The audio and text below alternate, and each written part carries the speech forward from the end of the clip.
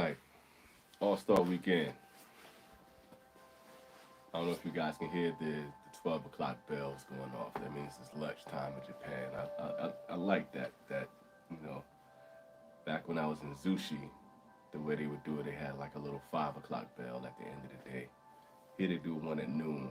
It's just kind of weird to hear those bells going off, but kind of therapeutic at the same time. I hope that's picking up. I don't know if it is or not, but it is what it is. Um, I don't know if anybody's gonna join in right now. This is gonna be pretty interesting to see like what happens. Uh, Mainly because it's the weekend. People might be out doing their thing. It's All Star Weekend. People probably watching, Steph Curry shoot 3 pointers or some shit like that. I don't know. I don't know what's happening. I'm in a weird mood, man. I'm in a weird vibe. Shouts out to whoever joined in. Shouts out to whoever hit the like button. Uh, Let me know in the comments if you guys can hear me well, if it's loud and clear. I always gotta double check technology and shit. Appreciate everybody that's joining in. Appreciate everybody that hit that like button. I'm in a weird mood, man. So hopefully you guys will kind of keep my spirits up. I don't really know what's going on today. I'm just kind of in a weird space. I almost didn't do the live. Only reason why I did it is because I said I was gonna go live and didn't want to do that and then not. But I do want to smoke a cigar. I do want to smoke a good cigar. And there were some things I kind of wanted to get off my chest. So hopefully I will be my normal interactive, and I'll be in a better space once I start talking and start getting some things off my chest. We're gonna see. We're gonna see how it flows and goes. Today we are smoking. I need a shave. I gotta shave before I go back to America. I'm gonna do that later. We are smoking the warped chinchalle. And it's been a minute. Chinchalle means small tobaccoletta, a small little place where you make cigars. I always thought that was kind of a cool thing. And I haven't really thought about that since I did a review for the cigar. And if you guys don't know, I did a review for the cigar, and I felt like at the time when I made it that I didn't describe the floral notes well enough. I went into the whole thing, and I enjoyed the cigar. I gave it such. Thank you. Appreciate you telling me to cheer up, and I'm glad I sound okay. Sit on my second glass of Johnny Walker and tea. If you know, you don't be playing, homie. All right, I'm glad the live is on time. Then that's appreciated. But what's funny, man? I didn't release this live, not live, but I didn't release this review when I did it, just because I felt like the quality wasn't going to be there because I missed one of the most important notes of the cigar. And when I didn't talk about that, when I didn't go into that, I kind of felt like I failed the viewers and I failed myself. I got cold in my eyes, looking like Biggie Smalls here, till I just got up. But anyway, um, it's one of those things that I felt like my integrity would have been a shot a little bit. And it was just like, it was such a cigar that I wanted people to really enjoy. And I wanted people to really be into the cigar. And I never released it. And I was going to re release it. And I deleted the file, and I couldn't get it back. So that is what it is, man. It happens sometimes, man. What up, Michael? I'm chilling, man. I'm trying to get through a live, smoke a good cigar, man. Kick back with you guys. I'm in a weird space, man. I didn't want to watch the NBA stuff. I do want to see Steph shooting against old girl, but I don't know why I can't think of her name right now. Because I got Caitlin Clark on my brain, so I know it's Sabrina, but I always get Sabrina and Caitlin mixed up for whatever reason. I guess because their styles are so similar, and they both can shoot their asses off. They're really good players. And I want Sabrina sneakers. I'm gonna get into sneakers in a minute, but that's a whole nother thing. But I just wasn't really into the vibe. What up, G? I just really wasn't into the vibe today, man. I didn't want to sit back and watch anything, even though I wanted to see them shoot. Man, I just wasn't feeling it. But you know what it is? What the really important thing is, man, is like if y'all were on the live the other day, Space, what up, man? Thank you for popping in. Yeah, light up that Padron. Do what you got to do. Bore yourself to tears. It's one of those things, man. I think what really got to me, man, was I've been thinking about like the reinvention of myself and just kind of reinventing how I'm supposed to do things. And if you guys saw the live the other day, you're not supposed to talk about this stuff publicly, especially when I know there are people who are coming into my lives and they're coming onto my channel to really to give themselves content and to use my channel for stuff to talk about or to literally take shots at me and do stuff like that. I know it's happening, and when you're being that vulnerable in person, like it doesn't do anything but give people ammunition. Hey Fred, you made it up in here, man. What up, man? I like the video you just did too, man. Everybody go check out the homeboy. My man is back. Cigar Head Fred. Go subscribe to the channel. Go show the homie some love. And watch his new review, man. It's good stuff, man. And it's dope, man. You picked that Johnny Tobacco Knot is solid, man. So it's a good one to come back to. But that being said, man, I know it's people who literally will use my content to take shots at me, man, and to try to find ways to belittle me and put me down, just because it makes them feel better.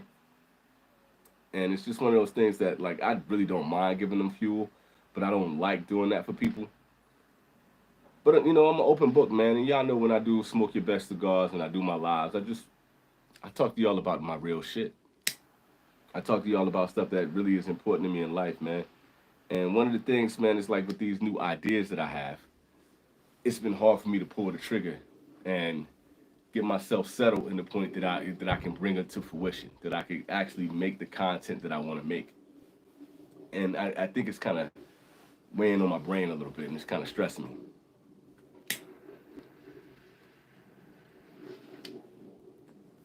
Fred, it's one love, man. We keeping communities together, man. We looking out for each other. You know how we do.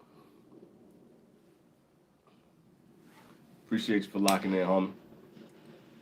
So, if you guys saw when I did the community post just a moment ago,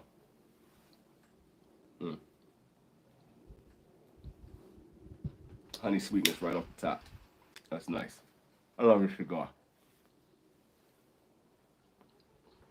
If y'all not smoking a chinchalle, you got to, man. I love this cigar. I really do. But if y'all saw the community post that I did just a moment ago to say that I was going to go live, you saw a new logo that I just made.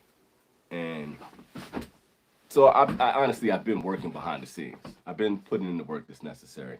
But I just haven't been able to pull the trigger and make stuff go the way that I wanted to go. So the new podcast is going to be called The Smoking Jacket. Thought it was kind of dope. I ran it by the fellas. Warp is strong, man, but this is definitely the strongest from Warp, man. The Chinchalle is where it's at, bro. This is definitely one of those cigars. It's like it's the real deal. So I've been behind the scenes, and I actually been working, and I ran it by the infamous cats, man. And they gave me some good feedback, gave me a little bit of confidence to say, okay, we can go ahead and let's run with this. And I really want to make a good podcast. So I've been working on the episodes. I've been working on the stuff that I want to put out and the way that I want the show to go, the way I wanted the show to vibe and kind of flow.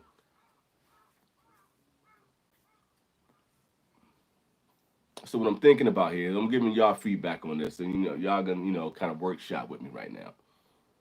I'm thinking of just doing a 30-minute show to start, just so I can get my podcast legs under me, and I want to make some really good content. I want to just have 30 minutes right now.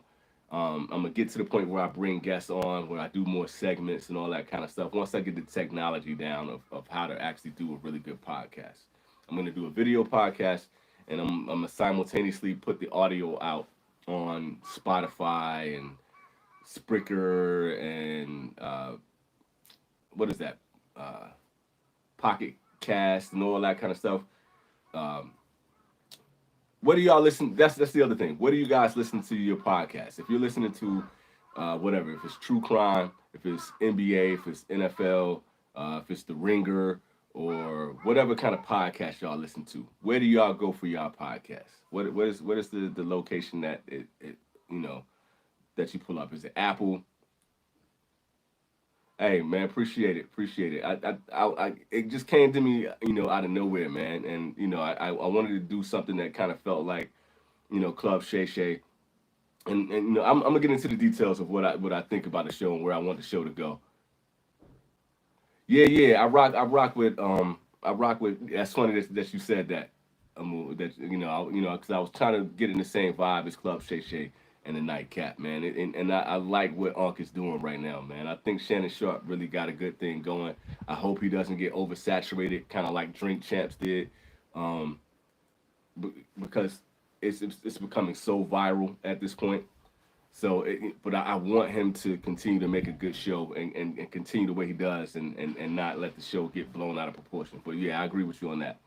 Apple Podcasts, I think a lot of people are on Apple Podcasts. That seems to be kind of the main space. Spotify, Apple, and YouTube. So I'm definitely going to stay on YouTube. And so to kind of go along with what I'm saying here, the show is not going to be really about reviews, but it's going to be more so just about cigar culture in general. I'm just going to talk about things within this cigar community, kind of the way that I do here when I'm just on the live with you guys, but a little less um, ADHD, a little less bouncing around. It's going to be a little bit more of a controlled atmosphere, just because it's going to be me just kind of putting out these thoughts. It's still going to be a stream of consciousness, and it's still going to be, but it's going to be topic based, right? So whatever the episode is going to be, it's going to be a topic based. And I got about 10 episodes outlined right now. And that's kind of what I'm looking at. It's about 10 episodes that I have some structure for, I have some concepts for, and it's just a matter of getting the technological side down of how to get it out to, the different podcast streams. So I'm looking up how to use, the RSS, so I can actually connect the dots and have it go out to Google Podcasts or Apple or Spotify and all that. The thing about with YouTube is that I didn't want it to be a spot where I'm doing reviews anymore. I told you guys that I just don't feel like just putting money in other people's pockets. I know that it's not going to be a lucrative thing for YouTube, but this is where my home is. This is where you guys are, and honestly, I feel comfortable on YouTube. So I'm gonna keep it there. I'm gonna keep it visual. I'm gonna keep it there. I probably won't be smoking on the podcast very often. It's probably just gonna be me talking more than anything. I might bring it outside on occasion, and if I have a really structured show, smoke a really good cigar, and if the show really allows that to be the case. But the next concept is just really getting it out to all the different things and talking about the show. So if you guys got any kind of feedback, man, if it's anything that you guys want me to put into the show, if it's things that y'all want to talk about, if you feel like what do you feel like for cigar oriented podcast is missing? So for me, I feel like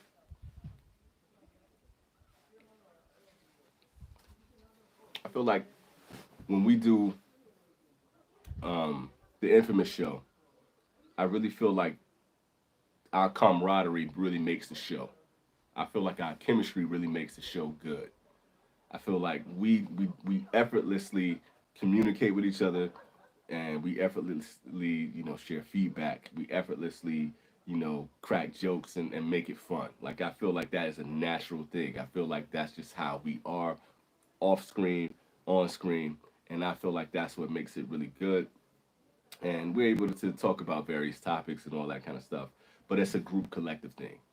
But when you have other, podcasts like what is it, like Cigar Authority and stuff like that, I feel like the show loses so much energy and steam that you don't get enough of the cigar. Like it's so much to do with how they communicate with each other, and I feel like they bicker so much that you really can't get into the show.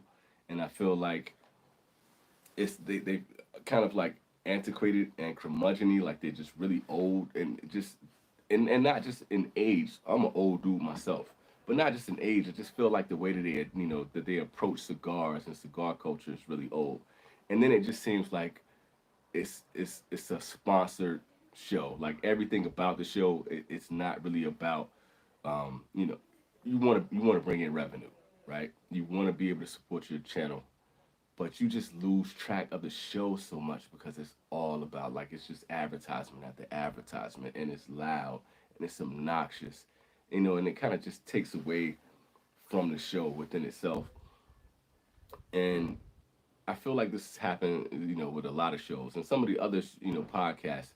They get into the point where it's just like they're not even talking about anything to do with cigars, and even their sidebar content doesn't really have the chemistry to make it entertaining and fun.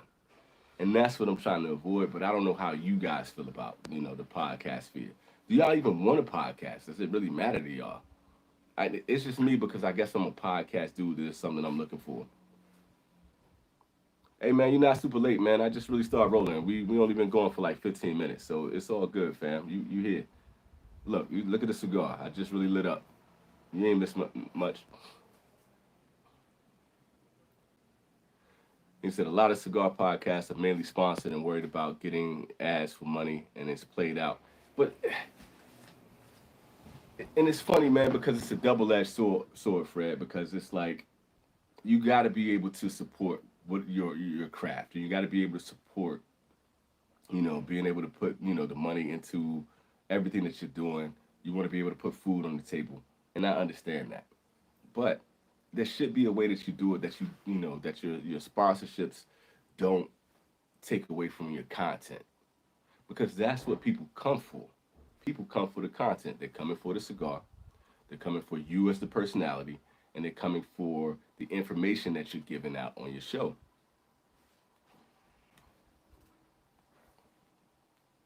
I don't think most people are coming to hear all these bells and whistles and the break every 2 or 3 minutes for a 2 or 3 minute ad, or you got big banners and stuff like that. You can't even see the talent because you're looking at these banners and all this other kind of stuff. It's not fun. That's just the way I look at it. Carpenter said, as long as the person doing the podcast can carry a good conversation, I'm down. If you can carry the solo lives, I'm sure a podcast you do would be rad. I hope so, man. I hope so. And that's I think about it like a lot when you get in the podcast field. I listen to a lot of different people, and you get people like Colin Cowherd. I'm not a big fan of Colin Cowherd at all, but the dude knows how to fill airspace, and the dude knows how to prep people enough, and he knows how to tease people enough, and he knows how to give just the right amount of information, and he knows how to talk through enough of the airspace that you're constantly listening to him. And that's it's a skill. Not everybody can do that. And I'm not even gonna say that I necessarily have that skill within itself, but I tried it to learn from that and learn, like, okay, I know how to interact with my audience. I know what I like to hear and what I like to listen to, and then you try to give that same information back, and you try to fill that same ad space with something that's going to be really informative and pertinent.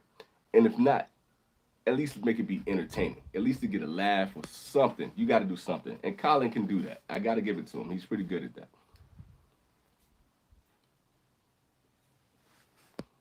Cam Newton's podcast is pretty good and different.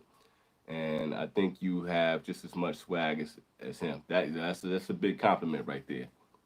It's also kind of a diss at the same time, but it's a big compliment. I love Cam. Cam is unique.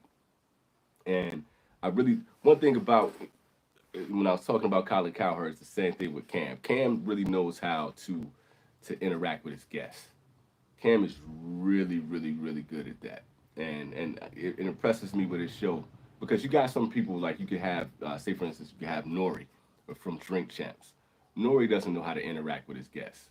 Nori just happens to have really good guests. Same thing with Vlad TV. Vlad has really good guests, but the way they interrupt the people on their show, and they don't allow people to speak, or to give the necessary feedback, or allow the story to continue, it can be frustrating. Cam is not like that. Cam really knows how to really go back and forth and volley back and forth with the people he's talking to. Cam is a really good host. He's in a good space, man, and he got swag too, just like you said. So swag goes a long way, man. Charisma is everything, and you got to be relatable. So and so all the stuff that you guys are bringing up, this is the stuff that I'm thinking about when I'm pacing down there in my office and putting down notes. And I guess that's why I'm here with y'all storyboarding right now, man. And it's the thing, like I kind of need that sometimes to keep the creative juices flowing. I kind of need that, like, so I don't really get, so I don't overthink, and so I don't really get down on myself. And I started like trashing ideas, balling up paper, and tossing the ideas. I know I don't, I'm saying that figuratively speaking, because now you just click delete and your shit just goes away. But Peter, man, what's up? Appreciate you joining in. So I mean, it's the same, and appreciate everybody for hitting that like button, man. Y'all are so dope, man. Thank you for doing that. So and it's just one of those things where like I'm usually in that headspace, and if I'm not there, like if I don't have a chance to storyboard and to bounce ideas, I can kind of like get to the point where I start sabotaging my own shit, and that's where I've been lately. I've been sabotaging my own shit, and I don't want to do that right now. And I stay up till 2, 3 in the morning sometimes, and I'm working on ideas and I'm working on concepts, and I'm doing that right now for 3 different shows in my head right now. And I think I got to the point where I was getting in my own way, where I wasn't really talking, and I wasn't really allowing myself to bring the content to you guys, and that's kind of a problem.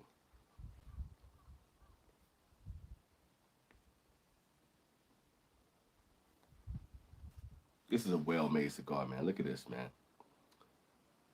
Look at the way that bad boy is burning. What up, cigar peoples? That's Phillips is up in the place, man. What up? What's happening, my brother Anthony in the place, man? Thank y'all for joining in, man. I'm chilling. I'm chilling. And if you guys are just joining in, my whole thing, like right now, I've been talking about the idea of starting the smoking jacket. The smoking jacket is going to be the podcast. I know if you guys were on back when I was in the hotel when I first moved here, and I told you guys that I was gonna stop, doing the reviews and all that kind of stuff, that I had a podcast in mind, and I really want to do that. And what's really interesting about this is that the podcast space is such a crowded field right now. It's so many people, and not just even with podcasts within itself. Cigar reviews. It's a flooded market. And I don't know if you guys follow, what's my man name? Rob Insomniac. Uh, should I smoke this? Depending on whichever name you guys know him by. He did something on Rumble the other day where he was just kind of talking about, like, he gave his thoughts on the cigar uh, review side of the community, and how he felt things were going with that. And he made some good points. There were some points that were made.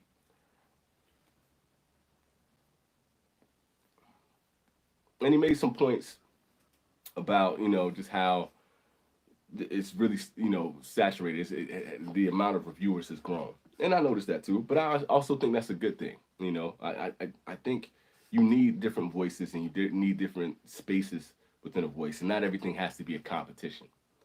So if you just look at the NBA right now, and when they're doing podcasts, you had the knuckleheads, you have um, why am I drawing a blank on everybody right now? You have Podcast P, you got Draymond Green, and you got the OGs with Udonis Haslam and all those cats.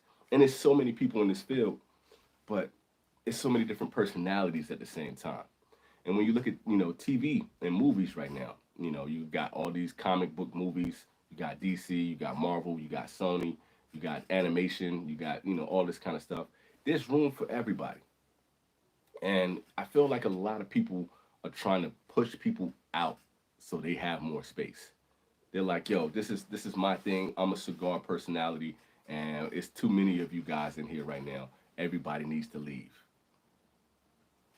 But that's not how things work. I don't think it should be like that. And I almost talked myself out of doing a podcast because so many people have podcasts. But I thought if I do a podcast and I give the people what they want, what Jalen Rose and Jacoby used to say, you got to give the people what they want, right? And I felt like if I gave the people what they want, then the podcast would be good regardless, and that the people would come. And I just don't feel like the podcasts that are out there right now, I don't feel like it's really fulfilling what the zeitgeist and what the cigar culture is looking for. And I don't want to be so vain to think that I'm the only person that can feel it, but I want to give it a shot. If that makes sense. Let's see. Amu said, I think you have a really good ability to make observations about and describe different cultures. Appreciate that, and I think that is something that is really necessary. I want to be able to have a perspective and to take in a new perspective and to learn different things. So I'm trying to give as much perspective as possible so everything doesn't seem two dimensional. Uh, so there might be an original thing you can bring to the space, comparing different aspects of the cigar culture, music culture, sports, et cetera, et cetera. And what you're saying, that's kind of the concept that I have written down on paper. That's kind of where I want to go with this. So we're gonna see, Amu. We're gonna see what happens. Man, you couldn't find a better cigar to smoke tonight. What do you mean find a better cigar? This is one of the best cigars that are out there. What do you want me to smoke, man? I should have got the principal time to burn. That would have been better. Maybe the magic toast. That that's what I was thinking. We're gonna see, bro. But Peter, look at this, man. You can't be mad at that at all, brother. You can't be mad, bro. You cannot be mad at that, Jack. Nice and floral, a lot of cedar from cinnamon. That's a good cigar. I can't make everybody happy, man.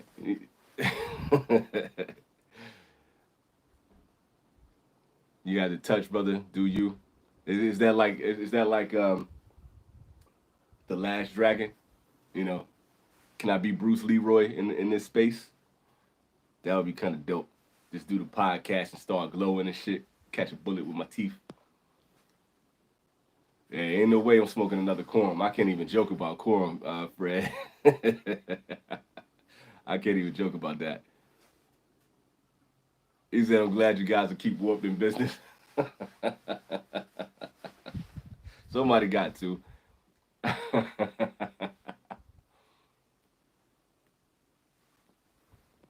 I'm not mad at Warp, man. But I do, honestly, I do understand, Peter, why you feel the way that you feel about Warp. I would look at it like this, and this is something I can use in the podcast too. I would look at it like this. I would say HVC, Illusione, and Warped. I put them three in a similar category because they always kind of go for that Cuban S profile. I guess you can kind of throw Cash Dagley in there too, but Cash Dagley is a little bit more high end than them. But it's kind of the same concept. And I feel like with their portfolio, if you really kind of smoke the majority of their cigars, they will have like, okay, similar, exactly the same, really different, back to similar, and it can kind of get monotonous a little bit, and I understand that. But if you like one of their cigars, generally you will like all of their cigars. You're just not gonna be blown away by it, and that's kind of a really important thing. Like I was taking my notes on doing a podcast and stuff like that, and one of the shows that I wanted to talk about is how important like a brand's portfolio is, and like what type of cigars they're putting out.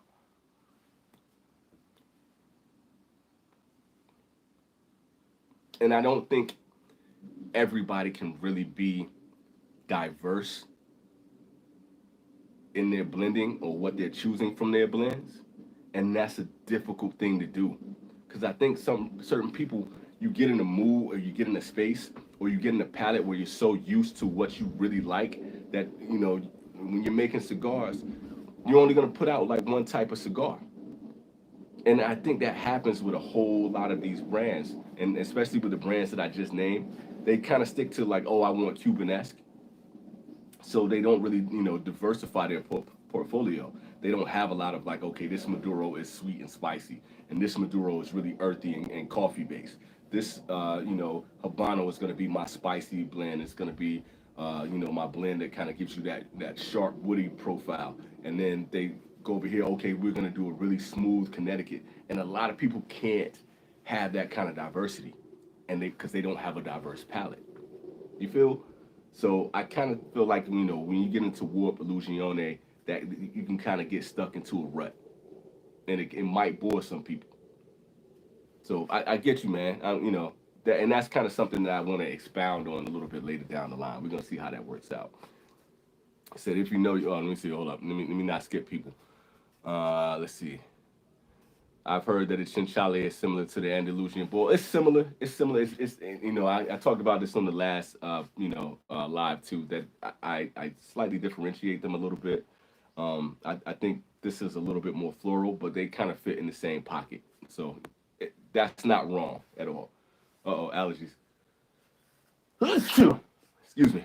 Wow, that was a good one. Last Dragon was dope. That movie introduced the younger self to vanity. Yo, that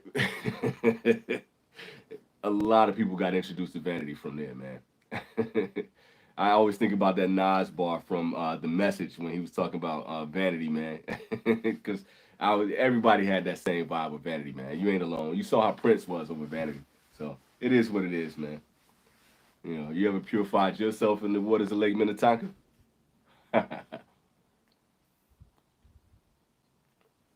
That might have been Apollonia though. Apollonia was even better, but that's neither here nor there.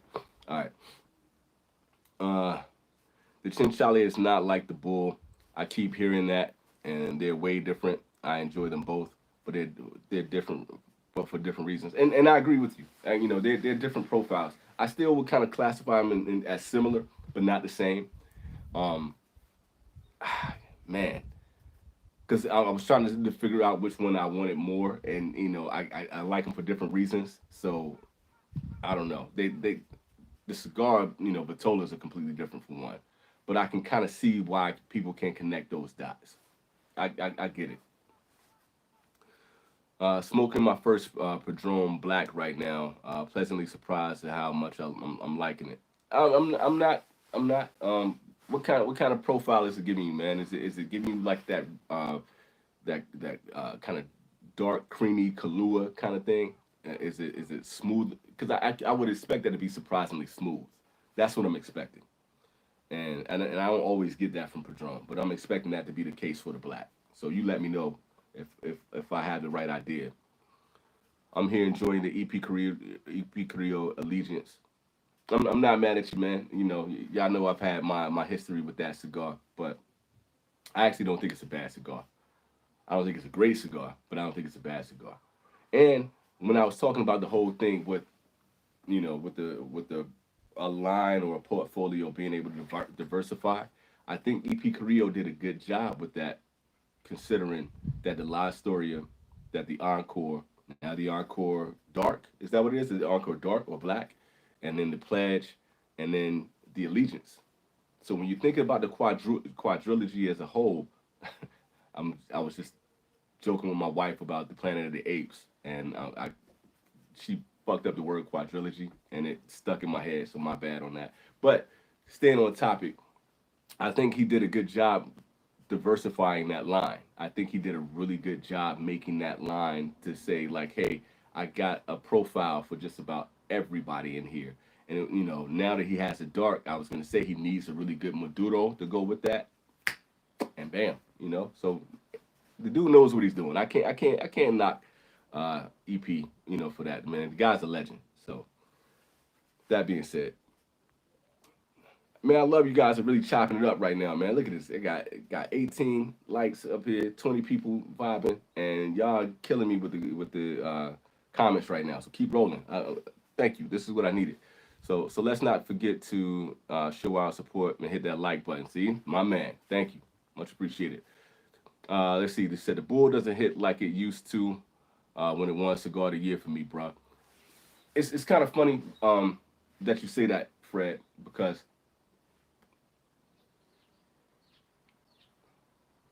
I liken that to the effect that I had with the EP Carrillo Allegiance. I feel like a lot of the times that the the bull gets released a little too early because they're trying to rush it to market the same way they did with the Allegiance. You feel me? And sometimes when you first get that cigar, it's young as fuck and it's not developed the way that it should because they're trying to get it out the market and they know people. Probably Peter is gonna buy like 16 boxes, and then you got Matt gonna buy like another 16 boxes, and then you got Fission, he gonna buy like 16 boxes. So you really got to go out there and get it, and then once they have time to mature and age, they perform a lot better. The problem with that for me is I hate the fact that you got to wait for a cigar to mature. It should be mature once you get it. And I can't stand that whole process of waiting for a cigar. You got to wait a year, 6 months, 2 years for the cigar to become what it should have been when I got it in the first place. So I just don't like how that affects a brand. I don't like how it affects the cigars. Um, you know, uh, what's the word that I want to use here? Reputation. I don't like that at all. That bothers me. So I feel you on that. But I think that's what it is. It's still a great cigar. But the ones that I have kind of in the background, I got two more bulls remaining, and I haven't smoked them yet, just because I don't know what the hell I'm waiting for. But I think whatever the reason that I'm waiting is making that cigar better.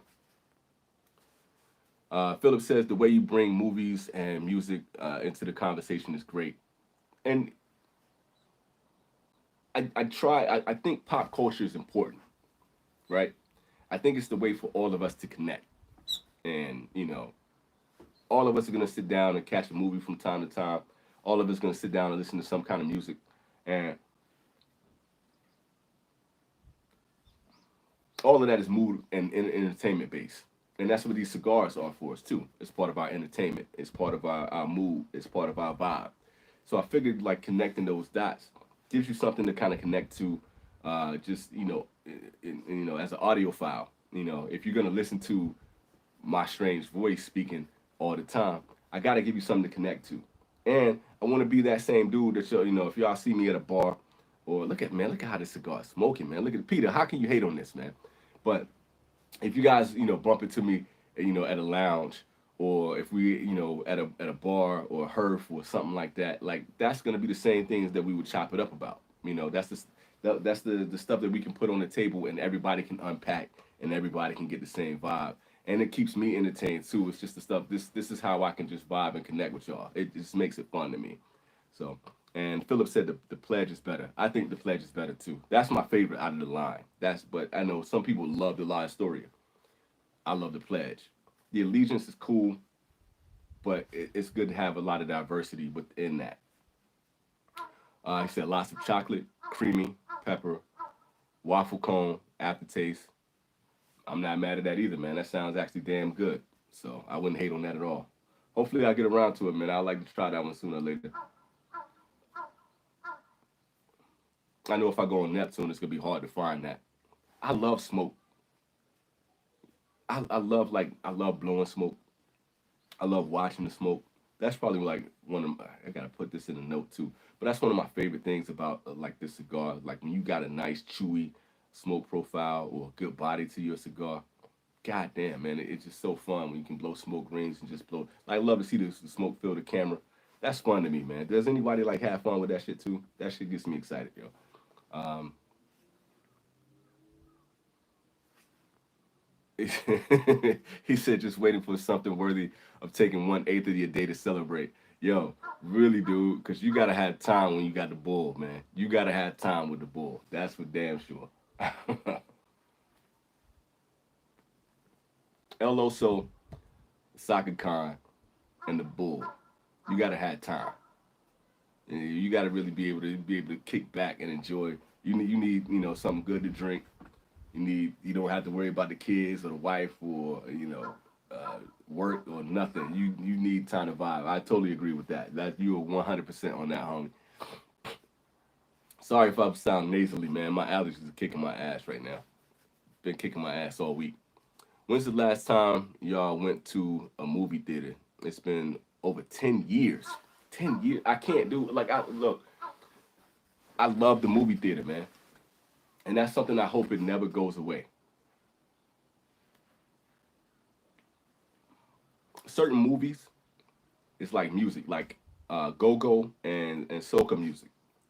I gotta hear that live. I don't want to hear like I was talking to Inno from the Big Guilty podcast. I was talking to Inno about this. That I don't like to just play that on my speakers or my headphones or whatever. I want to feel that in my chest. And it's the same thing with certain movies. Like Dune is about to be released right now. We give Cigar Hound Dog a hard time because he likes Dune, but he really digs that movie. But it's one of those movies that like if I watch that movie at home, I'm gonna go to sleep. But if I see it in the theater, I'm gonna be into it. And and I took my kids also to see the Spider-Man joint and the Teenage Mutant Ninja Turtles joint. That was a great movie experience, man. Sometimes you need that. My wife and I right now we are rewatching the sorry, we are rewatching uh, Rise of the Planet of the Apes. We just finished Dawn of the Planet of the Apes last night. Hopefully tonight we can knock out War of the Planet of the Apes. So when the quadrilogy is completed with Kingdom, well, I don't know if they're going to be completed or not, but with the Kingdom of the Planet of the Apes, I gotta see that in the theaters. It was just an experience. So the other thing that I just saw was Godzilla -1. I went out into Japan. Well, I live in Japan now, but I went out of the base that I was living on at the time just to go see that because think about it. I'm in Nagasaki and I'm watching the Godzilla movie in Japanese in a Japanese theater. That shit was like that was dope to me. Like that was an experience. So I love that experience of actually sitting in the movie theater with my popcorn, with my son sitting beside me. My daughter don't give a damn about movies at all. So me and my son kick it, watch the movie, and I just like seeing him veg out when he's watching something that he really loves. Or just when we can leave the kids behind and me and the wife go just sit at the movie, and we feel like when we were teenagers. Well, in our early 20s, not teenagers, but early 20s. And that's just kind of a good vibe, man. I dig the theater. Why haven't you gone in 10 years though? That is, I want to know that. If you know, you know. Let me know what's up with that.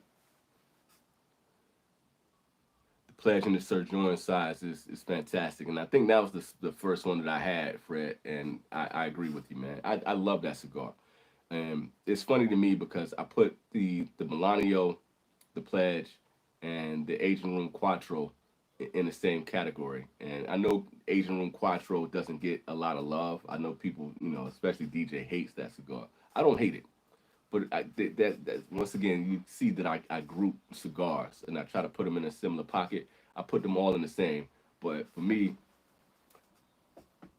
it's like I go back and forth between the Pledge and the Melanio, and then the Asian Room Quattro is down here, but they have a similar profile, and I just love the profile of those cigars. I think they're really good. Carpenter said I'm an Encore guy, and I was gonna say not a lot of people are Encore people, man. So I'm glad you kind of spoke up on that, man. And I like the Encore too. I think it's because it's the first cigar I got caramel flavor from, and it definitely has that. It definitely does. EP does a good job with his blends, man. I can't front on him. He does a good job, and that has a great caramel flavor, and that's the beauty of cigars within itself. When you get um, that moment of nostalgia, you're always going to be connected to that thing that sent you over the top. I think that's why I'm so loyal to Fuente right now because that's the first time that I ever tasted a cigar that was not infused, that was like that made the endorphins go off. So I'm forever indebted to Fuente because of that. You know what I mean? That's the one that kind of changed everything for me, that made me fall in love with cigars. So I get that notion. I get why it connects the dots for you like that. He said, I took my father for the first time in years to over the winter holidays. I timed the previews, and they're literally up to 30 minutes. 30 minutes that's crazy. That's crazy. I've heard about that. I haven't seen that. And it's different for me now being in Japan and we're on this military base. We got to stand for the Pledge of Allegiance, and they play like one or two, trailers, and then it's on to the movie. So I don't get the same experience anymore. I haven't been in the AMC theater or Regal theater in probably like 4 or 5 years. So I can only imagine what that's like now. Nice looking ash you got going there. I'm telling you. Hey Peter, step your game up, man. Get on this, man. Look at this, man. Look at this, bro. That's quality right there. That's quality. And you see, even Fred saying that. You know what I mean? That burn line is crazy, man. He be hating them sometimes, man. Peter, I see you hating, bro.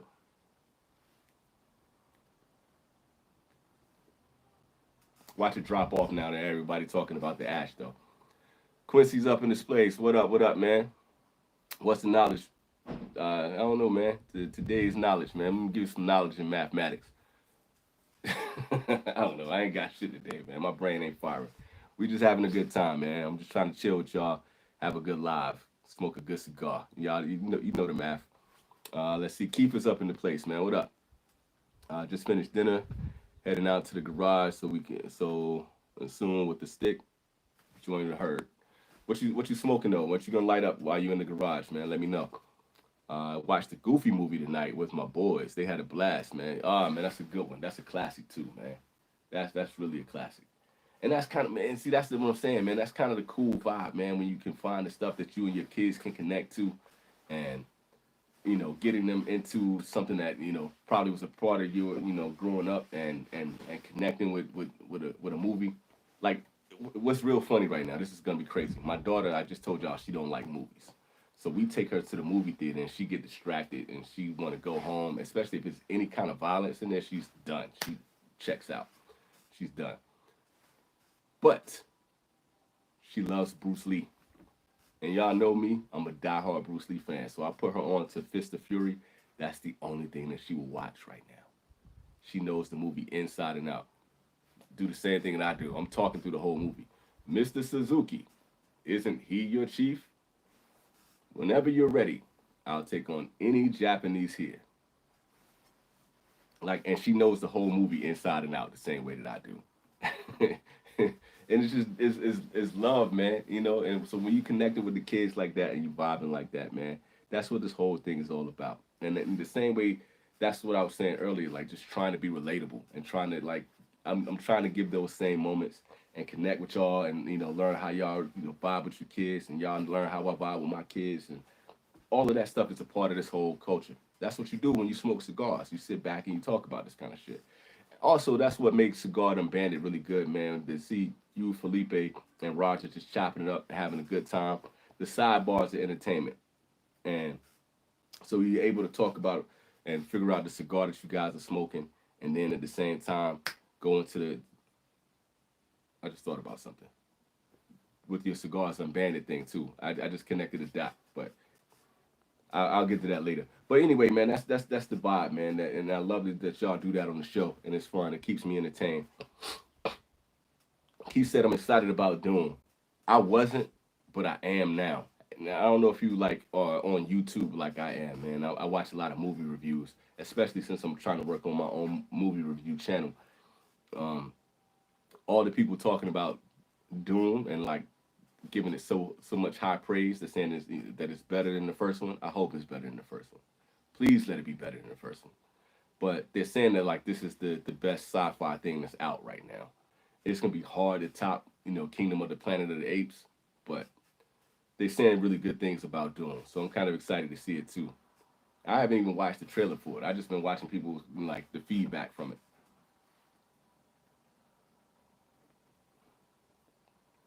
I did see Zendaya and her get up though. That was interesting.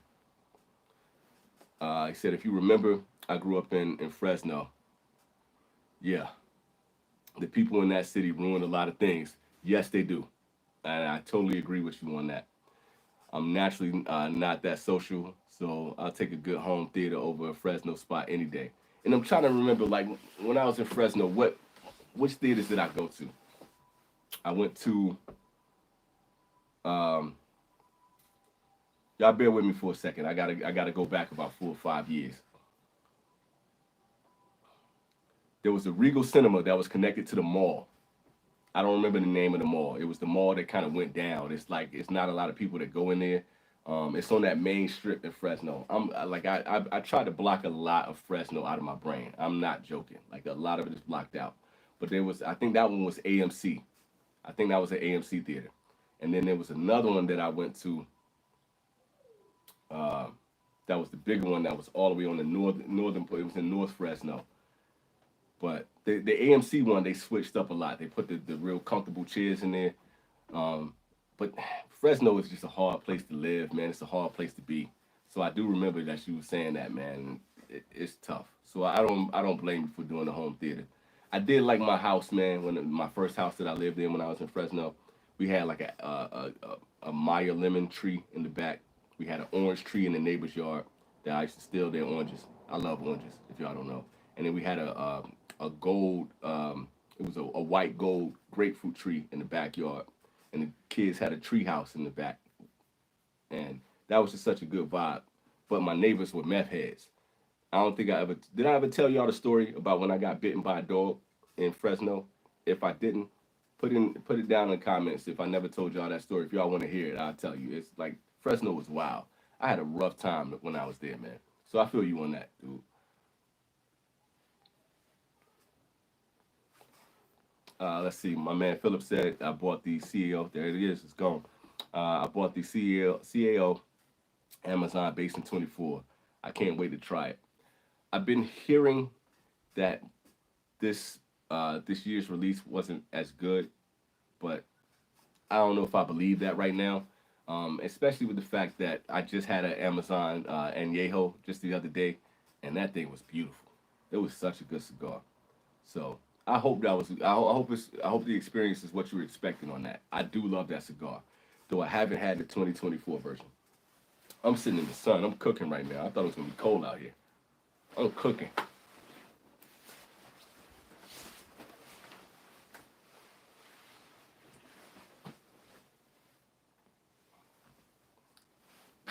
I ain't want to get my house cold clothes all smoky, but I'm dying out here.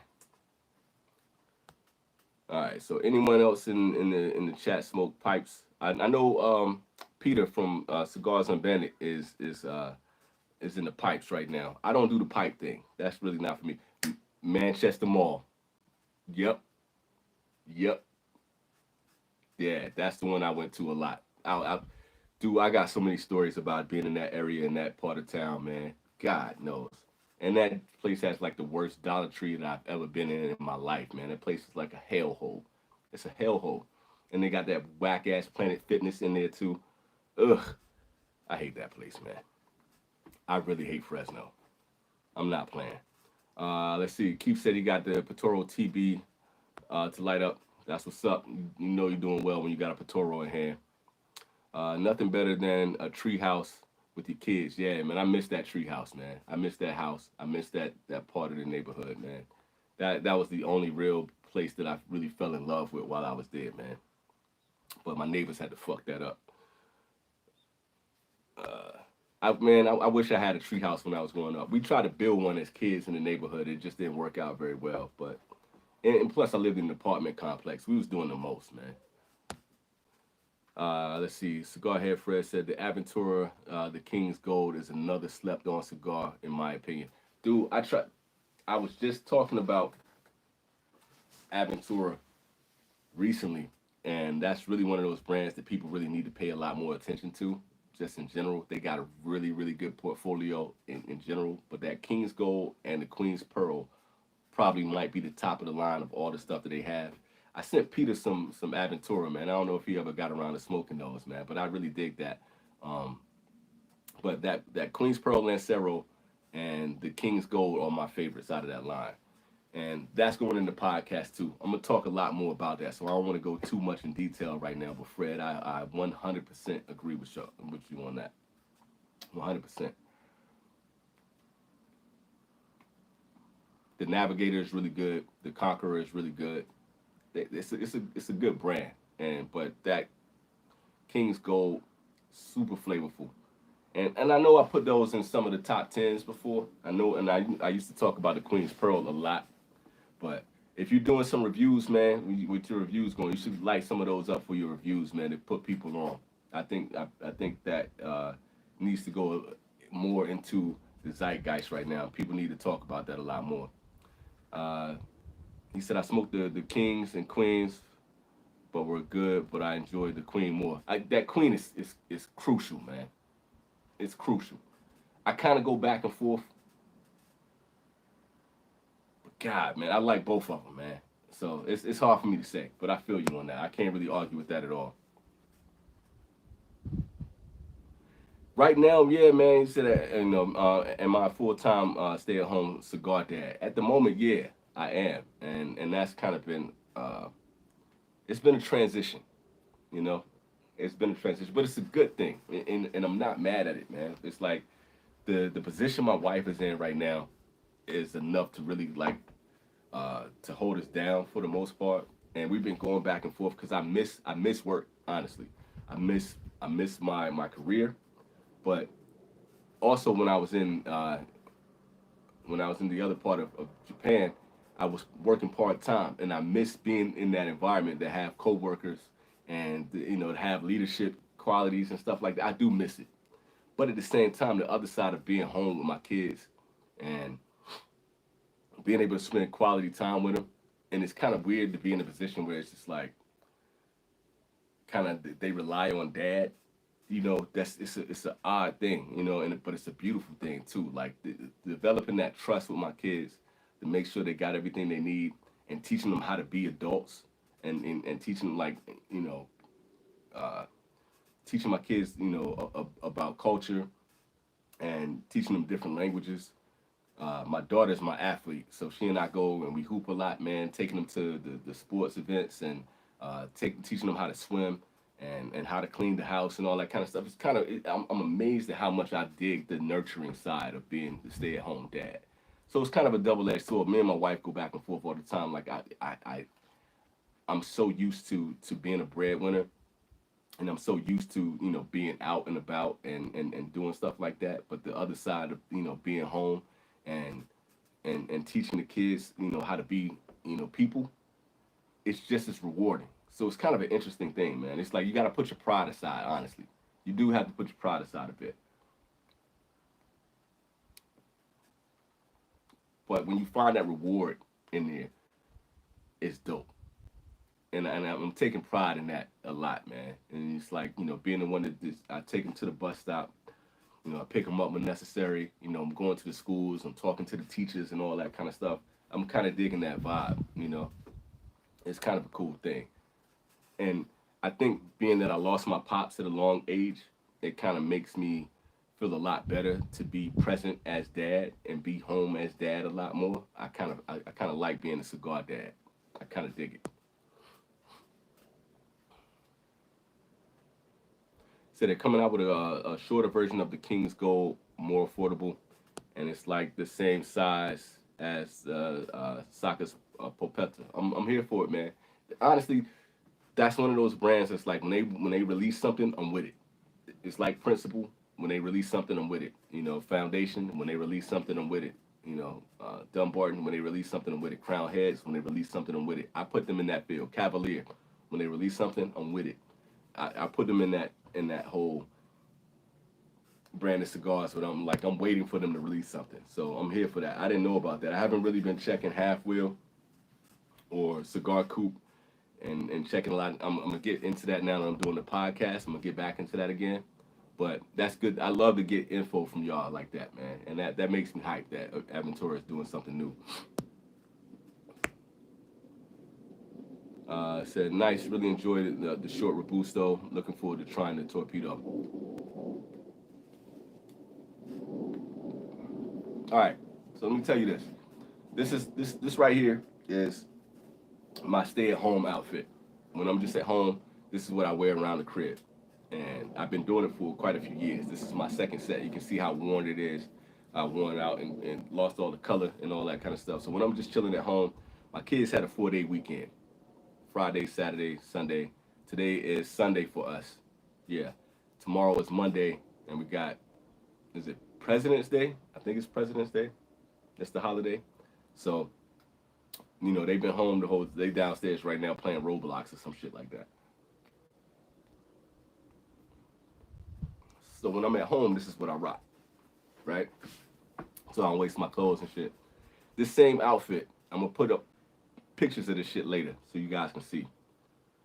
So my neighbors, when I lived in Fresno, there was this young 20-something girl, and she had a slightly older boyfriend or husband. I don't know if they were married. I can't remember.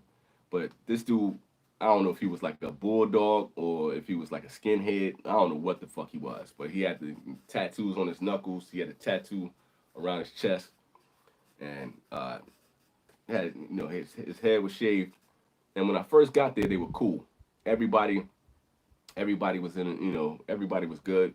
They had like 6 kids. It was a ton of kids that lived in that house, and their kids used to come over to my yard. They would play football in the front yard, and they would go in the backyard. I'll let them play in the tree house and all that kind of stuff. Man, I love kids, and I just I've always been that type of cat, man. That because I had such a great childhood, just growing up in a neighborhood where you could ride bikes and your big wheel and all that kind of stuff.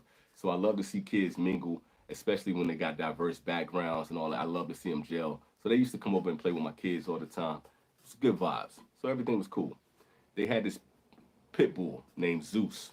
Zeus was this huge, big, gray pit bull with a chain on his neck, and Zeus was like a protector of their house. So if I go over their house, to get my kids or whatever the case may be, do the neighborly thing, take them, a cup of sugar or whatever. I don't know, some Martin shit. I don't know. But if I was over there, the dog was fine. Then they got another pit bull. So the guy was like breeding pit bulls, right? And I had just bought a little pit bull myself. It was Fife Dog.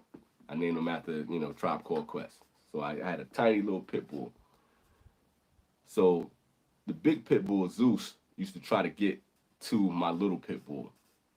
He would be barking through the fence and all that kind of stuff like that. I mean, dogs do that kind of shit. It wasn't stressing it. No big deal, right? So they got the other pit bull that they were breeding, and this pit bull was smart. Zeus was a dumb dog, but he was strong as fuck. And the other dog was smart enough that he dug a hole under the fence, and he would get into the backyard. But this dog was nice. Didn't have to worry about him at all. But Zeus would sneak into the under the fence and sneak into my backyard. So when he would come over into my backyard, he thought my yard was his. So I would come home from work. I'm covered in meat. I was a butcher at the time. And if you know, you know. I don't know if you remember. What was the big?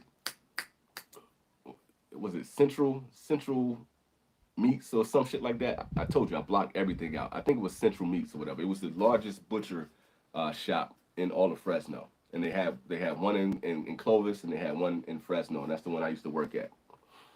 So everybody knew of this butcher shop. It had been there for years, and I would come home smelling like meat, and I would enter through my backyard to get into my house. So I go to the fence, and Zeus is in my backyard. Roof, roof, roof. Dog is barking in my face. I'm like, shit. So the smart dog figured out how to unlock my fence.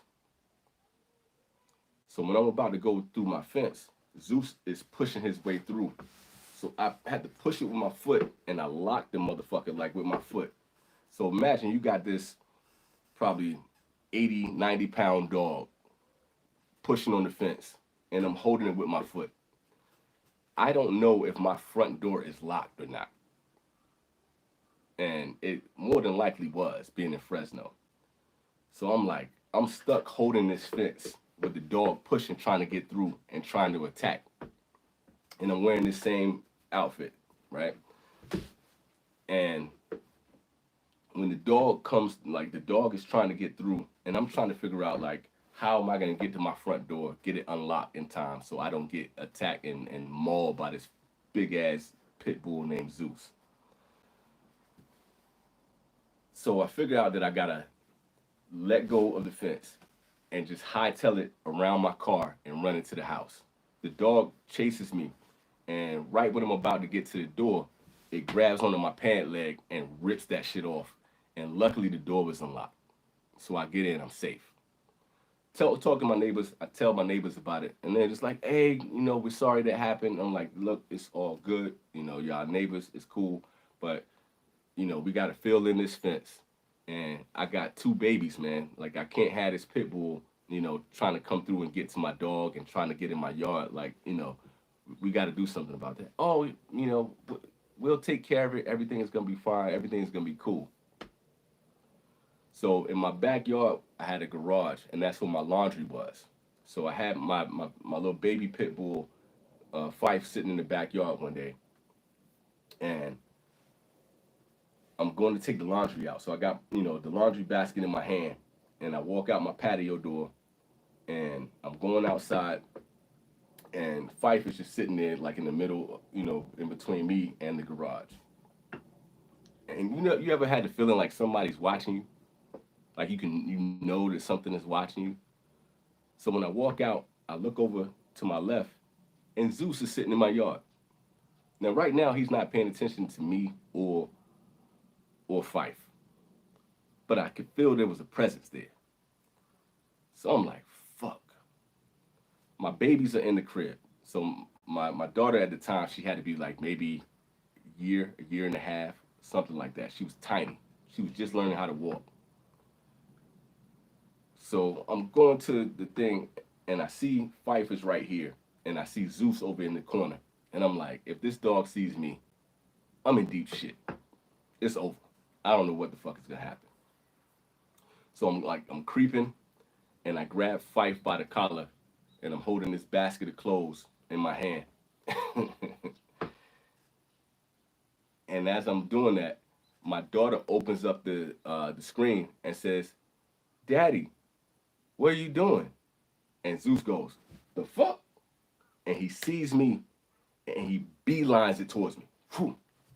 I drop the clothes, grab the dog, and I turn around and I'm hauling ass. And it's only like a few steps, but this all happened in slow motion.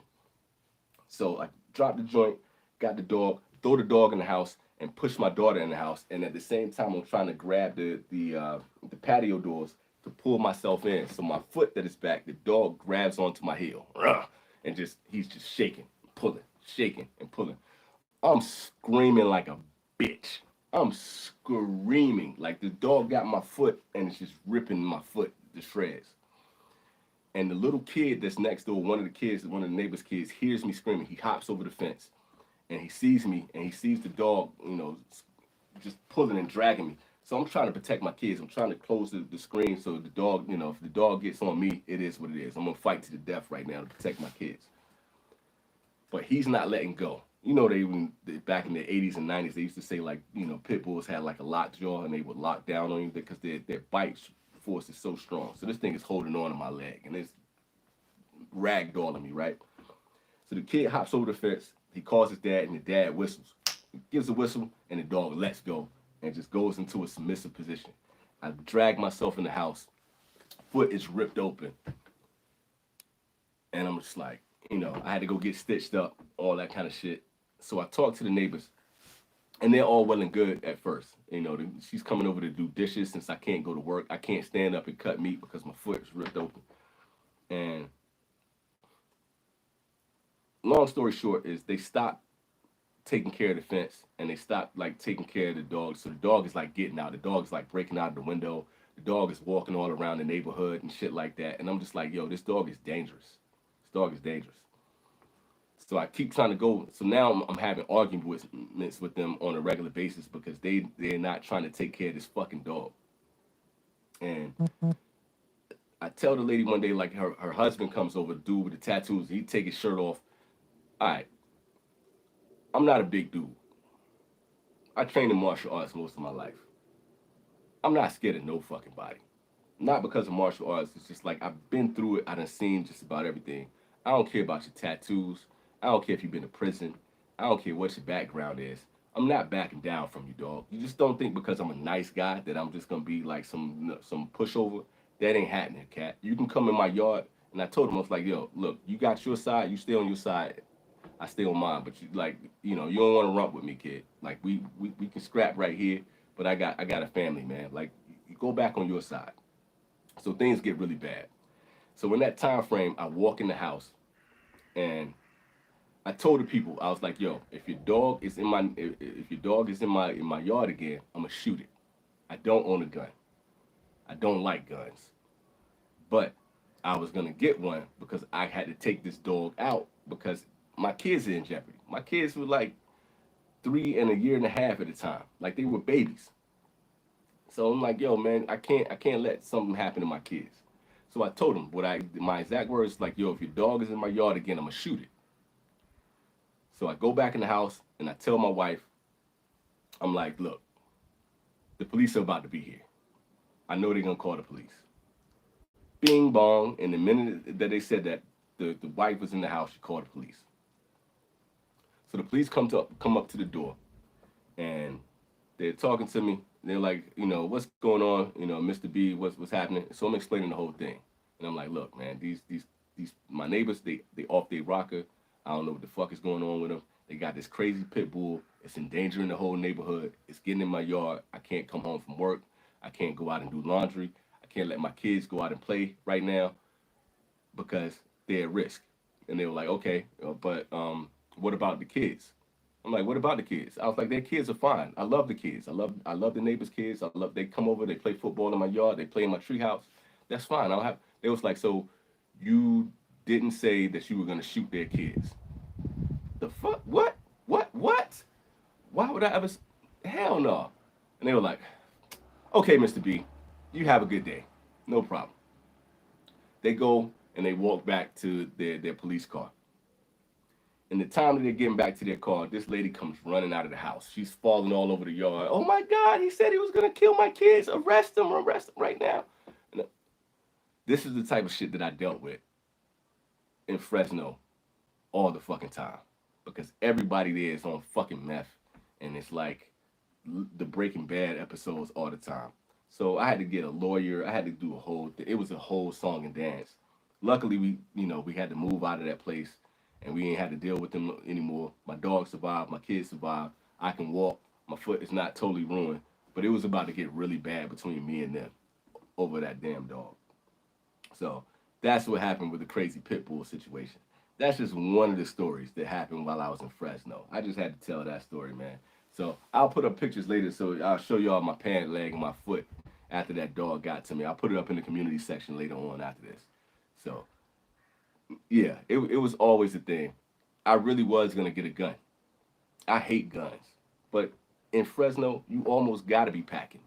Because if it's not them, it's people breaking into your cars. It's, bulldogs. You can't go downtown Fresno. Like, it was a mess. It was a mess. I hate that city. I hate it with everything in me. Back to cigars. Let me see what y'all are saying. Yeah, dude, I wear hoodies most of the time too. I'm going to I'm going to the US in a few weeks, and we got to dress up for my wife's family reunion. And I'm so pissed, man, because my wife's cousin said she didn't want anybody to wear hoodies for the pictures. That took out half my wardrobe right there, man. Y'all, when y'all watch my channel, y'all see I got a hoodie on majority of the time, man. So that kind of hurt my feelings. I know how to get dressed, though, but it's just on principle, man. I love my hoodies. Don't do that to me. Let's see. Just snagged some Patoro Terry Blanche. Hope they're fire. Mr. 2%, they are fire. You don't got to worry. You want a good Connecticut? That's a good Connecticut. Can't go wrong. Patoro is money.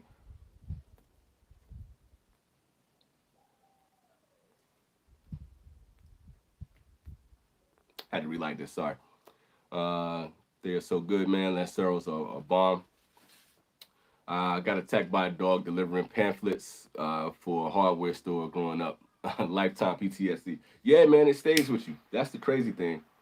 Is when I was just watching like this video on YouTube or something like that when all these delivery guys were getting attacked by dogs when they were making deliveries. And back when I was a cook, I was a dishwasher and I was a delivery guy for my second job. I worked as a line cook for one restaurant. And then as soon as I would leave there, I would drive from Virginia Beach to Norfolk, and I would work in my homeboy's restaurant, and I would do his dishes, and I would do his deliveries just to make extra cash. I was trying to pay for culinary school at the time, too. So making deliveries, like, you never know what type of house you're going to run up on, man. You don't know what people's doors are going to be like. That shit is crazy. And I used to drive Uber when I was in Fresno. That shit was an adventure within itself, too, man. So, yeah, you constantly have that in mind all the time if you've ever been bitten. That's some shit that stays with you, bro. You don't get rid of that trauma.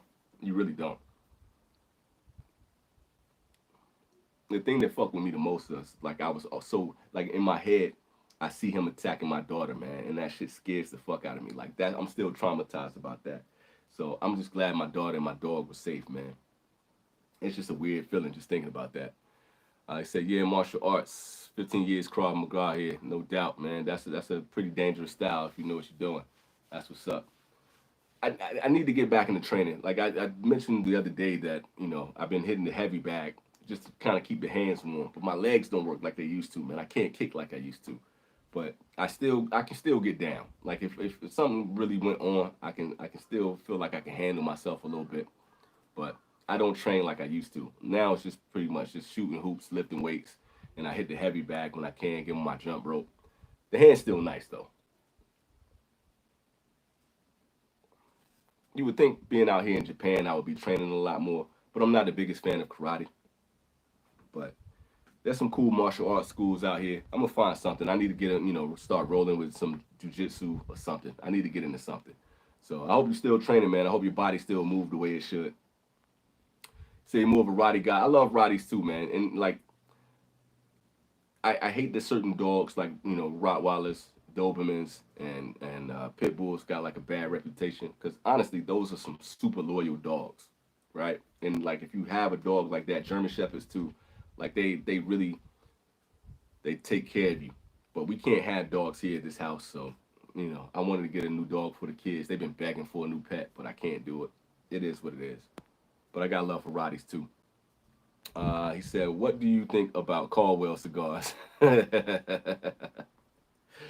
uh, I'm gonna I'm gonna let the comment section, you guys. What do I think about Caldwell? Peter Cigar Collective loves Caldwell cigars. I'm gonna let the comment section. Both EKB and Peter love Caldwell. Ah, man, that's funny. So I'll need to try Atabay and Terry Blanche. You definitely need to try Atabay. You definitely need to try Terry Blanche. I got some bad news, man. I had some Atabays. I gave a few of them away. Smoked quite a few of them. A homeboy Jerome gave me a whole bunch of them. I went into my bag the other day, and I was keeping them with a Neptune uh, humidity pack. And I don't know if you guys order from Neptune, but the Neptune humidity packs are really, really moist. And so I sent a cigar to DJ the other day. If y'all saw DJ's short where he had an RP cigar, it had plume on it. That cigar got moldy because I had it in that same pack, and I feel bad, man. I sent him out a moldy ass cigar. It wasn't moldy when it left, but by the time it got to him, it was so moist that it molded. That's embarrassing as hell. And a couple of my Atabays got mold in them too, so I gotta toss those. That shit hurts, bro. I love Atabay. I love Atabay. So I got the other ones in the dry box, and I'm gonna light those up. I'm gonna smoke them before, so I won't have any issues with them. But I highly, highly recommend Atabay. I know it's a pretty penny. I know they're not cheap, but Atabay is everything. But definitely get your hands on those.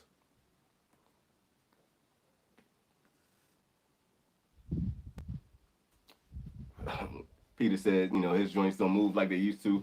Yeah, man. So you still in your 30s, bro. Imagine when you get 40, it changes.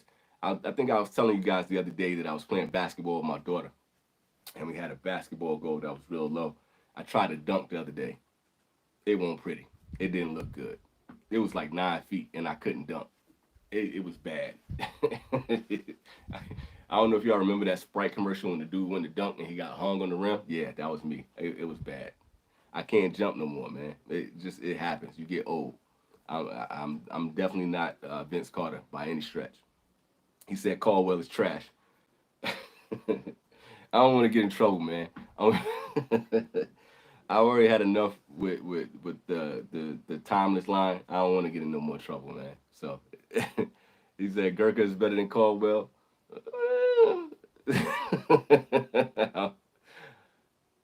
He said the Neptune packs are plump. Yeah, and they hold so much moisture, man. So like, yo, just a little tidbit. If you when they ship you your stuff with Neptune, take those bags out and switch them out with both of the packs. They're great for traveling and keeping your cigars humidified, but don't leave them with your cigars. I had to learn this the hard way. They are way too moist. I've jacked up a couple of cigars because of that, and that doesn't happen in my humidor very often. Neptune shipping can be slow, but it's all slow for me because I live in another country. I heard that it was a lot better in the U.S., but I don't know off the top. Carpenter said I enjoy Caldwell. You can't make that comparison. Texas.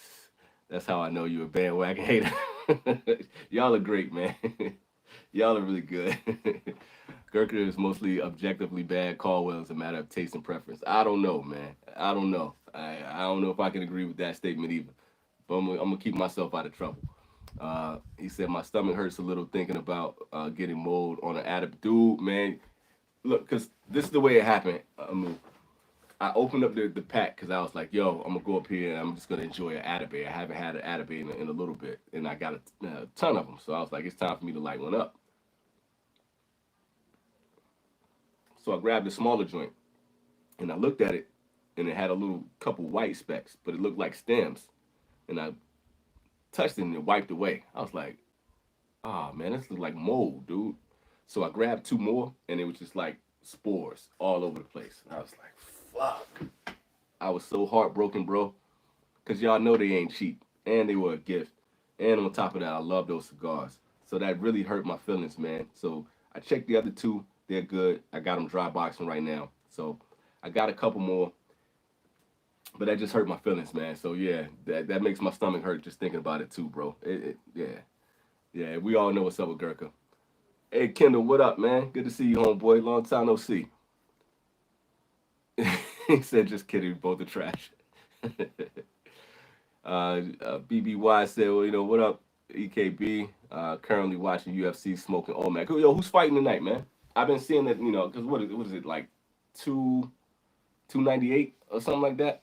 Is that what it is tonight? I'm not really keeping up like I used to with UFC. So who's fighting? Let me know what's going on. Um, I just ordered a Black Ritos. Excited to try that one, but just one, because they're even steeper than the other Atabays. I want that so bad, dude. I don't have that one yet, but it looks good. But I just haven't been in the space where I was gonna drop a pretty penny on cigars right now. I got a whole thing full of cigars that I'm trying to order right now, and I just put that on the back burner because I had to buy new clothes and I got to go to the States. I'm not buying those cigars right now. So, hey, when you smoke that, Carpenter, let me know how that goes, man. Um, Mr. 2% said my favorite smokes come from J.C. Newman and James Brown. James Brown? Am I tripping? James Brown got cigars? But yeah, J.C. Newman is killing it right now. I can't say that for damn sure. I was watching the NBA All Star night, meh. Yeah, I've been seeing a lot of that, man. That it was meh. And if you just came in, Rob, I was saying before I wasn't in the mood to watch the All Star joint right now. Like I wasn't feeling. I do want to see Steph and Sabrina go at it, but I'm not really into the All Star weekend stuff right now, man. I just wasn't feeling it. I'm ready for basketball to come back, man. Especially to see the second half of the season. Yeah, I've been hearing that Atabey Black is fire, man. I've been hearing this absolute fire. I know you know. Peter, stop stunting, man. James Brown is Black Label Trading. Okay, yeah. Black Label Trading. I think the last one I had was the was it La Madonna.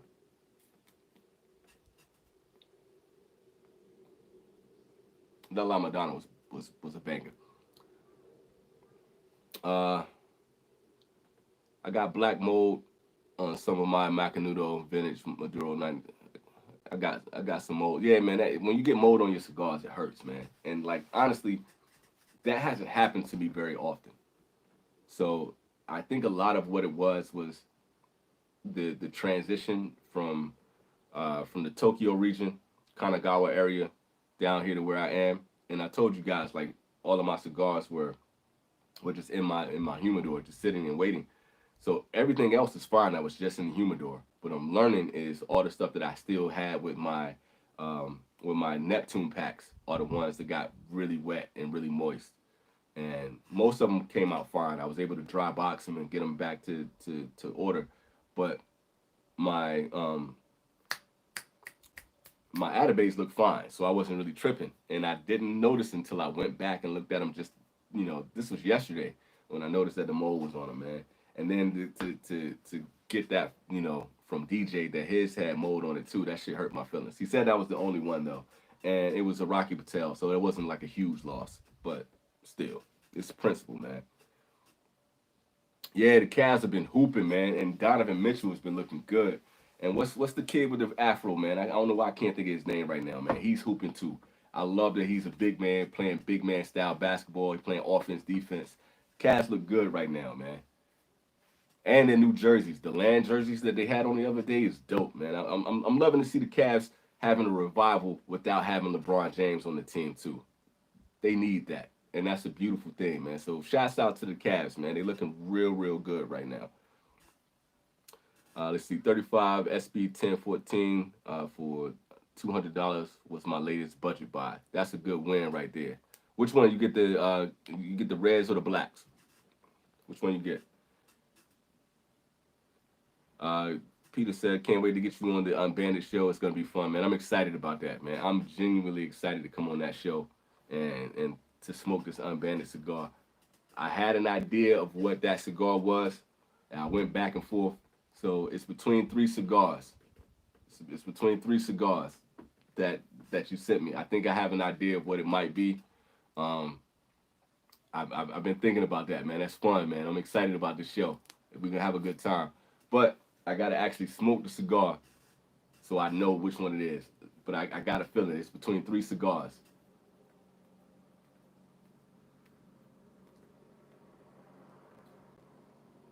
I'm not gonna let the cat out the bag though. But if I taste one thing, I know exactly what it is. Now, if I taste something else, I know exactly what it is. If it's not the two uh, flavor profiles that I'm expecting, then it's gonna be this random one that it might be. But I got a feeling I know how you operate. That I got a feeling that I know what this is, man. I'm excited, dude. I can't wait to chop it up with you guys and to taste this, man. It's a cool show, man. I love the idea of the Cigars Unbanded show in general, and I try to hype that show up. Y'all go subscribe to Cigars Unbanded. We're gonna have a good time on that show. And even if I'm not on the show, man, these brothers are doing a great job, man. I love that. I love that shit. Let me see what else we got. Dog, you gotta smoke the Hyena by Blackworks Studios in the Lonsdale size. I have that cigar, Fred. I have it. Who sent that to me? Well, I think it was Master Your Ash.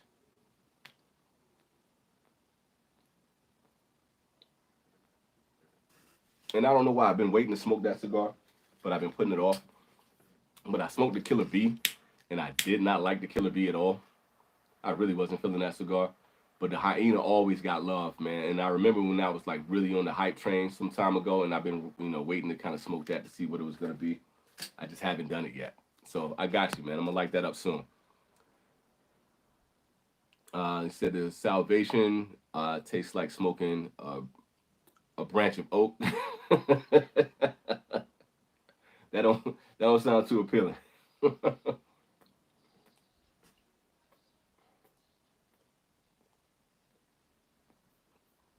the the Killer Bee was a paper bag cigar, man. So I wasn't feeling that. So I'm not really surprised at that.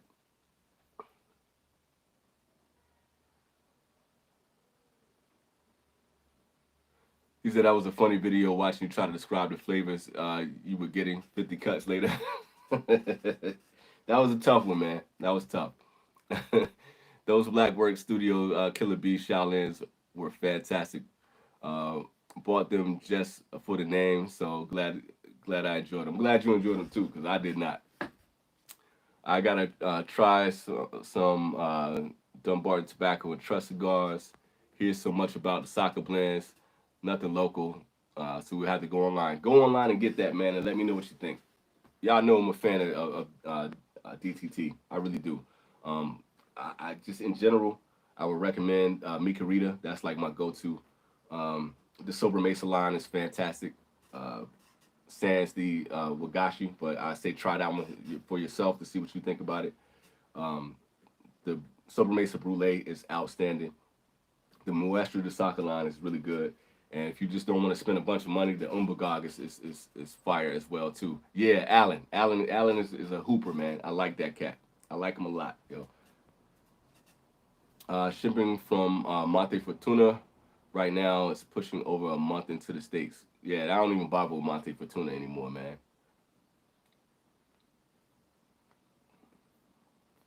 I wonder, like, if I was still doing reviews and stuff like that, I kind of want to do a part three to the online sites to go to, just because I feel like the two that I have up right now are outdated, but it's still helping a lot of people, man. And that's easily the um, highest view episode I've ever done on the Vintage Cigar. Easily the highest done. But I was real heavy into Monte Fortuna, but I fell off from them a lot. And a lot of those like Cuban sites I don't really mess with anymore. And it's mainly because I'm here. I can get Cubans, but it's just so much stuff going on behind the scenes with Cuban cigars and shipping into the States. It's just like I don't want to deal with it. So I need to update that, man. And you know that's really important. It shouldn't take that long to get your cigars, especially not to wait for some Cubans. That's kind of frustrating. Said reds are your jam. Yeah, you know I'm with you, Keith. Those reds are good. I love the black too. So you really can't go wrong. You got a great deal on those Sanjas, yo. Way to go. Kendall said that's one good thing about living in the desert. You don't have to worry about me drying out. Yeah, that's a plus, man. That's a plus, and you don't have to worry about them being like too moist either, man. So you're in a good spot. He said Peter gave you an easy shape, that jerk. Why everybody hating on what I got, man?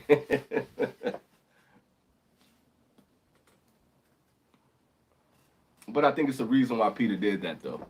I think it's a reason. And if it's the one that I expect, I told you it's three, but if it's the one that I really expect, I know why he did it. Peter, you a funny dude, man. He said, I don't know, man. I might throw you for a loop. I'm hoping so, man. We're going to see. We're going to see. Cigars on Bandit, love the show, man. I'm telling you, the boys are getting busy with that show, man. It's really a good show. It's really a good show. He said, I prefer the Shaolins to either the regular Killer Bee or the Connecticut. I think I had the Connecticut. I think I had a Connecticut. Was it a Connecticut? I don't remember. Whatever it was, it tastes like a paper bag. He said, "Do you know how hard of a time I'm having to try to find Matt a cigar he won't guess?" Right, man. I told Matt he is Phil Ivy, bro. I don't know if y'all into poker, man, but he's Phil Ivy for real, dude. It's so hard to get cigars by this dude, man. It's tough. God, man, the dude, like, I don't know. He's a magician, man. He's a magician. I don't know what you. Well, I might have to send you a message, man. We might have to politic on something to find something that he wouldn't get. I got an idea though. I got an idea. I'm gonna hit you up with that. He said I Havana is the best. That's the one I used to go to the most, man. When I was getting the Cubans, I did that a lot more than Monte Fortuna. So, but like I said, since I'm here, like I don't, I don't order from any of those sites too much anymore, and I haven't even looked at them. But like at last check, I Havana was the way to go. Uh, Fred says Saka's Umbagog is one of my all-time favorites. The Umbagog is so good, man. And like we were having that whole discussion about like a yard cigar. I don't like the idea of like when you're doing something that you gotta smoke a bad cigar. I hate that whole concept. Like if you doing work in the yard, if you're fishing or whatever the case may be. For me, the Umbagog is the way to go because that wrapper is so firm and it's so tough and you don't have to worry about it, but it still tastes like a micarita. It's a banger. Like that's my thing. Regardless of what I'm doing, if I'm smoking a good cigar, it might not be one of my top of the lines, but I still want to have a good cigar. If I'm gonna smoke anything that's gonna be a budget cigar, it got to be something like a Juarez or an industry killer or something like that, where I know it's inexpensive, but it's still gonna taste like a banger cigar. So if it's the rare occasion that I gotta put it down, if I gotta relight it, or whatever the case may be, I know they still gonna be money. You feel me? So that's the way I am with the whole yard cigar thing. And Umbagog is like a way to go. That Umbagog is money. He said, man gave me a straight up Toro. Yo, between yours and between Cigar Alchemist between Johns. John is gonna have a hard time, bro. I looked at that cigar. I was like, yo, that could be just about anything. I was like, that's rough. That's rough. But I know Peter got something up his sleeve, man. The dude is calculated, man. He's like a mad genius, man. So I know he's playing some games. So it's all good. What's that? Mr. 2% said I would say the old Mac is both flavors was quite disappointing. All 10 of them. Really? I love the old Mac, man. I can kind of see it with the Claro a little bit, but that Maduro is money to me, man. I had that experience with the Matepa. That's the one that I was like, but because it was like a muted Olmec. But some people, hey man, different strokes for different folks. Kendall said I was telling my wife, you can get fake Cubans in Cuba. Yeah, man, it's like you got to think with any kind of like, I hate to use the term, a third world country like that. I hate that Cuba is in the state that it's in, but when you go to a lot of those islands like that, man, everybody's trying to make a buck, and everybody's trying to make a dollar. So, and I don't really blame them for using the hype train of Cuban cigars, and trying to make a dollar and trying to put food on the table. I get what they were doing. I know why it's like that. But what's really cool though is that if you've ever had a real Cuban, my allergies are kicking my butt, man. If you ever had a real Cuban and you know what a real Cuban tastes like, when you get something that's like a Monte number two, or if you get a Partagas, if you get the real deal, you know it when you taste it. So it'll make a difference. Yeah, even if you get a Hoya de Monterrey, like you'll know it when you taste it if it's real or not, because they don't taste like other cigars, and that's real. There's no cap on that, but you really do have to be careful buying Cubans, especially buying them in the states. It's just one of the things that's just difficult that you got to deal with, man. It's rough. He said he smoked umbagog surf fishing. Love them. Yeah, you got to, man. Like they hold up really well, and I actually like them because they're so tough. And I like the texture of the cigar. I like the texture of the smoke. I really dig that. He said if you didn't like the Olmec, don't try the Matepa. Facts. Facts. I don't know, man. Maybe some people palates go the opposite way. Maybe that would be the one. Oh, maybe I like this one better. But I love the Olmec, man. And when I don't know what I was expecting from that Matepa, but I was not expecting it to be light beer. But it was light beer for sure. Yeah, you can definitely tell a real Cuban when you smoke it. Same thing with the Trinidad's. Like they are unique in their flavor profile. I kind of miss it, man. I kind of miss. I haven't had a Cuban in a while. I kind of miss it. But where I am right now, I'm in a cigar desert, and I don't feel like paying 150% just to get a Cuban. It's not worth it. As much as I love, and I think the Cubans that I've had recently, I've given them out, and I probably got one or two more that's going out in these packs that I got going out soon. So it's just, it is what it is, man. It's so many good cigars out right now that you don't really have to worry about smoking Cubans. If you get a good one, enjoy it. But just the price hike and having to deal with the fakes and having to jump through hoops just to get Cubans right now, it's really not worth all of that.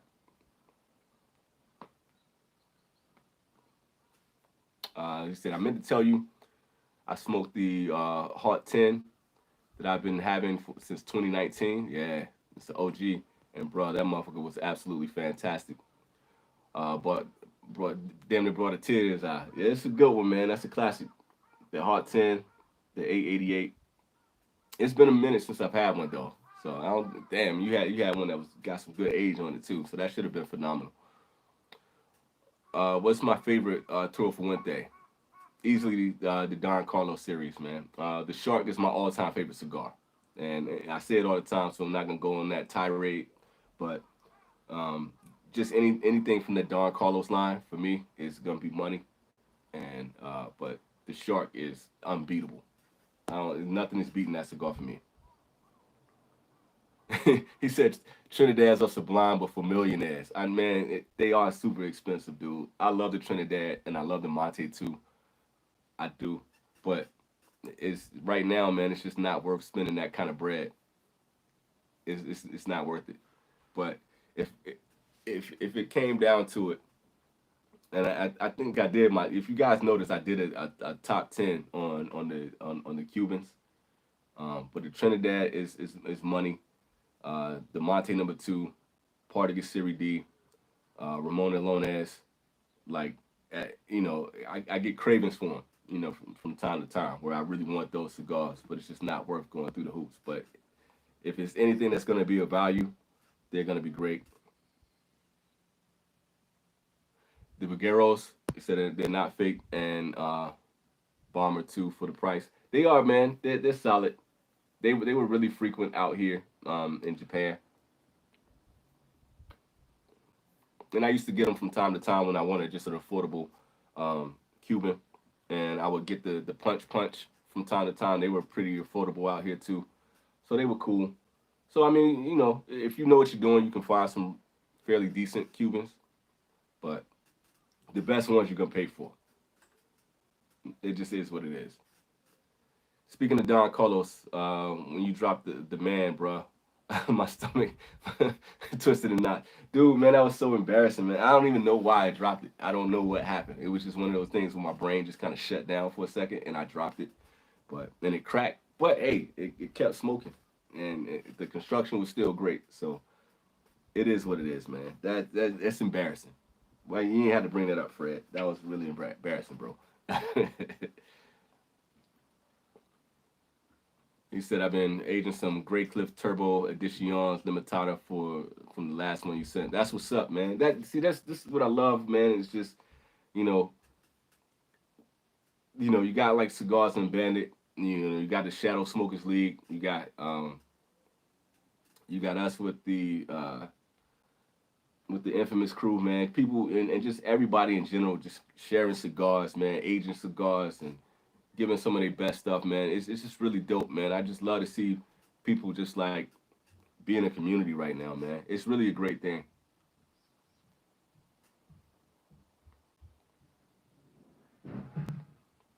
Somebody just dropped something in my house, man. I don't know what the hell that was. My kid's wilding downstairs.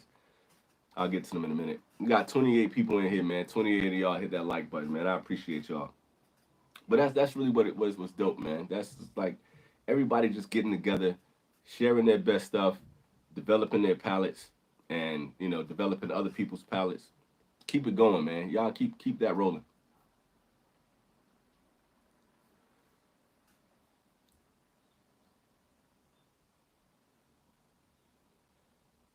Yeah. I know how you feel about the Great Cliffs. I know what's up. I ain't want to go down that route, man. I was trying to keep it positive. I ain't want. You- All right, so look, I highly recommend y'all go back through my videos. I did what was it, man? I did a top 10 cigars that I don't smoke. To me, that's one of my funniest episodes, man. I go back and watch that one sometime, and I laugh at myself. And I was talking about why certain cigars that I don't smoke, and I just think that I was having fun doing that episode, man. That was really cool. It's probably like 2 or 3 years old now, and not many of the thoughts have changed at all from that. But Fred, you were on record how you feel about Great Cliff. Trust me, I know. I'm glad you sorted that out, man. I ain't want to be negative, man. So,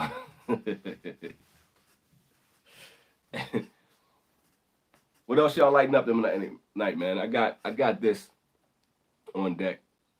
I don't know if like I've been going for an hour and 40 minutes. Should I light this up? I haven't had a 6.2 in quite some time, man. I love this damn cigar. I haven't had one of these in a while, and this is one of like the most uniquely. Um, I got a Yagua downstairs too. Did I pronounce that right? I never know if I'm pronouncing that right. The other one that has like the weird, like it's not an octagon, but it's another weird shape. And I love when cigars do stuff like that. That when they do stuff that's creative, but it doesn't take away from the quality of the cigar.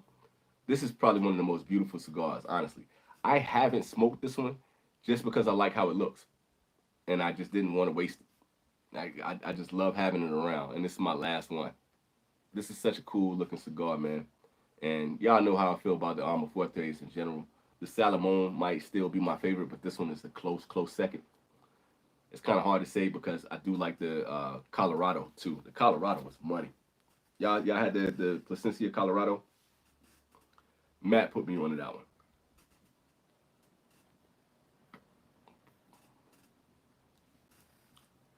Time to let this bad boy go. That was great.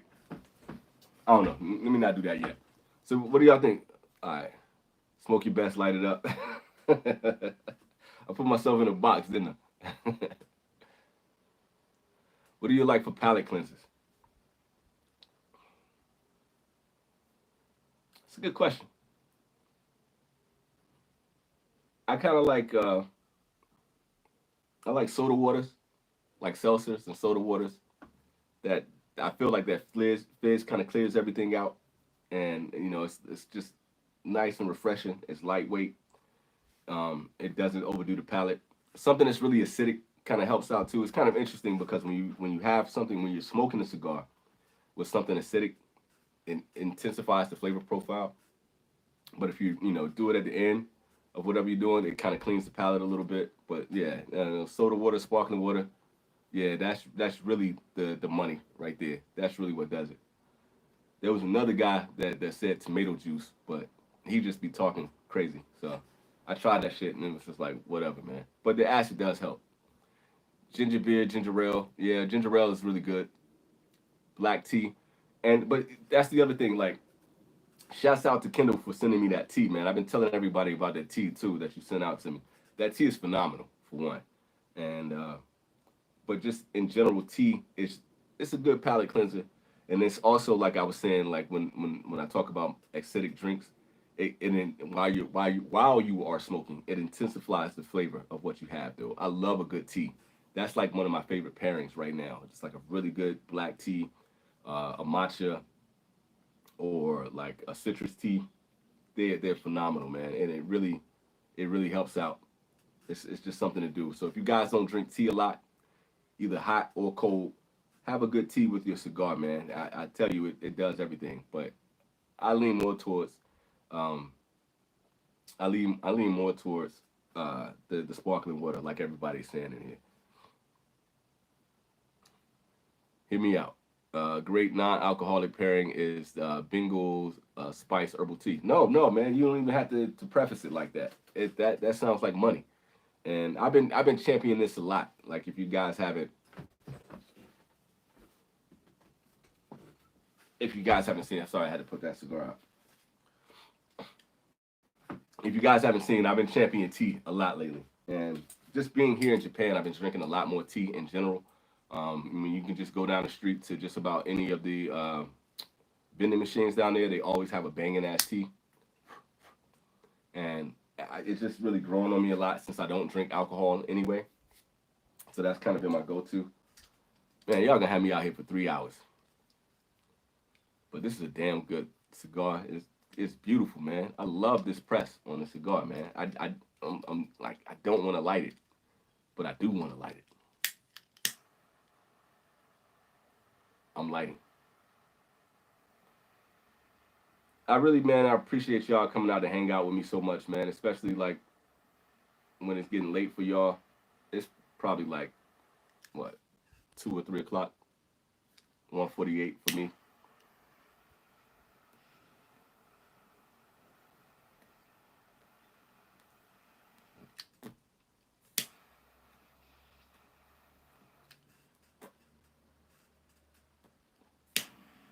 I didn't like that well. There we go. Mm.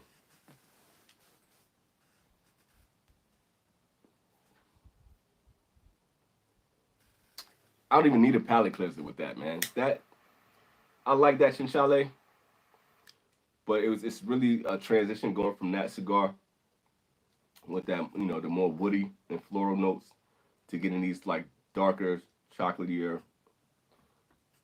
That smoke body is crazy. That's a huge difference from one cigar to the next.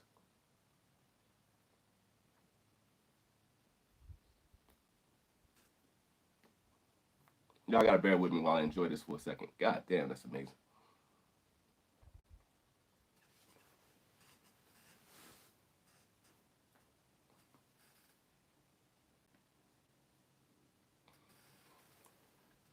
That's the best feeling in the world. Yeah, my lighter. I went down to I went down to the conveni down the street, man, and I got two new lighters, man. That will, I don't have to worry about my lighter messing up. They actually been working, so I'm back in business, baby. I was thinking about that too as I was lighting it up too. Uh yeah, man. Like I know people talk about coffee. Like I got to get more into coffee. I'm not a coffee drinker, but I think the reason why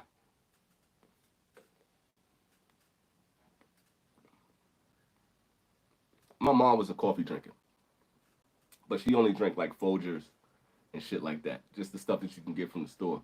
So that was my impression of what coffee was, and to me, this coffee tastes like black foam. But my homeboy, another Matt, I know like 80 Matts. I know so many Matts, it's crazy. But my homeboy that lived in Japan, he's the reason why I'm in Japan. He he is a coffee connoisseur, and he got a dope ass page, man. I need to give him a shout out, man. He got a dope ass coffee page, and it's another guy that's here. He's the Japan Coffee Man, and these dudes like really put me on like to how to drink coffee for real. And they do all the different drips, and they got like all these different machines that they put their coffee in. And they did a coffee the other day where they got like this metal ball, and they freeze the metal ball, and then they pour the coffee over it. They do a cold brew, and they pour the coffee on top of the metal ball, and it really makes that coffee so much brighter. And I've had some coffees that I really enjoy lately, and that's not something I can see myself drinking all the time because I don't like hot drinks. I'll drink a hot tea every now and then, but I don't like soup. I don't like hot drinks. I don't like coffee. Every now and then I might drink a cider, but sorry, I lost my connection for a sec. But I do like that, and I can see how that works with coffee, and works with a cigar. I do like when I get a cigar that has an espresso profile in it, or has a nice dark, coffee like a roasted coffee profile.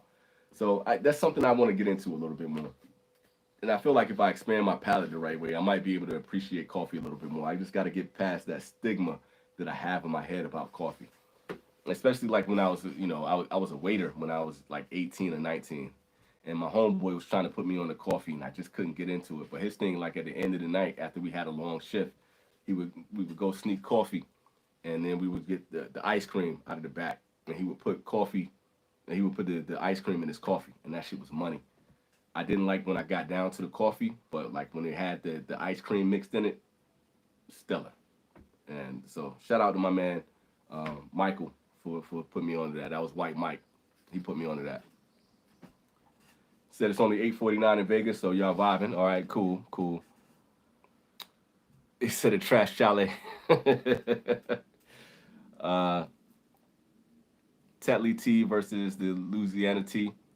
Hey man, I still get down with the Louisiana, man. That's just kind of like it's try nitro coffee. I'll check it out. It's Louisiana is kind of one of those things, and Lipton is kind of like nostalgia for me. You know what I mean? So I never shit on those. So Louisiana is kind of dope. Said Ahmed and Zarin on my tea brands. Okay, I'll take a look out for those. Bourbon barrel aged coffee with the Maduros are nice. I can see how that would be money. Ever try Five Vegas Classic or Cinco Vegas? I think that's how it's pronounced. Cinco Vegas, medium body, and one of my favorite everyday smokes. I'm gonna go ahead and hurt your feelings right now, man. This is what me and Peter was talking about. Man, I lit up a Cinco Vegas, and that was probably one of the worst experiences I ever had with a cigar. But it's been like, man, dang, it's probably been like 7 or 8 years since I had that brand.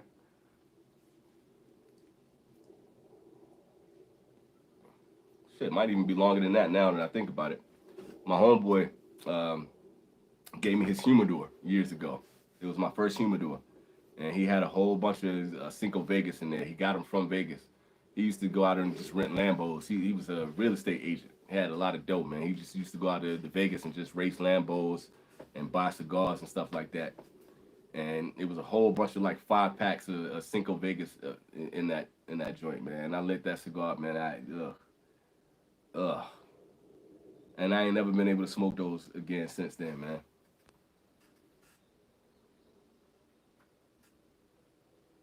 Yo, that meme was so on point, yo. Ah, Peter, that meme was so on point, man.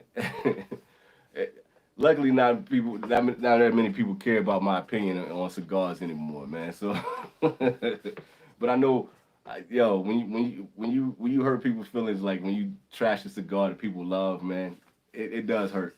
I get it, and it's happened to me too. Like you still, like I still, it's hard for me to get over how you feel about the principle time to burn, man. It's just like, yo, you got such a good palate. I don't understand how you don't respect the time to burn. That's such a good cigar, dude.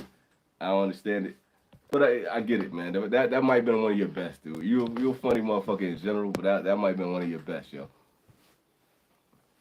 Said I had a friend bring me coffee straight from Colombia.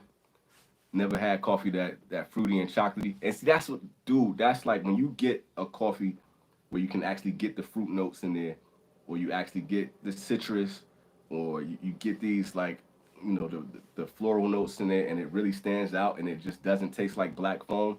That's when it's absolute money. So I feel you. That's like life changing stuff right there.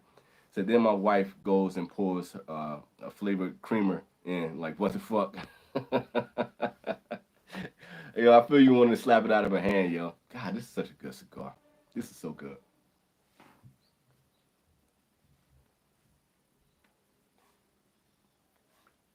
It's like, sorry to sidetrack, but certain cigars, the way they feel in the hand, are like the best. The sharp is my favorite feeling, just like holding a cigar. But I would say this between the Lonsdale and this 6.2, like they feel so good in hand, man. Like I just love like just rolling a cigar around. Like when you get that tactile feeling. A lot of people just like you think about the way your smoke body texture is, the smoke texture, the flavor of your cigar, all that stuff comes in the hand. But when you holding a cigar, like if it feels right in your fingertips, it's money, man. This cigar is everything. I'm enjoying this, and it's better than the chinchalle. The chinchalle was not trash. I enjoyed it. It's not trash at all. But this is special. Let's see. I had coffee in Jordan that made my whole body tingle. The best. Do you know what kind of coffee that was, man? And like it's a lot of people in the Middle East right now, man. And I know they're enjoying some great coffees, and I'm pretty sure there's some dope ass stuff here. And I think it's a really good coffee that's in Jamaica that's supposed to be banging too, right? Those that do wine pairings, try Cooper and the Thief Red wine. Hey, Rob, if you get a chance, send that wine to me in a DM. Add the vintage cigar.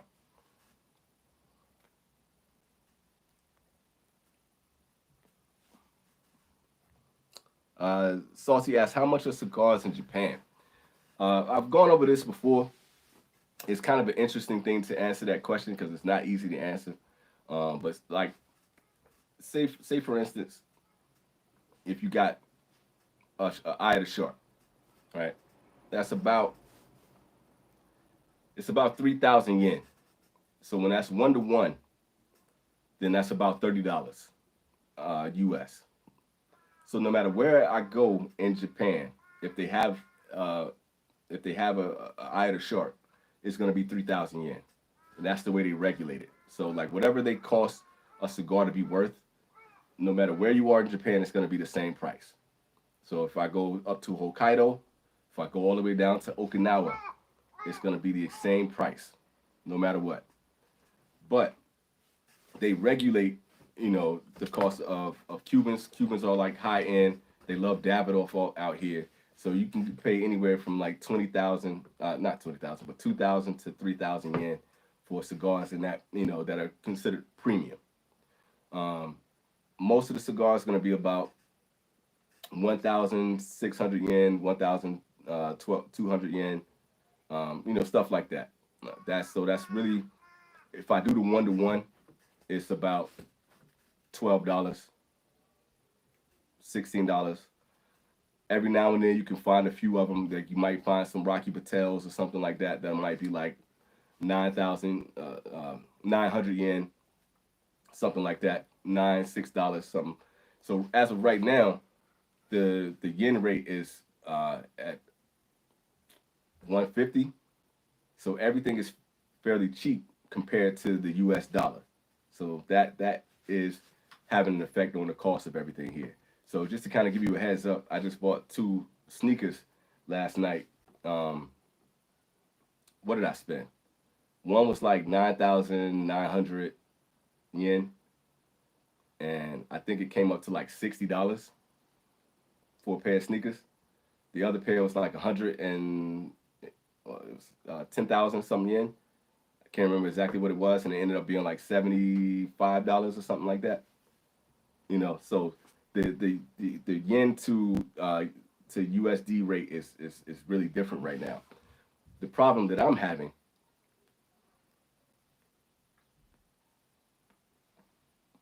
is that there are no cigar stores here where I am, and it's only one cigar lounge, and that lounge is they have a markup, and that markup is about 150%. So, oh, shouts out, man, for whoever sent that 9.99, man. Big shouts out to you. I can't see who did that, but that's major, man. Thank you, much appreciated. That's huge. Um, that's wow, appreciate you. But the the fact that like going into this lounge, it's a beautiful lounge. They play good music. It's a nice setup, and they have a mediocre selection of cigars. They have some decent Cubans, and they have some fairly decent New World cigars. But I bought like the other day. I think it was the CAO Pilon.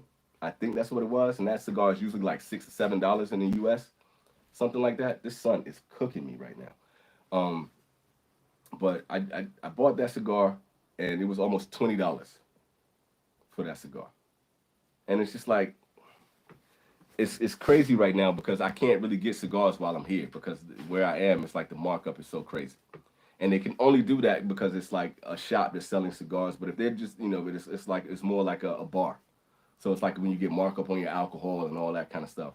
But if I just found a place that was just selling cigars, I could get them for a reasonable price because the yen rate is so low and it's regulated. It, I hope that made sense, man. It's just kind of complex, just kind of comparing, you know, Japan's cost to the U.S. cost. It's a little bit different. I got to get in the shade before I die.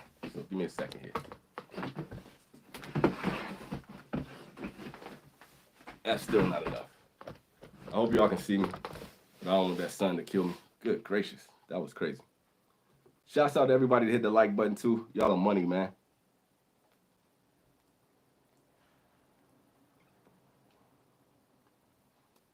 This is a slow burning cigar, man. I'm gonna be out here forever messing with y'all, yo.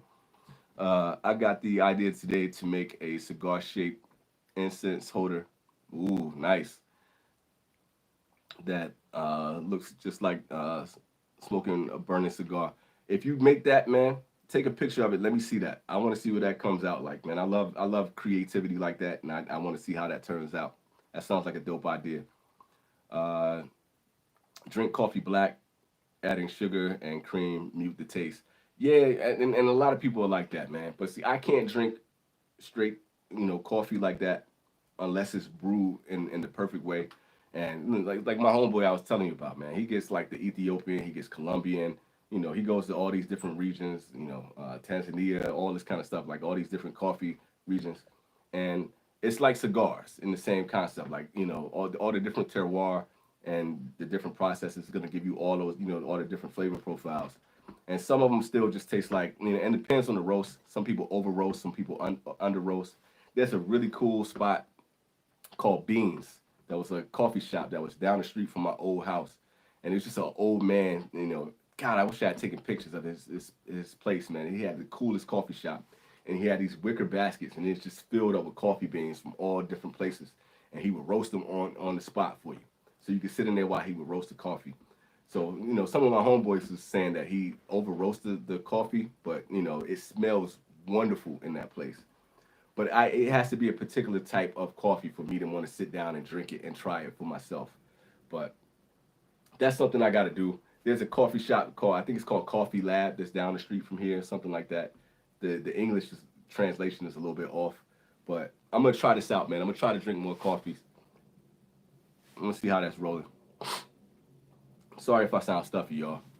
The best coffee I've ever had was Ethiopian. That's probably been the one that kind of brightened me up a little bit too. I was blessed to be a part of an Ethiopian coffee ceremony. I know that had to be money. Were you actually in Ethiopia to experience that, or were you with Ethiopians, dude? Because I can only imagine like eating Ethiopian food, having a good cigar, some good coffee, some fufu. God, that sounds like it would be outstanding. Fred said my next review is going to be on Lampert's Limitada Serie A. I'm for sure going to let you know what I think about the Lampert. I like Lampert, man, but I'm not as high on it as some people. But I really can't wait to see what your opinion is going to be over that cigar in particular. Lampert is solid. I had a Lampert the other day. It's probably one sitting down here in my ashtray right now. It was one of the 1675s or something like that. I can't remember which one it was. I think it had the green band, I think, but it was really good, man. Lampert is money. Oh, that came from Fred, man. I'm just saying that. Yo, Fred, shouts out to you, man. Let me put the heart on that mug, man. I appreciate you, dog. Is it hard to make friends in Japan? That's a great question. Yes and no. Um, it's an amazing it's an amazing culture in general, just because the amount of people who speak a little bit of English here, because they are taught English in schools. So a lot of Japanese in general are very shy about speaking English, because the way that it's taught, they can read it a lot better and they can understand it a lot better than they can actually articulate it.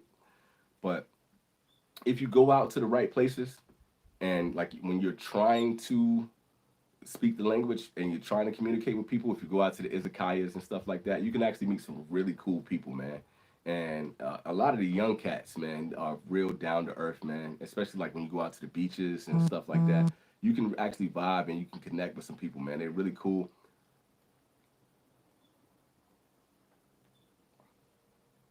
There are some people here that are apprehensive about, gaijin, foreigners being in their country. And so you can get some weird, situations dealing with that, where you can kind of, tell that they're uncomfortable. Just the other day, though, since we're new to the neighborhood, part of the customs is that when you are, new to a neighborhood, you give gifts to your neighbors, and so we got on like some Reese's peanut butter cups, we got on some paper towels, we got on some pastries, and the Stanley cups that everybody has been, getting. We got those from the military base, and we gave them some Stanley cups. And my neighbors came by the house. They brought their dogs over, and they spoke fairly good English, man. And they were just real sweet, down to earth people. My neighbors are really cool, but it's also a very quiet and laid back neighborhood. So like I wave and I speak all the time, but I haven't made like real good friends yet. Back when I was in Kanagawa, close to Tokyo, I had some friends that I made out there, and everybody that I've met, that I've actually spent time to talk to and have conversations with, have been great. Every now and then you might get an old cat that comes up, and he speaks English, and he'll ask about your clothes, or he'll talk to you, about your kids and stuff like that. So you'll get some cool people, man.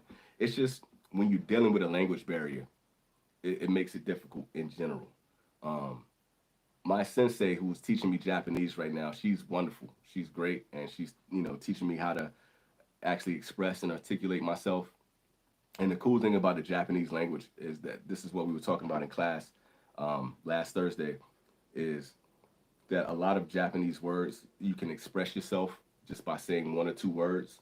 Like it's just like one word just to say I woke up and how you feel when you woke up, and they have a word for just about everything, like how the sun looks in the sky, or just how things like the cherry blossoms when they're snowing. It's like it's a cool language. So you only need a few words to kind of express your emotions and your feelings if you know how to do that.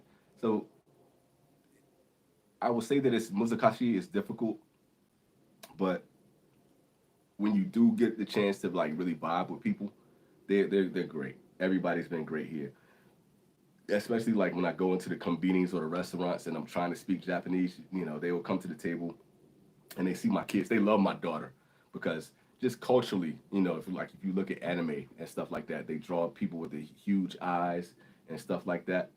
My daughter has these really big bright eyes and they think she's like the most adorable thing on the planet, so they talk to me about her a lot. And she has this big afro most of the time where she has her hair in braids, and they love her hair. So it's kind of cool when walk by and they be like, "Oh, kawaii, kami kawaii," stuff like that, and they think she's the best thing going. So it's cool, man. I love it here, man. The people are dope. Innocent is in the place to be. What up, man? Sorry I'm late. I'm behind, man. I'm actually like trying to talk to everybody about everything that's popping up. Jamaican Blue Mountain Coffee. Yeah, that's what I was thinking of. Word up. Kendall, I should have known you would know what I was talking about with that. Next time, next time delivery you get from Sanj is going to have a Knicks hat in it. hey, hey, man. I'm not gonna argue with that. The Knicks getting down right now. I would prefer wearing the Knicks hat over a Laker hat for sure. So let's get that popping.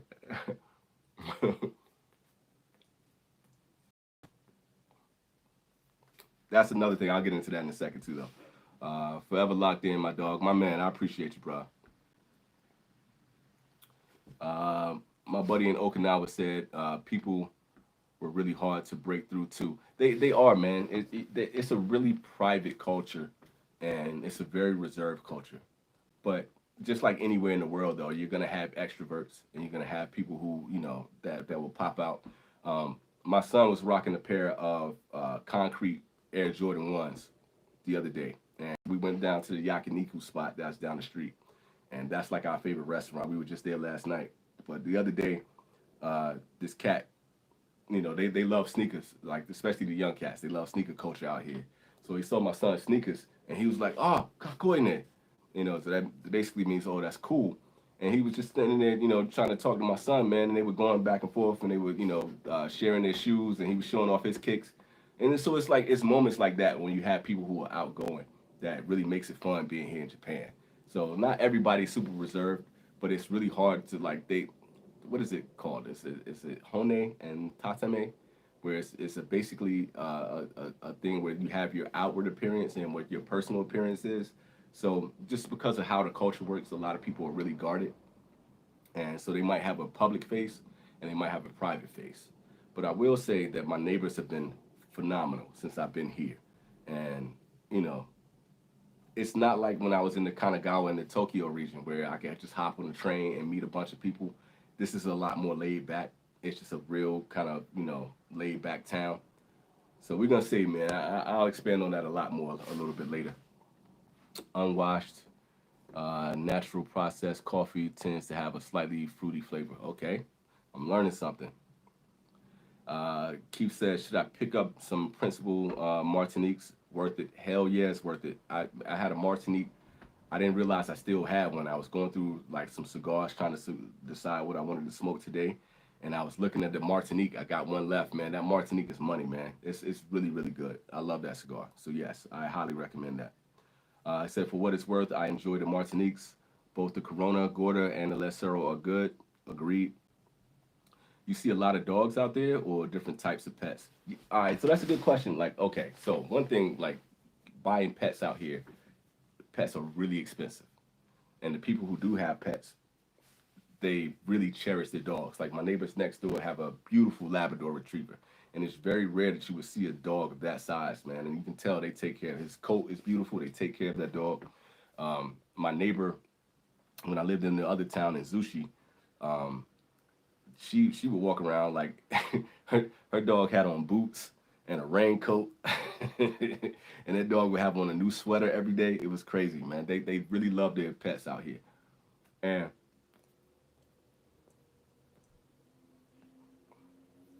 I don't know the name of the story, what it is. It was a Richard Gere movie, and they made it. They made a story about a guy and his dog, and the dog would follow him to the train station every day, and then the guy died, and after that, the dog Hachiko would go and meet him at the train station. That's actually a Japanese story. So if you go to Shibuya in Tokyo, and when you come out of the train station, there's an exit called Hachiko exit, and you go out Hachiko, and they have a statue of that dog, and where he would stand and wait for his owner to come back from the train every day. So that's really a Japanese story, man. They really love their pets out here. You will see people walking around with strollers, and there will be a dog in the stroller instead of like a person. They love their pets out here, and they pay a lot of money for their pets. So they really take care of them. Whoever lived in this place before me, they had a pet, and I guess that dog tore this place up. So it took us 3 months to get into this place, and now we can't have pets. So, but the pet culture is huge. So if you ever hear somebody saying Shiba Inu, they're basically saying you know Shiba dog. Inu means dog in Japanese. So Shiba Inu is Shiba is just the breed of the dog, not Inu. Inu just means dog in Japanese. Just a little bit of a Japanese lesson there.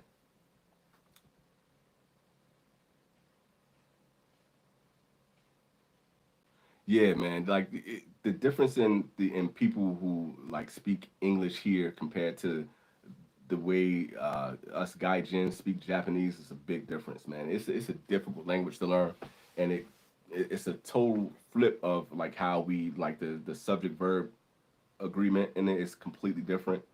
Um, but it's taken me some time to get used to Japanese, but it's a different thing. They're much better, English speakers here. My neighbors are oh, my English is not good. I'm like, dude, you just spoke a whole paragraph to me right then. Your English is great. Josune is good. Okinawans are known for being particularly wary of foreigners. There are a lot of stereotypes there about the military folks running wild. It's not even a stereotype; it's real. Like these Army and Navy cats, man, when they down there, they be wilding out, dude. So they have a reason to be kind of on guard, and and just any culture that you have that was monolithic and isolated like that, and then you invite new people in, and and people aren't respecting the culture and the way people live their lives, it can cause some consternation, man. So I understand why they're guarded like that. They have cigarette vending machines here. They should switch out for cigarettes with cigars. We were talking about that earlier, man. But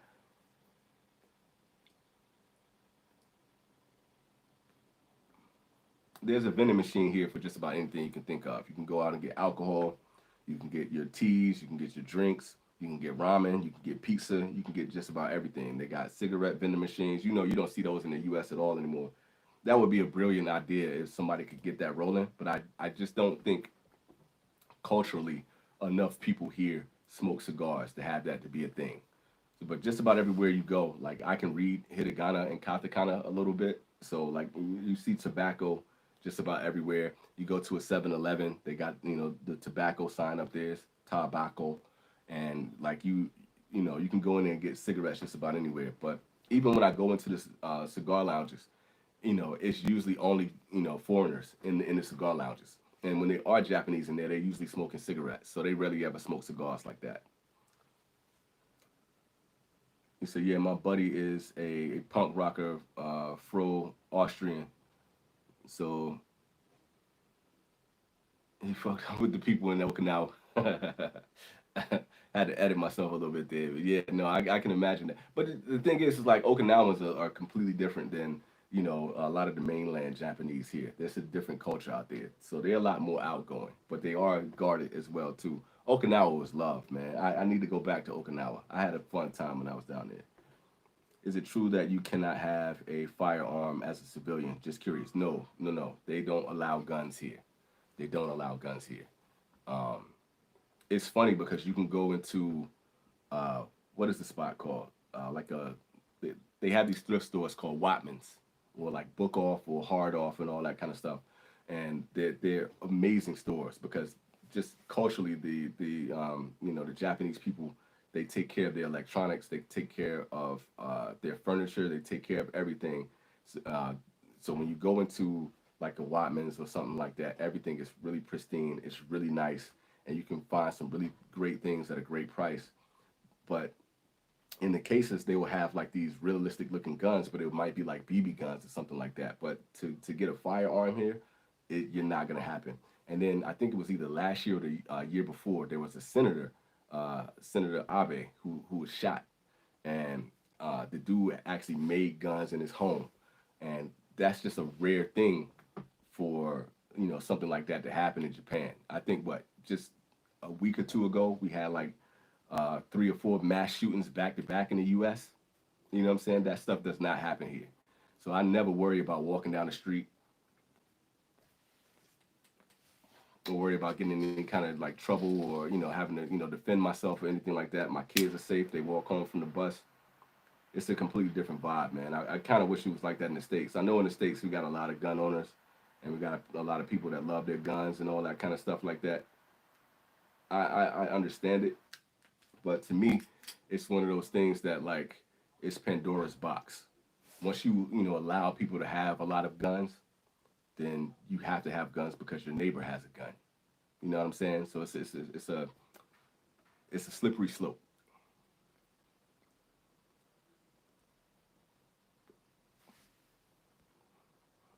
Trying to catch up with y'all. You can get guns here, but in order to do it, you have to take like a class, and you have to get licensed. And I wish this is the way it was in the States. You really have to go through training in order to be able to own a gun. And it's very few people, and they're limited to what they have. I don't know all the specs or whether it's a hunting rifle. I know it has to do with it's only a certain type of guns that you can carry once you go through the licensing process and all that, and it has to be for hunting or something like that. I don't know all the details, but it's very rare that people have any kind of guns here at all. Is it true? Let's see. Have you spent a lot of time in Tokyo? I lived in Yoyogi, Koen, for about 3 months. Yeah, man, I spent a lot of time in Tokyo. When before I moved here to the Nagasaki prefecture, I lived about an hour and 30 minutes away from Tokyo, and I lived about 30 minutes away from Yokohama. So I spent a lot of time in Shibuya, Shinjuku, Harajuku, Taito, Minoto, uh, Minoto Marai. Like it's a lot of cool places. I love Japan. I was in Yoyogi like maybe once or twice. I spent a lot of time in Ueno. Uh, Man, yeah. I love Tokyo, man. Tokyo is like one of the coolest places in the world. San Francisco used to be my favorite city. San Francisco is trash now, and my favorite city right now is Tokyo. Tokyo is a beautiful, beautiful city, and there's so much stuff that's happening. Like I've never seen anything. Like I was in the Shibuya Skytree a few weeks back, and about maybe 4 months, 4 or 5 months ago, I went to the Tokyo Tower. So when you're up there in those high rises, man, and you're like looking at the city, and it's just nothing but buildings, as far as the eye can see. Like comparing it to New York, it makes New York look like a tiny town. It's nuts. It's nuts. You've been there. You know what it's like. Every corner there's something to go to. Every building has like 7 to 8 floors, and you just never know what's in any of those buildings, man. It's like you can walk around for hours and just explore. I love that city, man. It's so dope. Where I am now is nothing like that.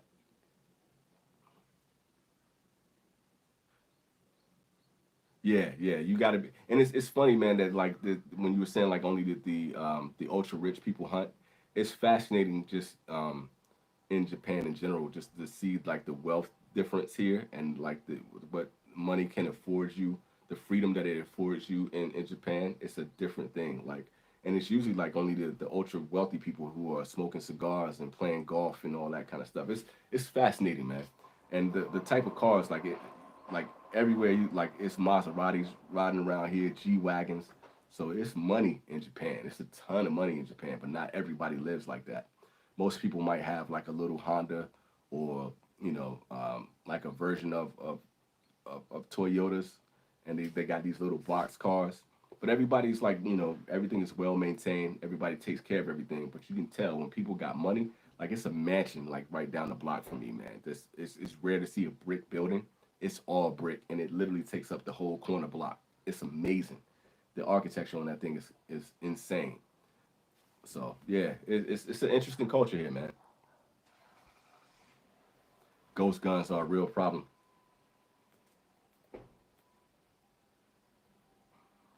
Yeah, probably more so in the states than it would be here.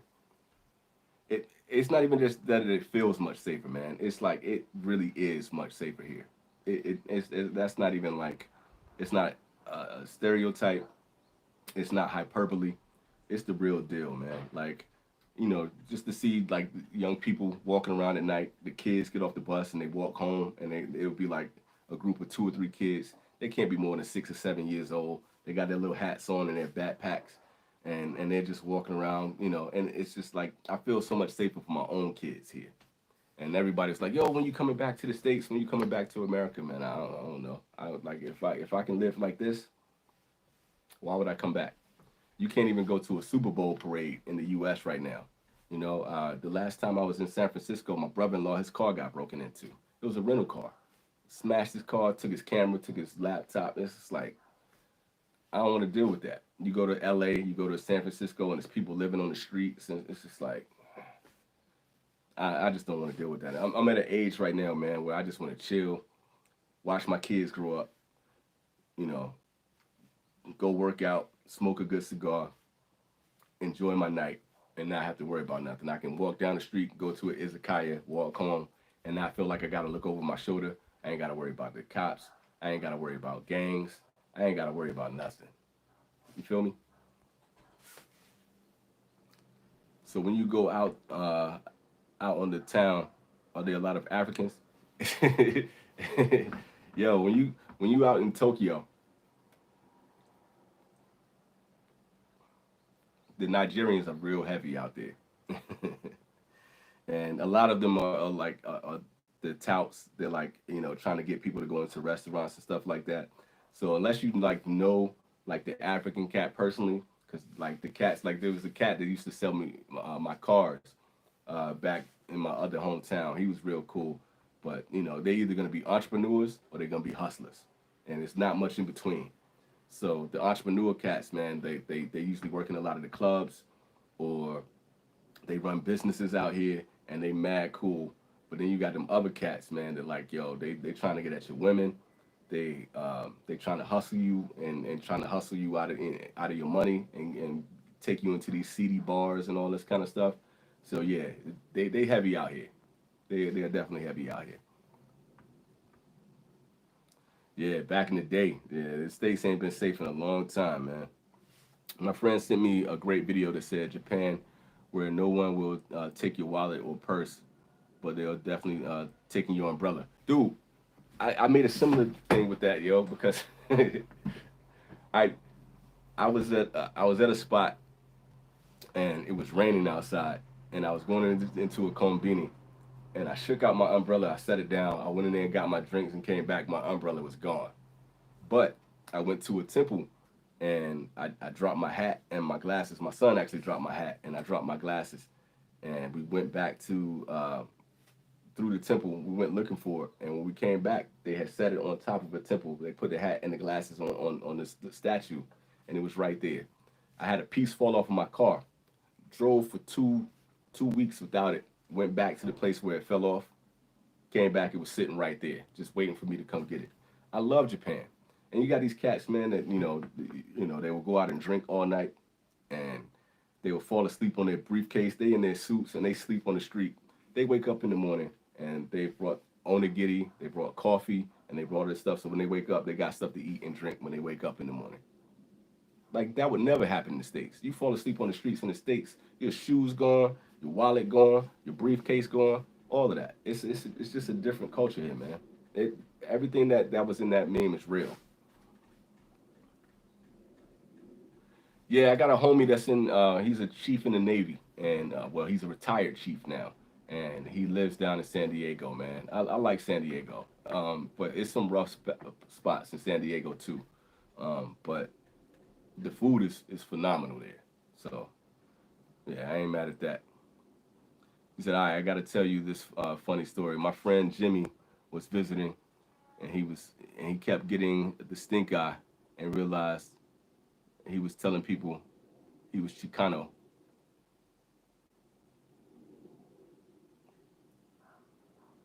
and he had to explain what a Chican was. Why? Because there's a whole culture of people in Tokyo that dress up like Chicanos.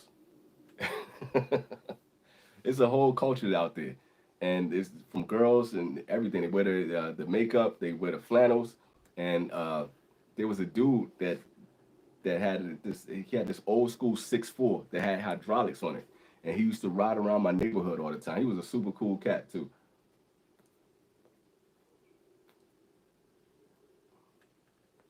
It's funny, man. It's like the cultures that they absorb here in Japan. Like when they latch onto it, like you got a Rasta culture, you got like these hip hop cats, you got the Chicanos, then you got the greasers. It's funny, man, because there's certain things that they latch onto from American culture, and then they infuse it in their Japanese culture, man, and it's just so dope, man. I love to see it. I just love to see, you know, cultures like fuse and merge like that. It's a real cool thing.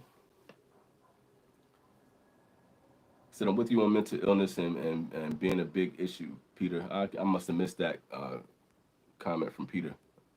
I don't see it.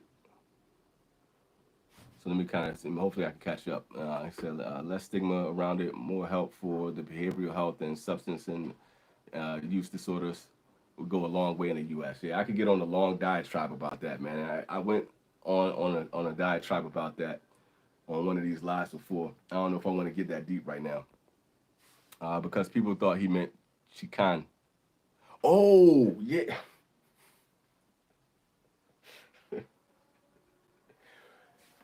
it's a lot of those chi words that you got to be real careful with um, here in Japan. And yeah, it's a couple words that I could say that like I'm not gonna say I don't know how much my neighbors can hear me right now, but yeah, yeah, you're right about that. Like you got to be careful, especially when you're addressing someone's father too. Like the way you say that, that's the one you got to be careful with. So yeah, I feel you on that one. Sorry I didn't catch that beforehand. My bad. You know, I said one more question. I had a friend send me a small pack of. You guys may ask all the questions you want to. By the way, this cigar is burning so slow. I got time. Send me a small pack of Padron 1964s, and the wrappers have a slightly sticky feel to them. Is that something to be concerned about? No. Um, in general, no. Most of the cigars, especially when you got a nice Maduro, or you just got a really good wrapper, they're gonna, especially when they're aging, they're gonna release the oils, so that should be fine. Unless you're seeing like mold or you're seeing something that is gonna be odd on your cigars, that that stands out or something like that, plume or some shit like that, you're fine. But if it's just kind of releasing the natural oils, you're gonna be good to go. So don't sweat it. You're good. They got to put a Whataburger out there in Japan, my dog. I didn't forget about the Whataburger slander from the way. Nah, we good, man. We got Shake Shack out here, man. So we good. All right, Keith, man. Thank you for holding it down with me, man. I appreciate y'all. Y'all the best, man. Straight up. Um, but yeah, man. Like, I don't want to go super hard on Whataburger, man. But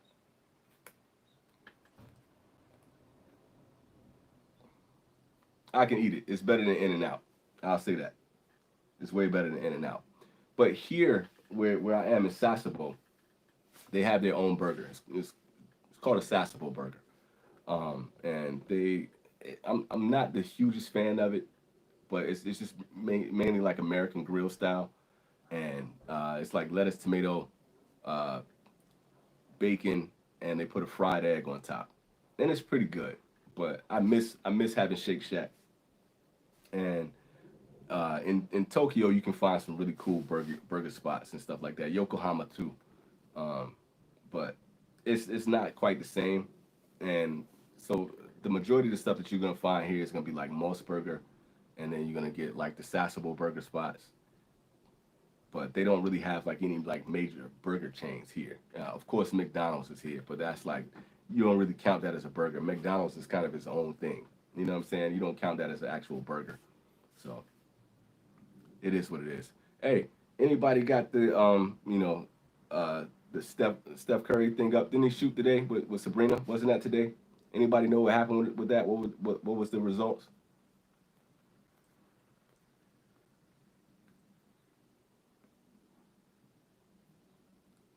I saw the skills challenge, and that was the only thing like I saw.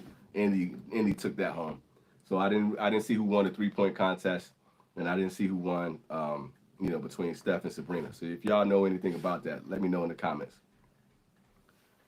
And yo, I know I do this a lot, man, but thank y'all for for the amount of people that joined in. Y'all sat with me for 2 hours and 30 minutes. It's still 25 people in here. Y'all listen to me talking about Japan and just gushing over this cigar. And I got 39 likes. I really appreciate y'all. I can't tell you like how much I'm humbled by that.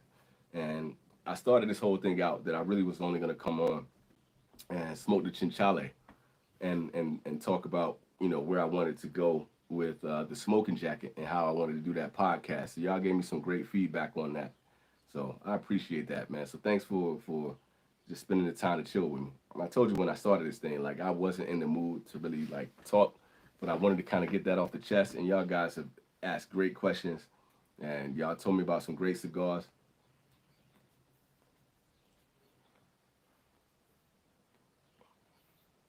This is my happy space, man.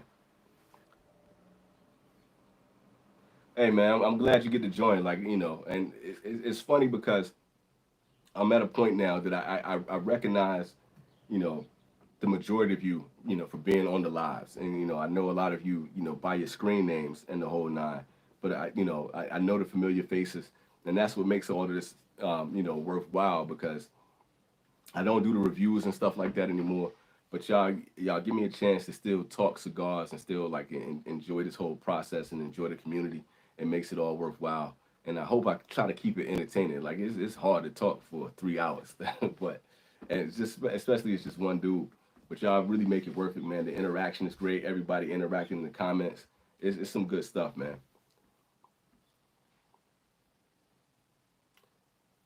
Dude, so Rob was saying that I need to create a lounge, and I gotta admit, man, that I have been thinking about that. I got the whole concept in my head of how I want the lounge to be. I don't know if I'm gonna do that when I get back to the states, whenever that might be, but I think it's gonna be a venture that will be worth it. And there was a guy that I met here in Japan recently, and he owns a pizza shop, and he's been kind of floating the idea about like looking into getting a lounge.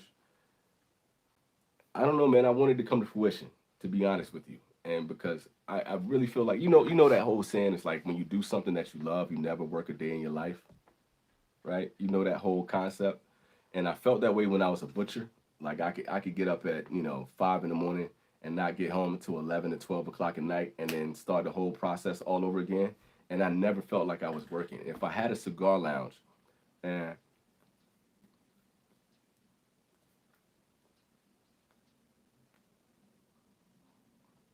I feel like with the connections that I made within the industry, that it could be something beautiful.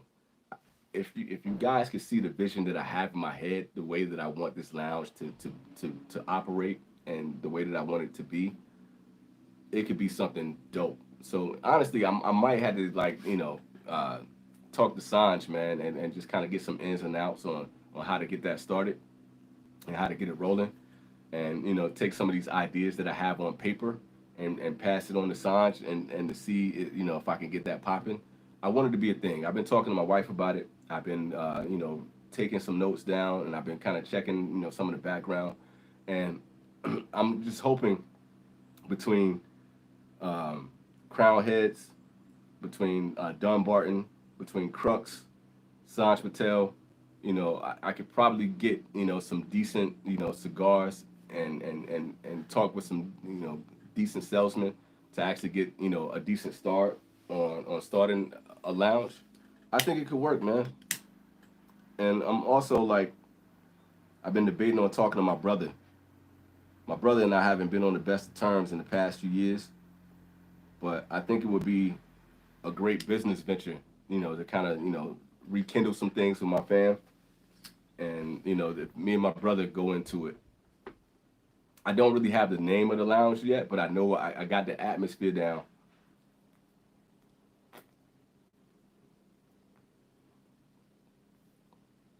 And you know what? I might, now that I think about it, I might name it after this podcast.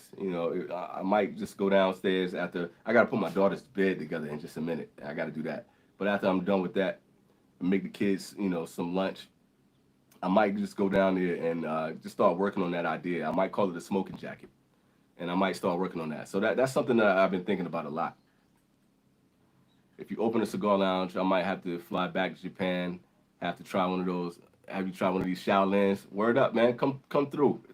Honestly, like I've met my homeboy came out here. He was one of the line cooks with me from back in the day, and we just roamed around in Tokyo.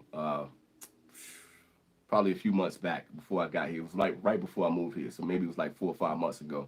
He and I just roamed around Japan, man. I had a great time, and then I met Stavro out here, and he and I went to Beppu, and we were just kicking it in Beppu, man, and we had a great time. So look, man, if you ever come out here, let's get it. And if I get that spot rolling, man, I would love to have people have the new wave cats come out here, the shadow smokers. I would love to have people come out here for a grand opening or something like that. I don't want to get too far in my own head canon right now, but you never know, man. It could happen. And if I come back to the States, I don't think I'm gonna get back into my old career. I highly doubt it. So the best thing to do would be to get my business in order and actually, start a lounge. So I'm thinking about it. I'm really, really, really, really, really, really, really considering that. That's something that's really, out there. He said, a vintage cigar hearth would be would be would be dope to do. I don't know if you ever thought about it either. I've considered it. I just don't know how I would make that happen just yet, but I've considered it. So open in Connecticut, I'll be your first member. My man, I appreciate you. Like, you know what, man? Not even now that you say that, like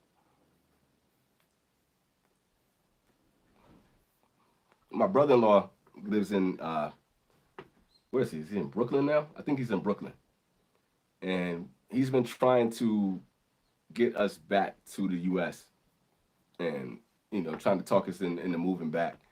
And he was saying that we need to like get a compound like and just our families just kind of live together in the area. And we've been talking about Connecticut, so it's not impossible. It's not impossible. It could happen, man. I don't know much about Connecticut, but I would love to come out there, man. I just want to sit back and have a cigar with you anyway, man. So we'll see what happens, man. We'll see what the future holds.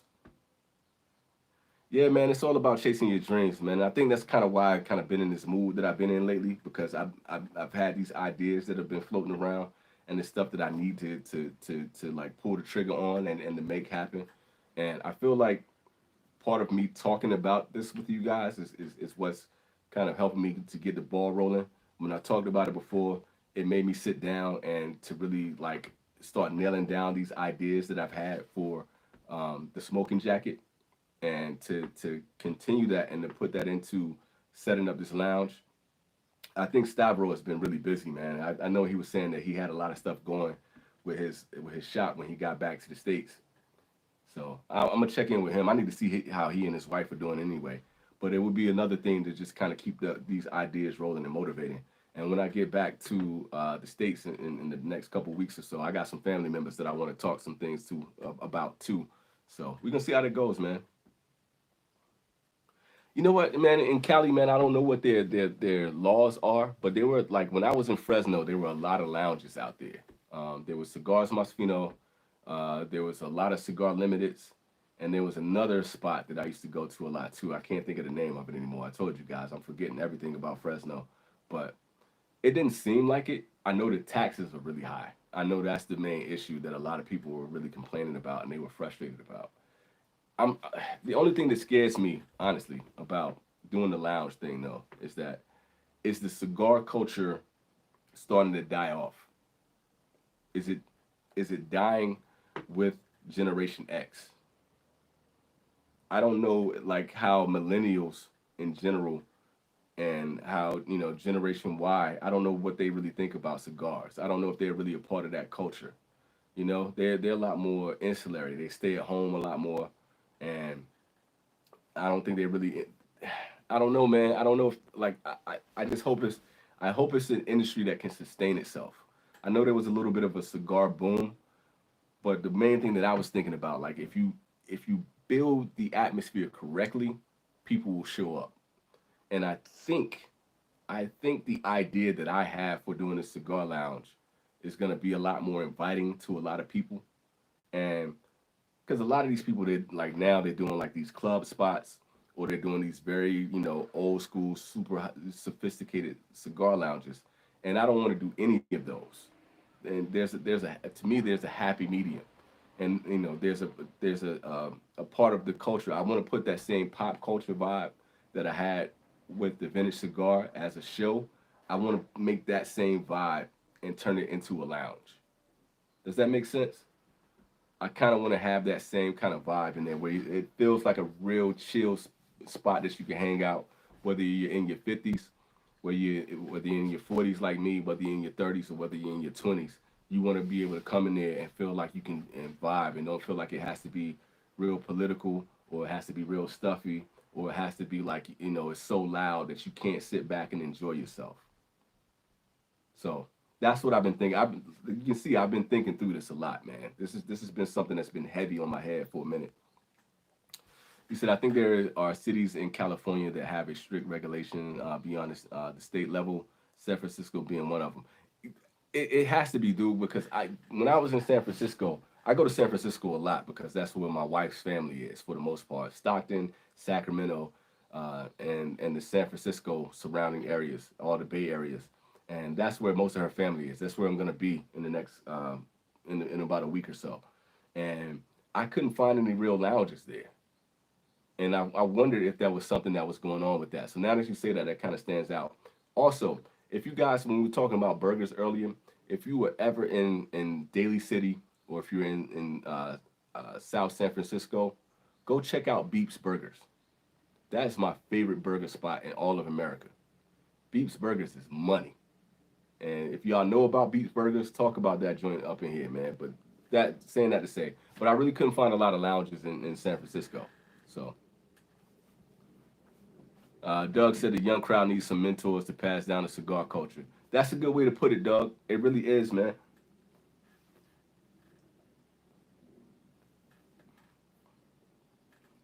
I want to take some of the ideas that I've gotten here, being in Japan from the lounges that I've been into here, and then just take the whole idea that I have in my head and kind of fuse that together. And I wanted to be a place where like it could be a spot where you can just kind of come in and enjoy the culture. And I'm using that in the broad sense. Um, really appreciating music, really appreciating sports, really appreciating TV, appreciating the food culture, and appreciating the cigars and the wine culture. I really wanted to be a spot where like it's a mood, and that you really can come in and like people can sit down, play poker, and just kind of kick back, play some bones, or just sit around at a spot and really just have great conversations, but really feeling like you in a spot that's in the future. So I'm trying not. I'm trying to speak around a lot of my ideas, but I really want this to be something that when people come in, it doesn't matter what age you are. You feeling like you in a spot that's like you feel like you at home. You feel me? Where you really feeling like what that back in the '80s where it was like Cheers. Everybody know your name when you come in. It's like, hey, what's up? Rob is here. What up, Rob? What up? And hey, man, I got this new cigar. Boom, here you go. You know, that's what I want. And I sit back and I visualize this place. Like I got my whole concept of how I want it to be done, and it's a spot that I would want to go to if I'm going into a lounge. So we're gonna see, man. We're gonna see how that rolls. Tall said, 40 years old, and I found cigars help me deal with the anxiety and just the normal stress as I get older. Cigars have been a major help in learning to relax. And dude, that's what this whole thing is about. And that's what the vintage cigar was about. That's what smoke your best cigars is about. That's what just doing these lives is all about. Like this is my hearth with y'all. This is me coming to chill with people that I like to talk to, have great conversations, and I can unwind and just vibe. And I want a lounge to have that same thing. And like Doug was saying, I want young cats to be able to to expound on that too. If you want to be able to come in, bring your laptop in, and sit, get your work done. You know, have a cigar while you're working on your business proposition, or when you're working on your schoolwork or whatever from your college.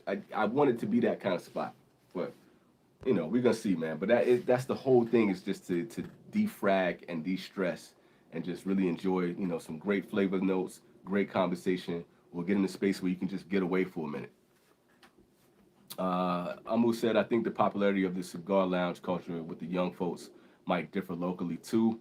We have quite a few of them doing well in Rhode Island, but they are very few in Massachusetts. And a major part of that, dude, is gonna be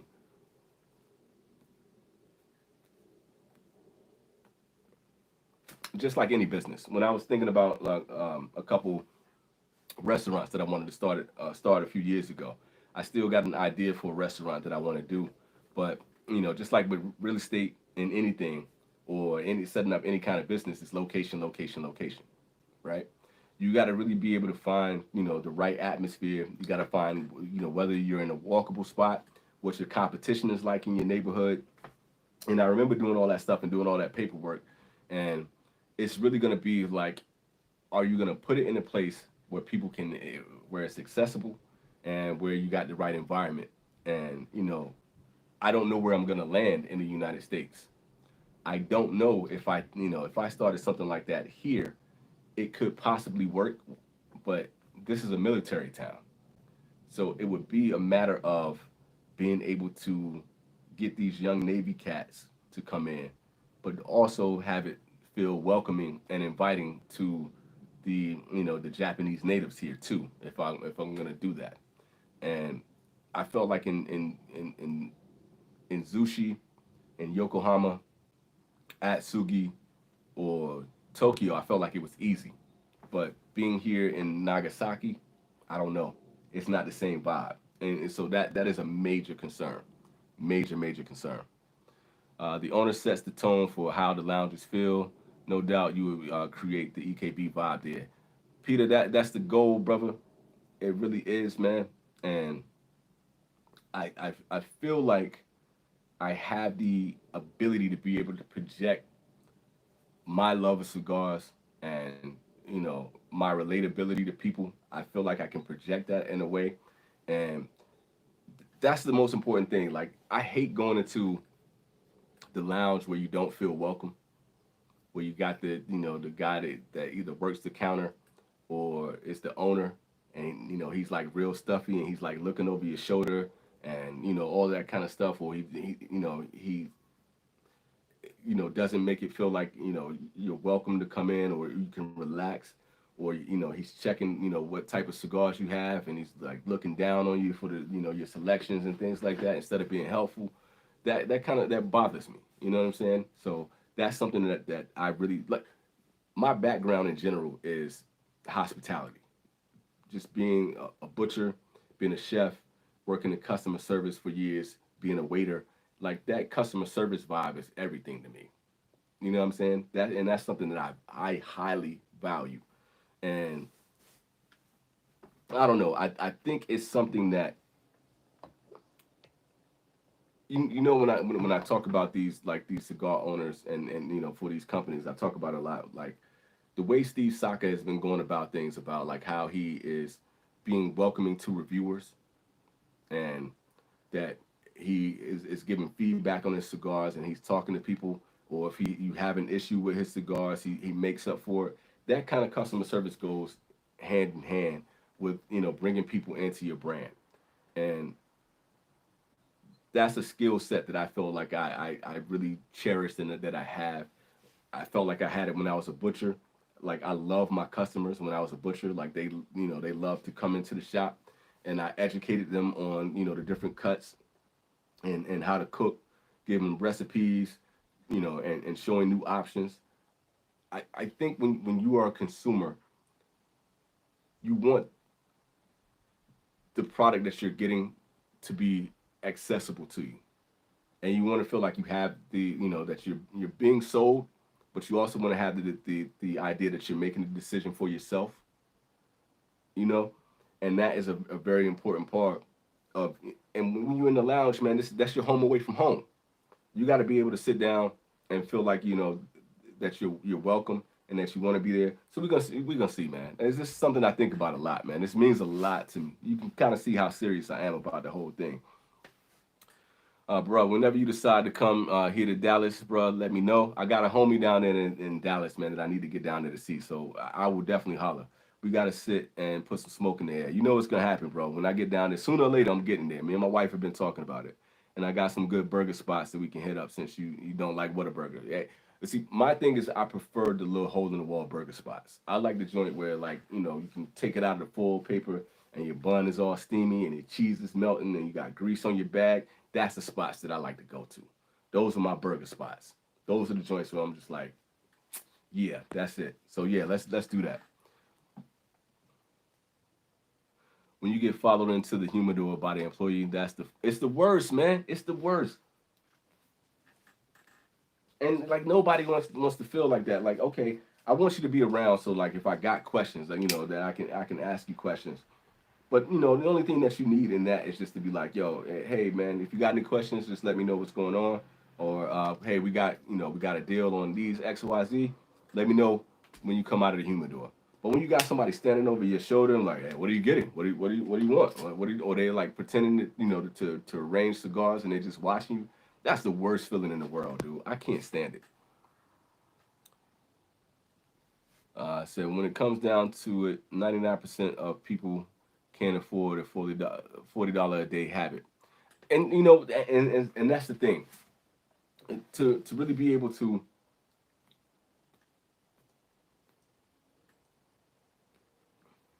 have a lounge. I know it's difficult when you get in the lounge, to be able to get to a purveyor and actually get the cigars that you need in your humidor. It's a lot dealing like because I can't remember exactly what it is, but I know with Fuente, you got to buy like a certain amount of Fuente cigars and at a certain cost in order for you to be able to get their high end stuff into your shops.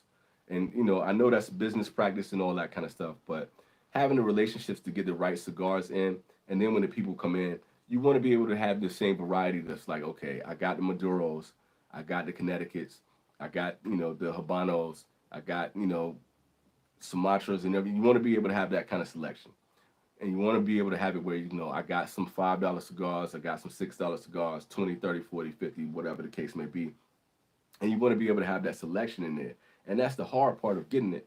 But the other part is being able to educate your customer base on what is available to them and giving them the options like, look, what's your budget for today? Hey, I highly recommend try this foundation. This will probably be the way you want to go. What is the favorite profile? So you want to actually hire people that know about cigars.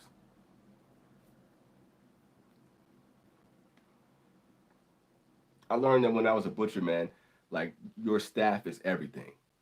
Your staff is going to make your shop. And having a knowledgeable staff or having a staff that is that knows how to treat their customer base is going to be everything and know how to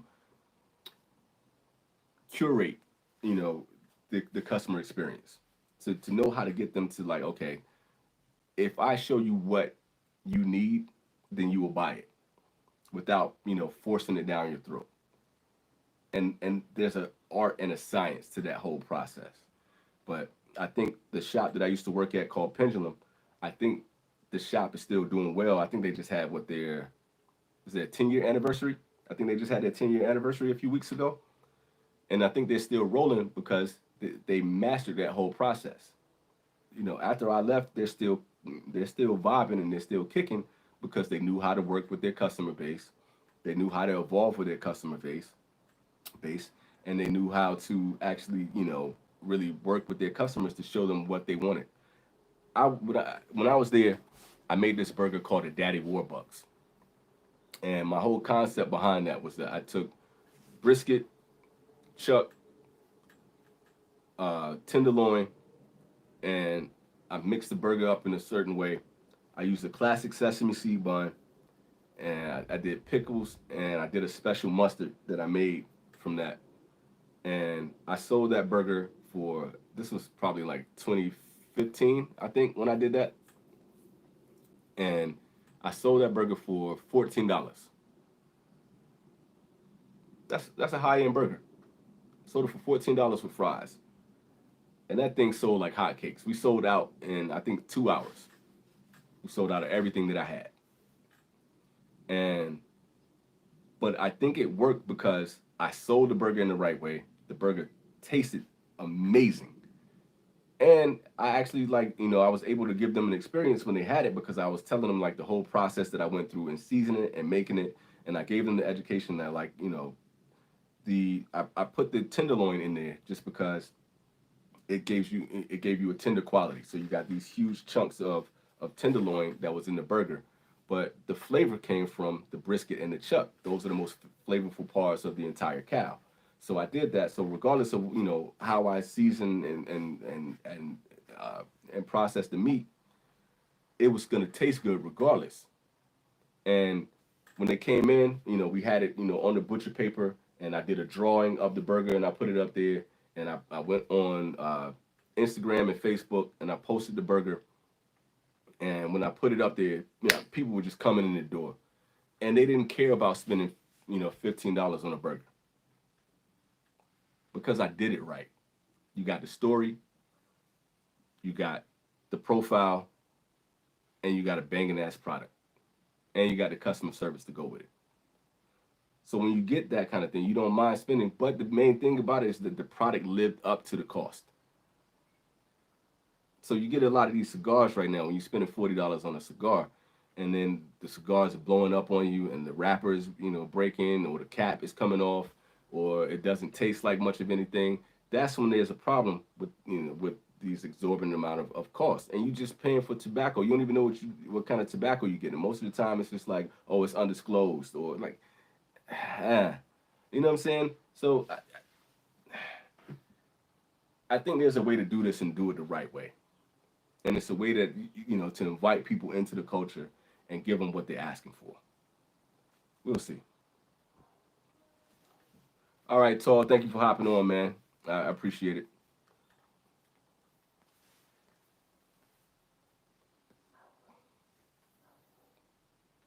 So where is everybody that's in here right now? I know Fred is in Dallas. I know Peter is in Connecticut, and Amu sounded like he was in the New England area. Where is everybody else? We got like 26 people in here. Let me know where y'all are. What region are you guys in? It sounded like somebody was in San Diego just a moment ago. We got Houston, Texas in the spot. Okay, that South Dakota. I need to get out of South Dakota, man. I hear it's more out there. Minnesota. My homeboy, my partner when I was a butcher, my man Tucker, he was from Minnesota, man. He told me all about Minnesota. I never got out there. I want to go check out Minnesota. I hear it's love, but I don't want to go out there in the winter. But the reason why I was asking, I want to know where everybody is at, because I kind of want to just see like what the vibe is like where you are. We got Hudson Valley, New York. Shouts out to New York. That's upstate, right? Um, that's one of those things I kind of want to see what your atmosphere is like as far as the lounges that you go to, where the cigar smokers are coming from, and just kind of get a feel for your area, and what y'all smoking on. We got Michigan in the place to be. Shouts out to Michigan.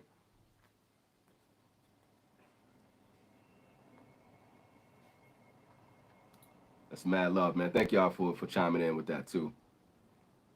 Uh, is the Japanese Wagyu burgers really good?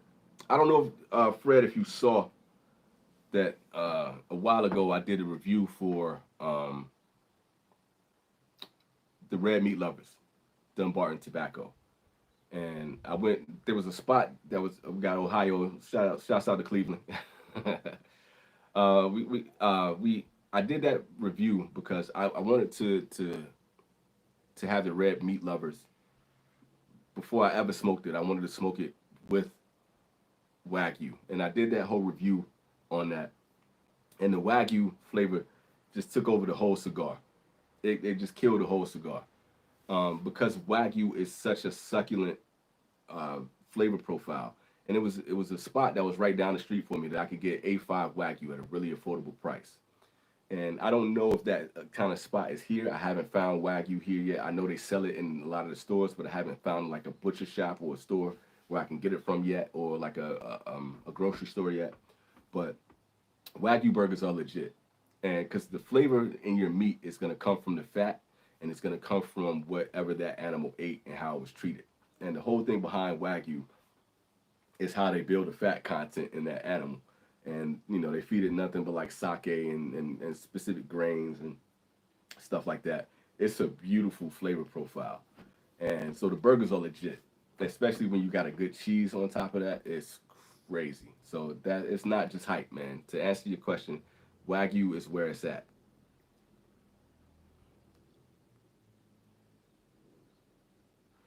So let's see. I haven't found a lounge here that's dope. Mostly posers. That's kind of rough, man.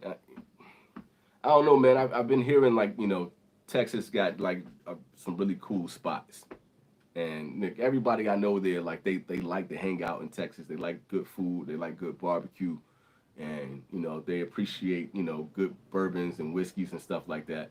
But when you get into the spot where it's nothing but posers in there and people just trying to look cool, and they don't really care about the actual cigars. They just trying to put on their nice hat or their nice clothes and whatever and just be seen. It does kind of take away from the vibe. So I feel you. It says cigar culture isn't huge here, but I have a great lounge in the city I'm in. The owner is Jeff Hagen, who owns Crux Cigars. Oh, word. Okay. And see, I only know Sam from Crux. I met him through the infamous Cats, man. But I dig Crux cigars. And I like the vibe that they're kicking. He sent me some cigars, man, and I just like, the way he, uh, I like the way he represented the company, and I like the way he talked about his cigars. So I would love to go to that lounge. I would love to check that out. I can only imagine that that's mad cool. He said we have one lounge. I live in the biggest town in the state, and that's 280,000 people here, and that's the biggest town. That's wow. What is the lounge like though? Is it pretty dope? It also smokes 3 cigars a day and can't afford to drive back and forth to lounges. Yeah, man, I know that's kind of the thing, man. It's like Fresno was not like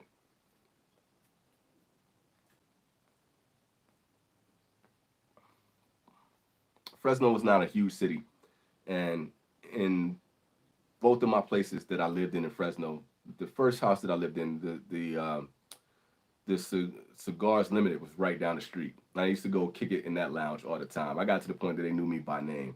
Cigars Masfino was in North Fresno. It was a little bit out of the way, but it was closer to my second home that was out there. And that spot was pretty chill. But I felt like it was kind of out of the way. When you feel like you got to kind of drive out of the way to get to your lounge, it kind of takes some of the vibe out for you, especially if you got a dope spot where you can just chill at home and you don't have to really worry about it.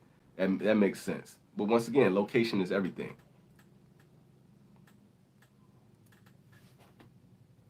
Just lit up a Crown Heads Labrador. So far, so good. I like the Labrador, man. I like that cigar. I wish I had more. I've only had one, but the one that I had was really good. I enjoyed that cigar. And if Peter is still in here, he will sing the praises of that cigar to no end. That's a good one, man. I really enjoyed that cigar. So yeah, I imagine, John, that it's only gonna get better for you as it goes. Uh, Matt said, I'm from Southern California, home of the best burgers in the world, especially the French fries. Oh, yeah, you got in and out of your system in 2 minutes. Trash burgers, man. What up, Matty boy? I didn't even know you was hanging out with us, man. What up, homie? Funny thing is, I've never had Crux. I have a few in my humidor, Just haven't smoked one yet. They got so much other stuff in there. Look, man, I recommend you try that, dude. I really was enjoying Krups, man. I thought they were really good. So I don't have any more. That should tell you. Like I smoked all of them that I had. They're gone. So that's money to me. It's some really nice spots out here in Dallas. Yeah, I've heard Dallas is it's cracking, man. Yeah, it was a good call getting that box of operator, man. I really enjoyed that stick, man. It was a nice, smooth profile. It was really good. Some good sweet notes in there. I can't really give like a real breakdown of it because I think I was smoking it on a live when I had it, but I just remember like God damn, this is actually damn good.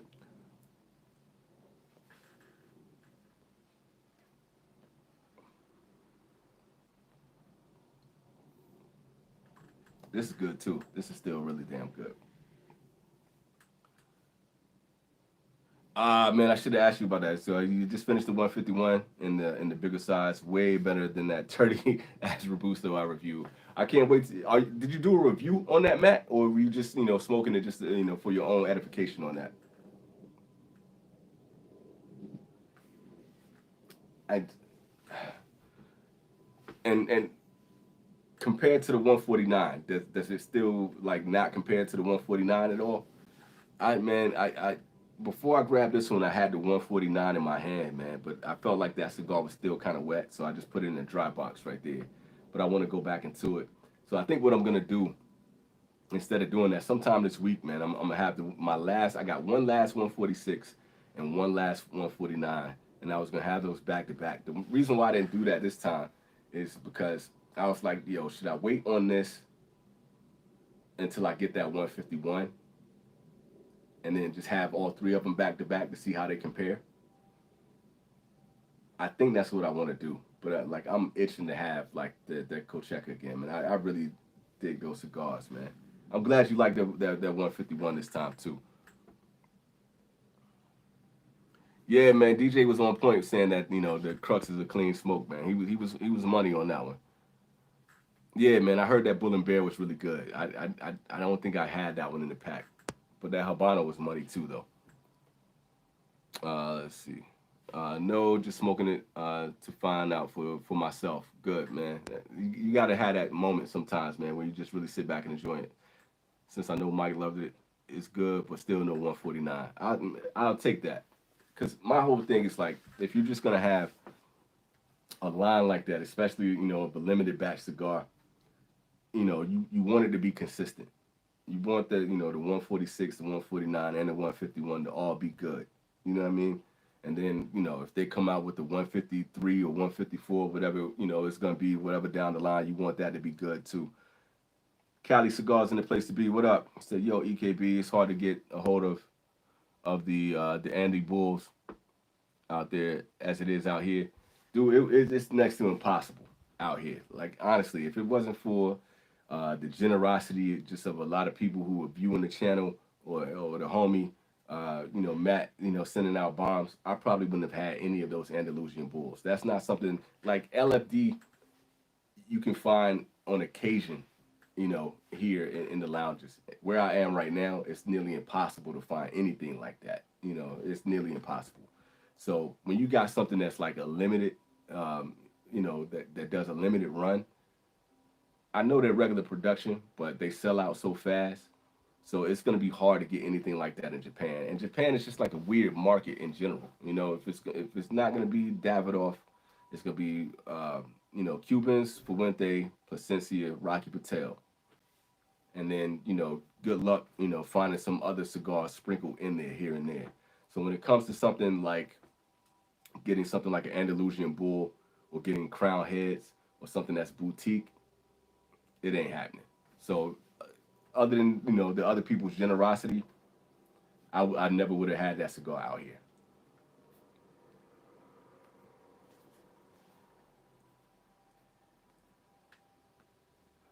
And what I have right now is just I have one more bull, and I have the last Schwartz bull that Matt sent me a while ago. And I know my whole motto is smoke your best cigars and don't let them sit. But I just been kind of taking my time with my bulls, just because one, there's such slow burners like this damn Placencia that I got right now. This thing is taking a sweet time.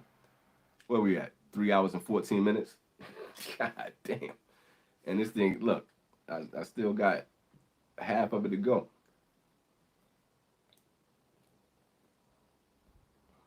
So you really got to have time for your bulls. I didn't think I was gonna be sitting out here this long. Honestly, I just thought I was gonna talk about smoking jacket and then be back in the house putting together this bed, and I'm still out here, chopping it up with y'all. Uh, let's see. Carpenter said I have 146, 149, and 151 sitting. I'm going to wait till it's nice in Minnesota to have them all in one day. I'm not mad at you on that, man. I think it's kind of a good idea.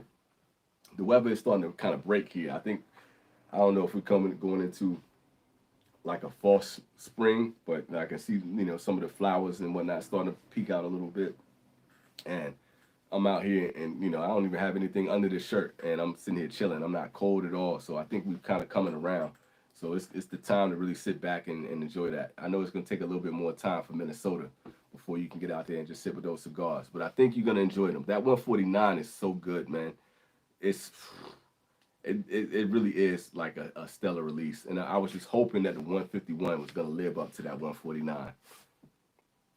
Yeah, I started with a 5 pack of the 151. Enjoyed each one.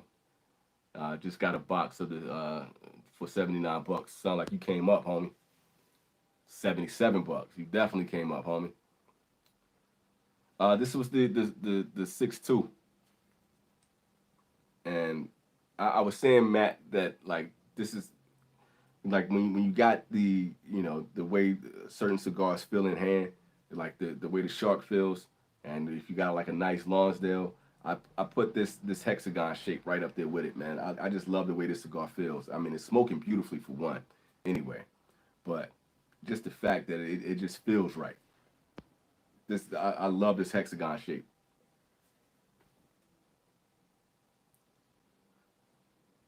Yeah, that lava coda joint was was a banger, man. I haven't, damn, man, I haven't had one of those in about a year. I was smoking those like back to back for a period. And I just think, man, I think in general, LFD should just get a lot more love, man. I've been talking about that, for the past couple weeks. I really think they're just consistent, man, and they just got great profiles. The Solus, the Double Lee Hero, the Chisel joints, all of those are good. Like, you know, I was talking about this the other day. Matt sent me, what was it, the Stars and Stripes or whatever that was, and then the football cigar. And those smoke great. And I usually stay away from cigars that look like that. He was just like, nah, dude, you gotta smoke this cigar. And that shit was legit. It was legit. I rock with LFD heavy, man.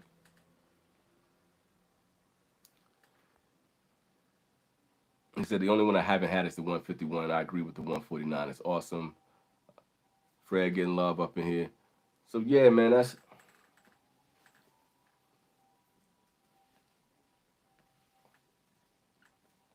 I think just in general with that Cocheca line and just making Honduras tobacco taste amazing is a feat within itself, right? But then just as long as you got as long as Placencia got this Arma Fuerte line and all of those, just from whether it's the Del Campo, whether it's the Colorado, um, just it's a really consistent line, and I think they just do a great job with that. That's gonna keep Placencia on top. This tobacco is top quality. You know what I'm saying? And they haven't lost with those.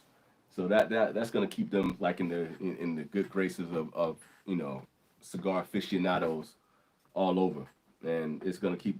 I don't know if they can.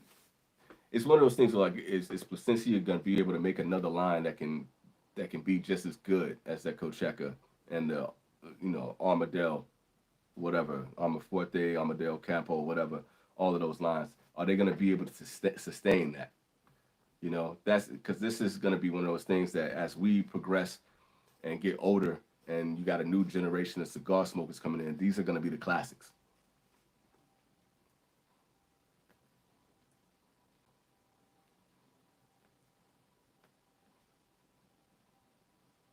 it's nothing better than being able to go into your humidor and know that you can go into whatever your pile of placencias are or whatever your pile of LFDs and just know like, okay, I know these cigars are gonna hit, and you can find something that fits your mood. It's nothing, that makes you more comfortable with the brand than saying like, okay, I know this line I can go to today, and the variety is gonna hit the way I need it to, and the tobacco quality is gonna be able to hit. The construction is gonna be, where it's at.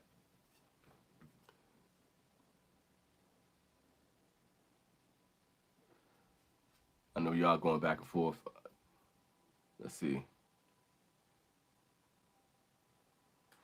dude, they don't have a Connecticut. Yo, hey man, we might have to write an angry email to them, man. I never thought, dude. I didn't think about that.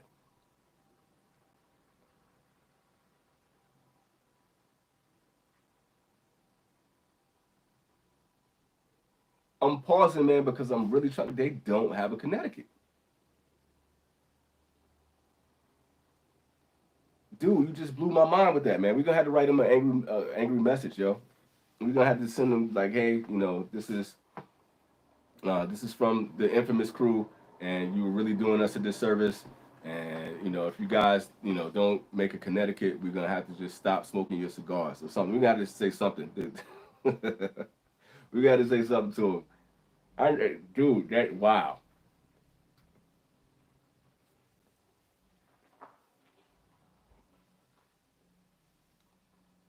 And for a brand to be so thoughtful in how they curate their cigars, it has to be a reason why they don't do a Connecticut. I wonder what that reason is. I wonder if that's something, and I'm just speculating here, but I wonder if that's one of those things that, yeah, you caught that. It's one of those things where I wonder if just as blenders, they're just like, they want something that's going to be, stronger in body and stronger in profile, or just, where they're growing the tobacco, maybe it's just not as conducive for making a shade wrapper. Maybe that has something to do with it. Maybe they tried it out and they did several blends of it and it just didn't work because nobody wants to make a Connecticut cigar and they go through that whole process and then it just tastes like Olive Garden breadsticks and that's the type of shit that would just like they probably just don't want to besmirch the legacy of Placencia tobacco. That's just me speculating. I don't know, but it is kind of weird that they don't have a Connecticut, dude. I love the way your brain works, man. That never even came to mind until you said that. That really blew me away for a second.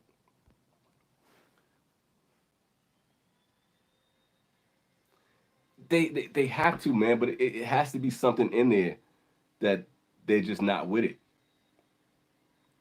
or maybe they just don't feel like it's matching with the other cigars that's in the line. But everybody has a good Connecticut that's that is you know that has like a really good diverse portfolio of cigars. That's strange as fuck. Ah man, that's you got my wheels turning on that one, dude.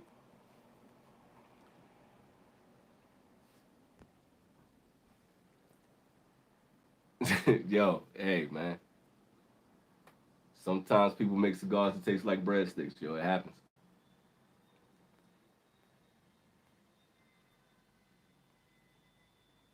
Sometimes people proud of that shit though. It is what it is. I don't know, man, but it must be something that they felt like that wasn't the way to go. But like you said, I mean, they're so widespread. They're blending for all these other people, and they're doing all these other things. That they have to be able to make a really good Connecticut. It's just it has to be a reason why they haven't done it. Yeah, I know, man, and it's a good cigar. You were saying that the Alma del Campo is the closest they've come to a Connecticut, but and it's phenomenal. But why not do a straight up shade? I don't know, man. That's just weird.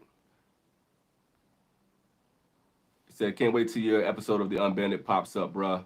The new concept is really popping off for me, man. I'm enjoying it too, man. I was telling Roger, Felipe, and Peter, man, like not even gassing them up, that it's a great concept for a show, and I'm genuinely excited to get up there and try to see what's going on. And I was telling them earlier that I got three options of what I think that cigar could be, and the telltale sign is like from the moment I light it up, I think I might have it, but we're gonna see. But Peter is saying that he's throwing me a curveball, man. So we gonna see, man. Peter's an evil genius, so we're gonna see how that's all gonna play out, man. But I can't wait to get up in there and see what that's about. And it's just like I like talking to those fellas too, man. And it's just so that makes it even more fun. And I hope I live up to the anticipation of people wanting to see the show. I hope they're anticipating as much as I am. I mean, I'm just honored in general that they want to bring me onto the show for one. That was just kind of nice, man. This when he sent me the picture that had EKB written up there with an unbanded cigar, man, I was just like, I'm hyped. I'm hyped. Let's do it. You know. Yeah, I mean, but honestly, man, everybody that's on that list that he sent out, man, you got all these great personalities that's involved with with just the cigar culture, and the appreciation, being able to nerd out and to have fun, and it's like everybody's great. So to have that kind of a backlog of people that's gonna be able to show up on this channel, it should blow up, man. So everybody go and show love to Cigars Unbanded, man. Subscribe to it, man, because the next few shows that's gonna be coming out is gonna be dope.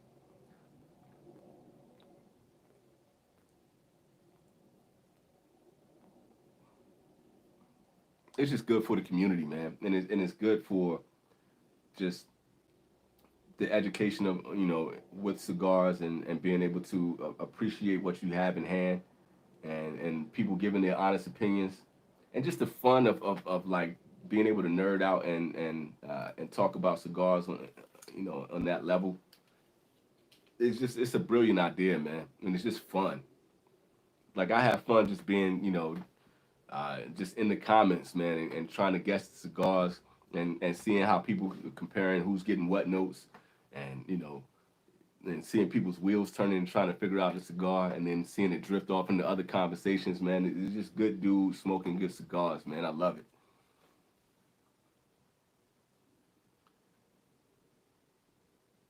it. Yeah, Matt, when you gonna review the knuckle sandwich, bro? I want to see that too. Go ahead and make that happen, Captain. I know you got one. I retired just so I didn't have to review that cigar.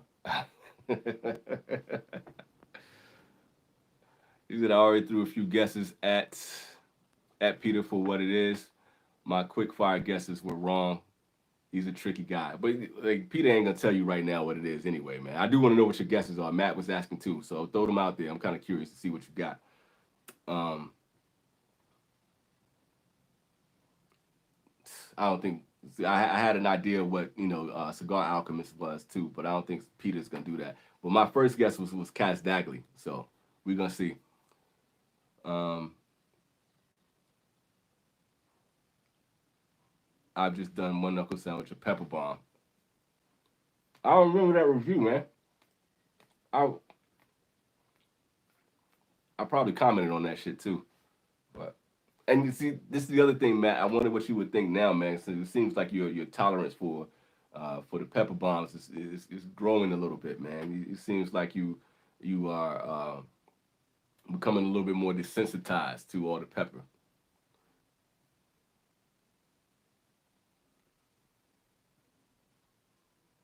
Can't get a definite nose to EKB. The unbanded boys wouldn't like that. I bet. I know.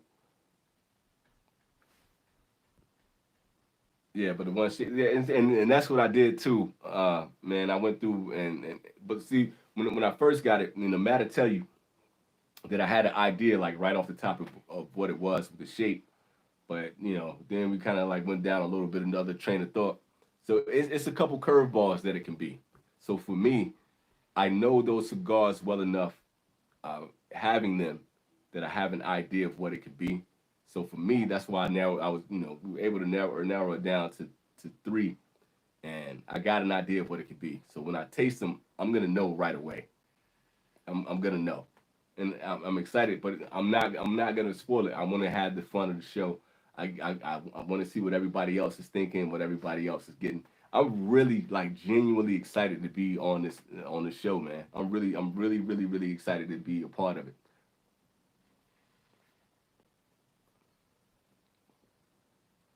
And I also hope that I'm wrong. I really hope that he's throwing me a real curveball that made me say like, damn, this wasn't what I expected. That's what I'm hoping for. I would rather have that be the case.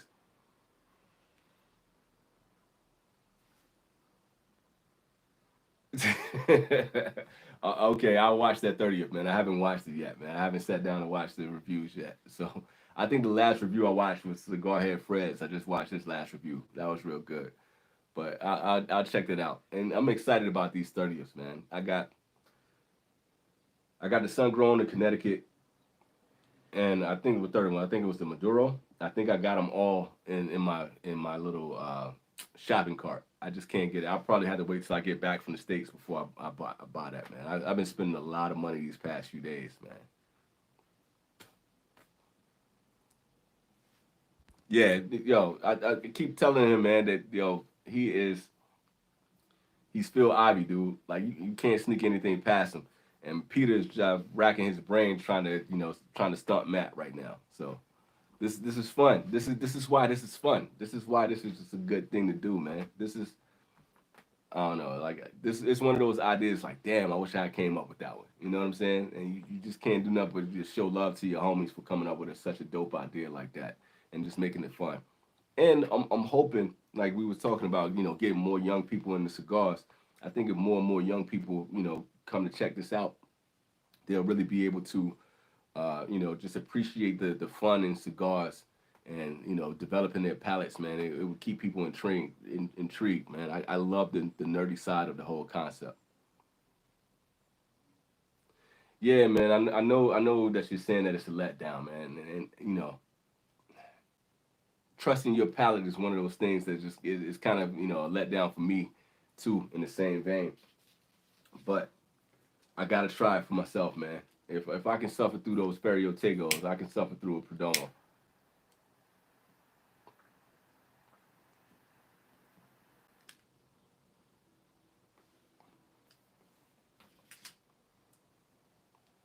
I don't know. Even if it's not like a banger, it is what it is. It's you still always got the 10th anniversary Maduro to fall back on. So can't win them all, right? But I do have to say that for the most part, I'm getting a lot of mixed reviews for the 30th because like either you got people saying like it's a letdown or you got people saying they love it. So I'm hoping that I'll be in the love it category, but you just never know, man. Damn, I still lit that shit long. It's nice to have a lighter that works. That's always nice.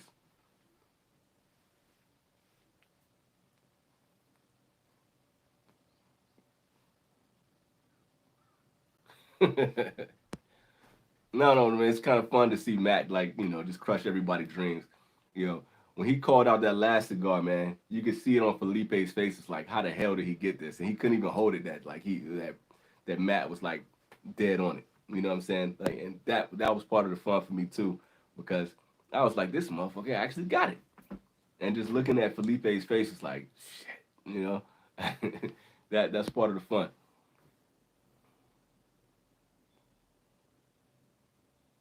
He said, I love that the whole cigar community is involved with it, smoking or not just being a part of it.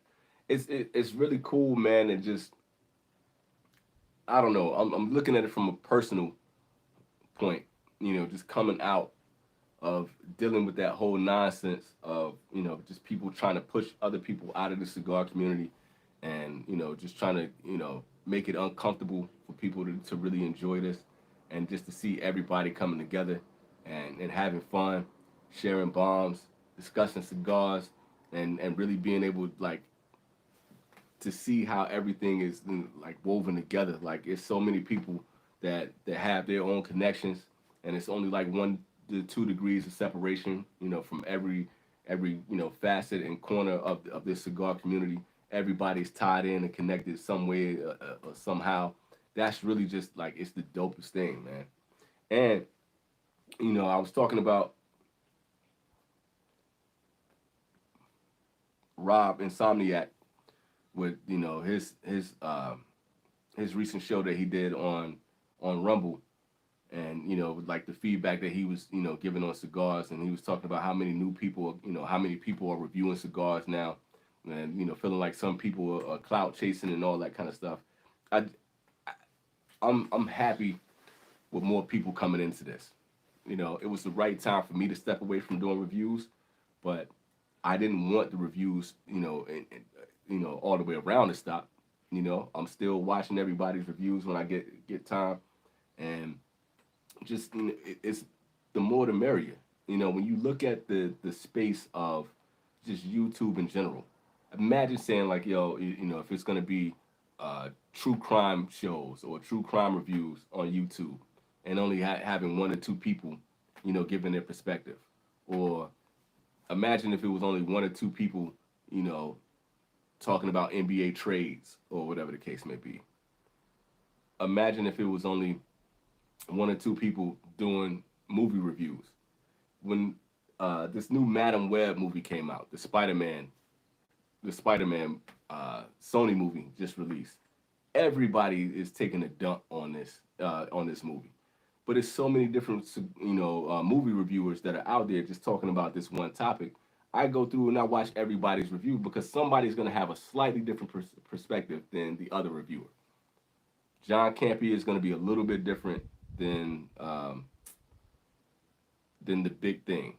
The Big Thing is going to be a little bit different than 3C Films. Then 3C Films is going to be different than whomever else had one. And it's just so many different people that are doing this. And I watch all of them. So, what's the point of, if somebody is going to, review the Laverator. So if Matt has an opinion on it, I want Matt's opinion. If Michael has his opinion on it, I want Matt's. If Felipe has an opinion on it, I want Felipe's opinion, and so on and so forth. 6 degrees of Kevin Bacon but cigars, no doubt, no doubt. Yeah, and that's like it's a cool thing to have everybody tied in like that. And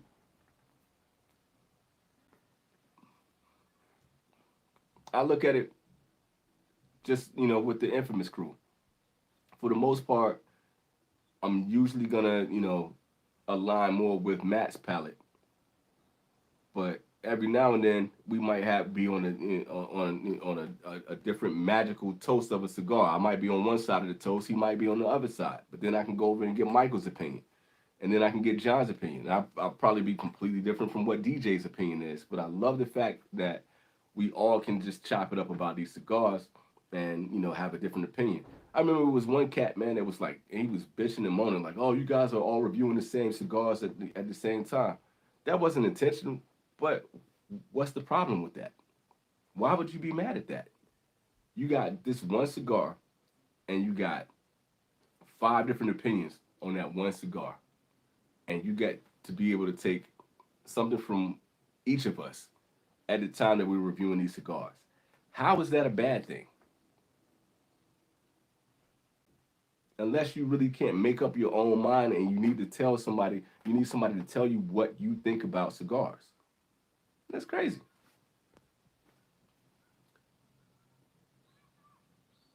I don't know how much clout there is to the game. It's a pretty niche hobby, just like nerding out with others over cigars. Yeah, it's the same thing, man. And it's like there is no clout here. There is no clout. Then the most clout you're gonna get is you might get some free cigars. Hey, if you really know what you're doing, you might get a free humidor or something like that. But that's your clout.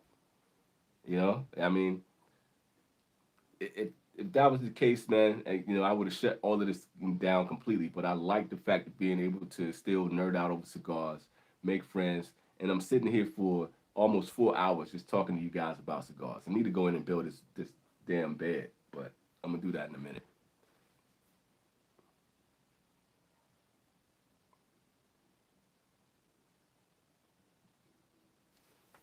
Oh, I didn't even see that. So yeah, it might be. I need to get in there. It must have been my was that my daughter? That I didn't even see him. I was so busy talking. Yeah, man. Everyone like I love this. I love the subjectivity of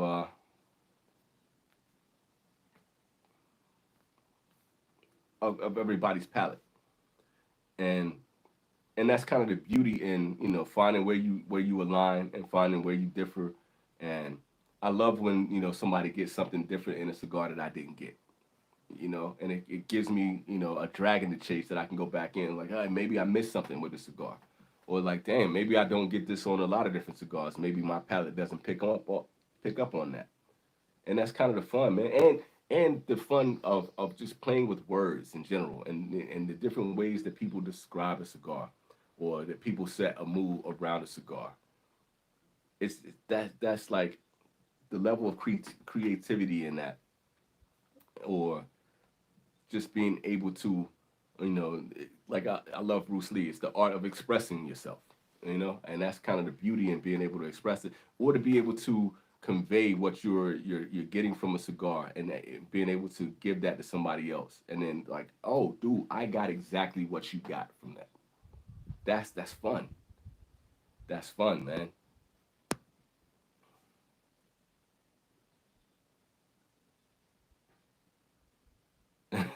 Some on the non-burnt, non-poop slather side. Matt, you my boy, man. I swear, dude. And so everyone reviewing the same cigar, but you've been following and clicking on one's palate for a while.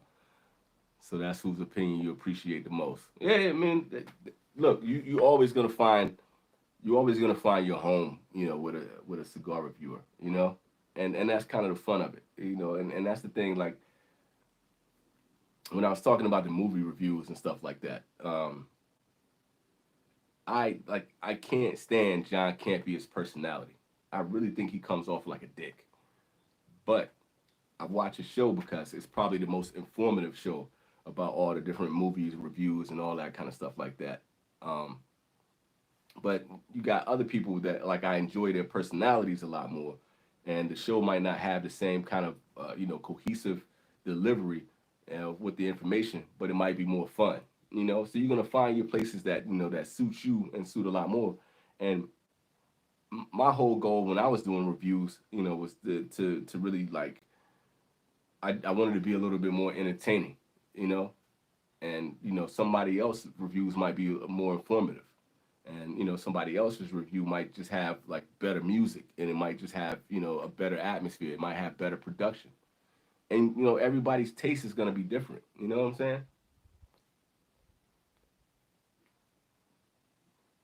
Somebody else like might want to get more into the script version of the cigars, and the way you deliver the description. Somebody might want more details about the MSRP, and somebody might just want to sit and listen to somebody ramble for 30 minutes at a time. You never know.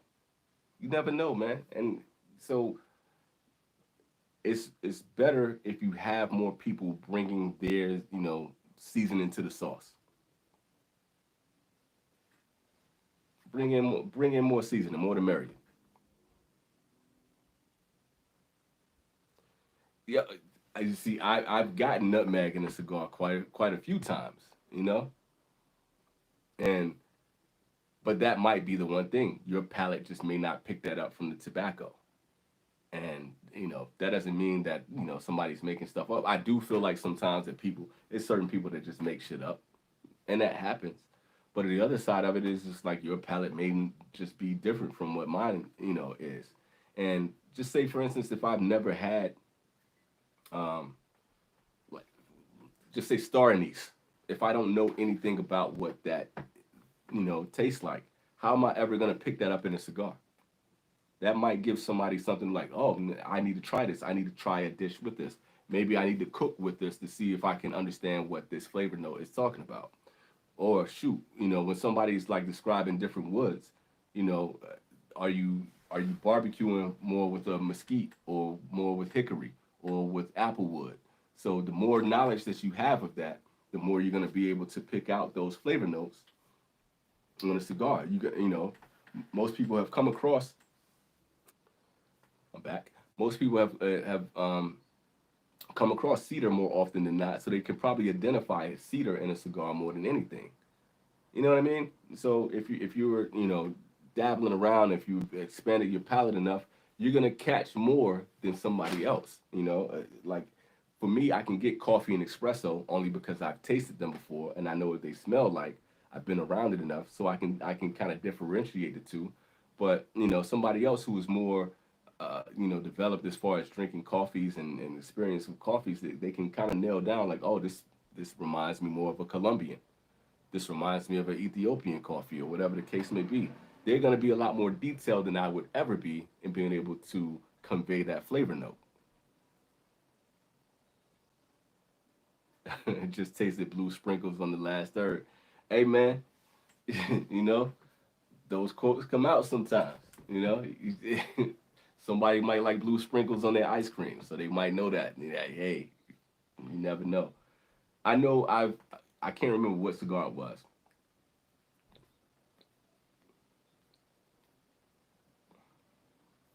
but ugh, got tobacco in my mouth. But it gave me Fruit Loops. When I was a kid, I used to eat Fruit Loops out of the box, and there's a lemongrass profile that's in there that is very, very fragrant for me, and it's it's nostalgic for my palate. And I got that in a cigar one time. Now, if you are doing a cigar review and then you're like, yo, I taste Fruit Loops, somebody gonna look at you like, yo, you a Fruit Loop for saying that. But I know that's what I got. Same thing as when I had the Illusione plus, what is it, plus 53, plus 50, whatever that shit is, whatever. When I got that lemon drop profile in there, that shit was spot on. Like I know that's what I got in there, man. And so you get that sometimes. That kind of thing happens. But your olfactory senses is gonna pick up what you are familiar with, and it's gonna pick up with what you're used to. Now, sometimes people kind of go overboard and be like, "Yo, I got kerosene, and I got Cambodian breast milk," and you're like, "Yo, all right, dog. If that's what you got, that's what you got." I can't argue with that review. Sometimes it get a little wild to me. Like I had that same cigar, I didn't get any of that, but I can't tell that person what they taste. I don't know what their experience is. Matt picked up ass with hints of turd in the Dom Pepin.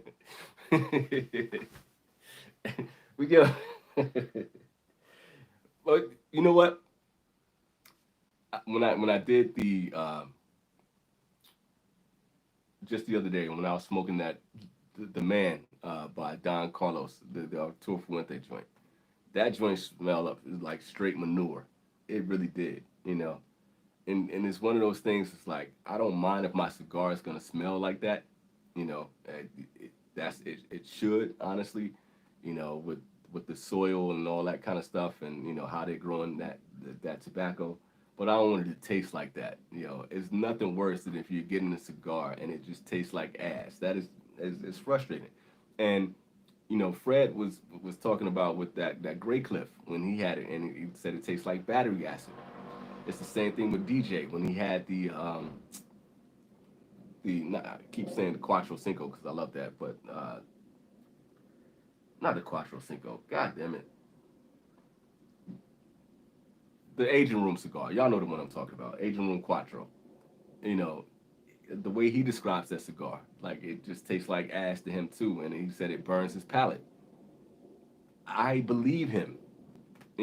I don't get that from that cigar, but I believe him. And and he did the valiant thing. He tried it again to see if it was going to work out for him. It didn't. You know. So it is what it is, man. And I love to see all the different things that can come from rolled up tobacco. Like you can't beat that.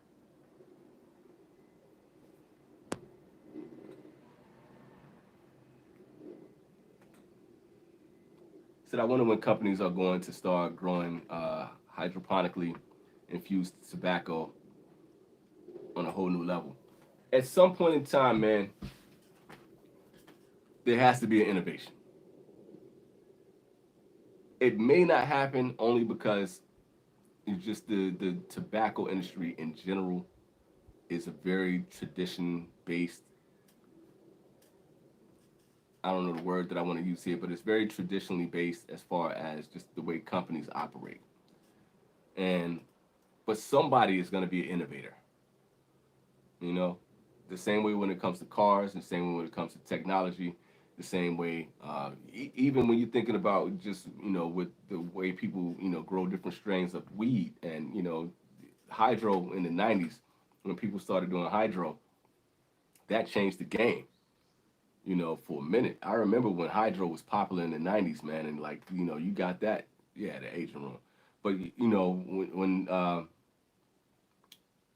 when people started putting hydro on the streets. And if you got like a nick of hydro, it was just like, yo, you were the man on the block if you had that. At some point in time, people are gonna have to find a way to innovate new ways with tobacco. It's gonna happen.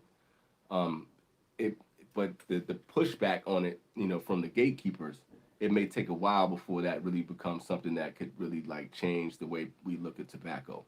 Then again, if you just look at the way people, you know, smoke cigars just 10, 15 years ago,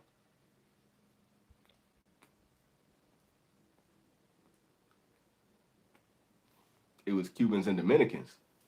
And then you just look at, just the way, cigars are now with, getting Costa Rican tobacco, Honduran has stepped up. Everybody is more focused on Nicaraguan blends. It's going to change over time somehow. It's probably going to be a slow turning ship, but it's going to change. And I want to see, like, somebody's going to find a way to innovate. You're going to get somebody that's going to be, you know, who do I want to use in here? Uh, I really don't want to say the Tesla dude, Elon Musk. I don't know if that's a good example, but somebody's going to have an avant-garde, way of thinking and a way of, just the way they look at agriculture, and they're going to get a bright idea that somebody never had before, and it's going to change it, and I hope to see it. I like that whole concept of being able to push the envelope and push the cigar industry into a new stratosphere. Time will tell, man. Yeah, Hydro definitely took over.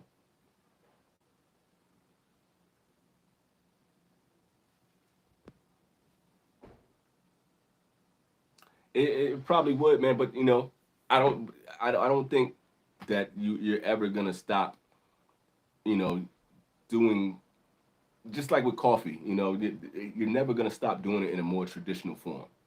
But there's gonna be somebody that's gonna do espresso, and there's somebody that's gonna do a rough grind, and there's somebody that's gonna do um, you know it's so many different ways to do it. It's just gonna add a new cog to the wheel. He said the Amazon basin tobacco is harvested only once every 5 years, and once again, that's an innovation. And to me, that tobacco tastes so different from the other tobaccos that's out there. It's a little change, but it's a change, and that should be welcomed. So we're gonna see, man, and that's part of the fun of doing this, man. And over time, things might get a little bit different. I'm not going 5 hours, so I'm gonna stop at 4. And I know I got work to do, and I got stuff that I need to do here. So let's do a little bit of speed round, man. If anybody want to throw something out there, some stuff that I can chime in on, I don't think I got any more to really add to the conversation right now. And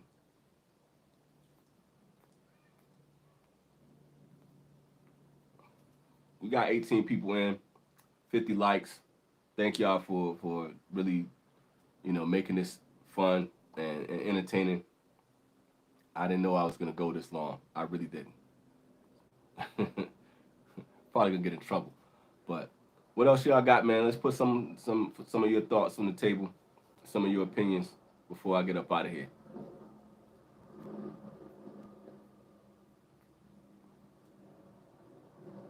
It's a good cigar, bro. It's so good. That's really good. What else y'all got, man? Y'all got anything?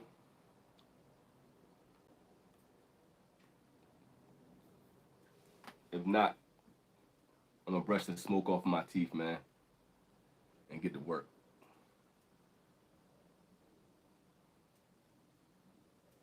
Said the only gripe is reviewers giving raving reviews on cigars that I can't find, like the LFD Bull and the Amazon Basin.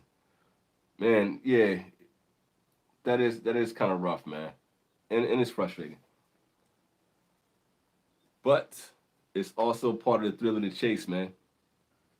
It's all part of that is being able to to try to find ways, and you never know, man. Sometimes there's cigar fairies that pop up, and they you know they make your wish list come true. So you never know.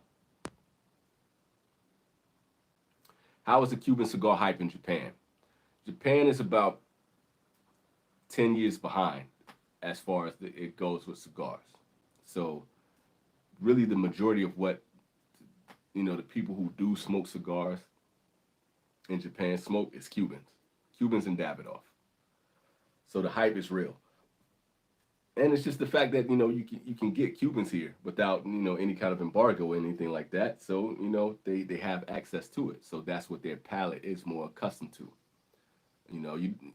You see some Nicaraguas, you see some Maduros and things like that out here, but for the most part, it's gonna be H. Upman, Oya de Nicaragua, Trinidad, um, Punch, Ramon Alones, uh, Romeo y Julietas. You can get Cubans here, and it's pretty easy. So that's what they know, and that's kind of what they are familiar with. So the hype is real. Let's see, family legacy. Who do you see pushing farms and brands into the next generations very well? And also, what about people like Rocky with no kids? I don't know, man. It's always a way to kind of pass the torch, even if it's not on the family name. Uh, I I feel like Rocky has cemented himself long enough that whomever would take over for him or after him, it can still use the Rocky Patel name, and it will live on. And it's just a matter of how whoever follows him, you know, will he keep the blend similar, to what Rocky likes to do, and will he run the business, or she will run the business the same way? Um, I that's a really good question. I never really thought about it like that, but you can see like some of these newer brands that came up. Um, I can imagine with the Aventura cats, or with Foundation. I could see them really like building a legacy over time that would could last 100 years, just like Arturo Fuentes, or um, you know somebody like that. EP Carrillo it has a family business. CAO with the, Osgener, he's still keeping the name out there. He's kind of moved on to do his own thing, but he still keeps his father's name alive.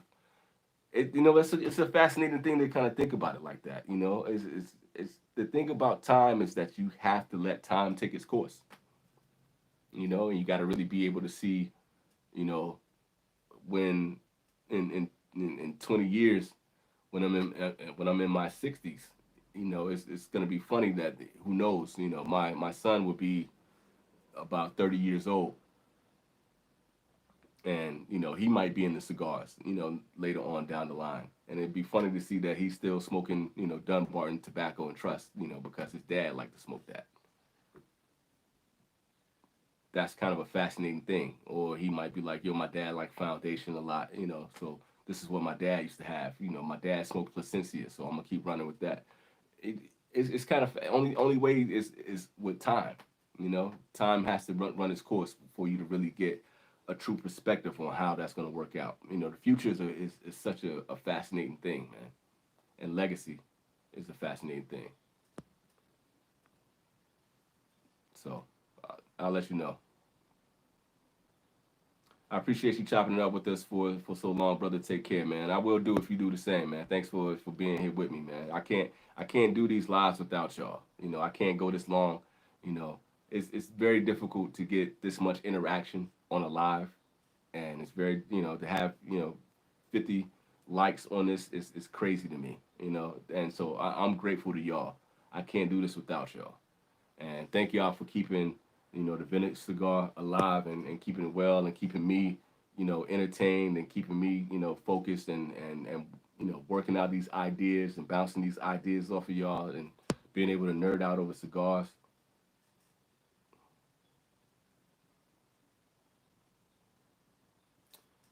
I'll check. So my wife is texting me now, so I know I got to get off of this thing soon. Let me see what this last one is.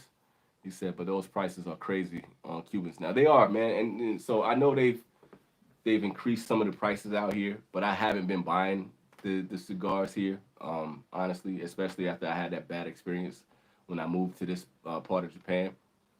So I haven't been, keeping up abreast on that. When I come across a Cuban, maybe when I go to Fukuoka, which is about 2 hours away from here, I'll check the market and I'll report back to y'all. So I'll let y'all know how that goes, and what that's like. So I gotta move, man. The wife was just telling me she's almost done getting her hair braided. So and she's talking about food. So I gotta get cooking. I gotta be Bob the Builder in a second. Yeah, she's on me right now. Yeah, y'all probably hear the phone going off, man. My wife is texting me like crazy right now. She just asked how's the bed. I don't know. Let me get up out of here, man, before I get my ass in trouble. Hey, y'all stay up. Thank y'all for making this show fun, man. And thanks for kicking it with me for 4 hours, man. Y'all the dopest. And I will see y'all on the next live. Y'all stay up, all right? Peace. No doubt, John. You be easy, man.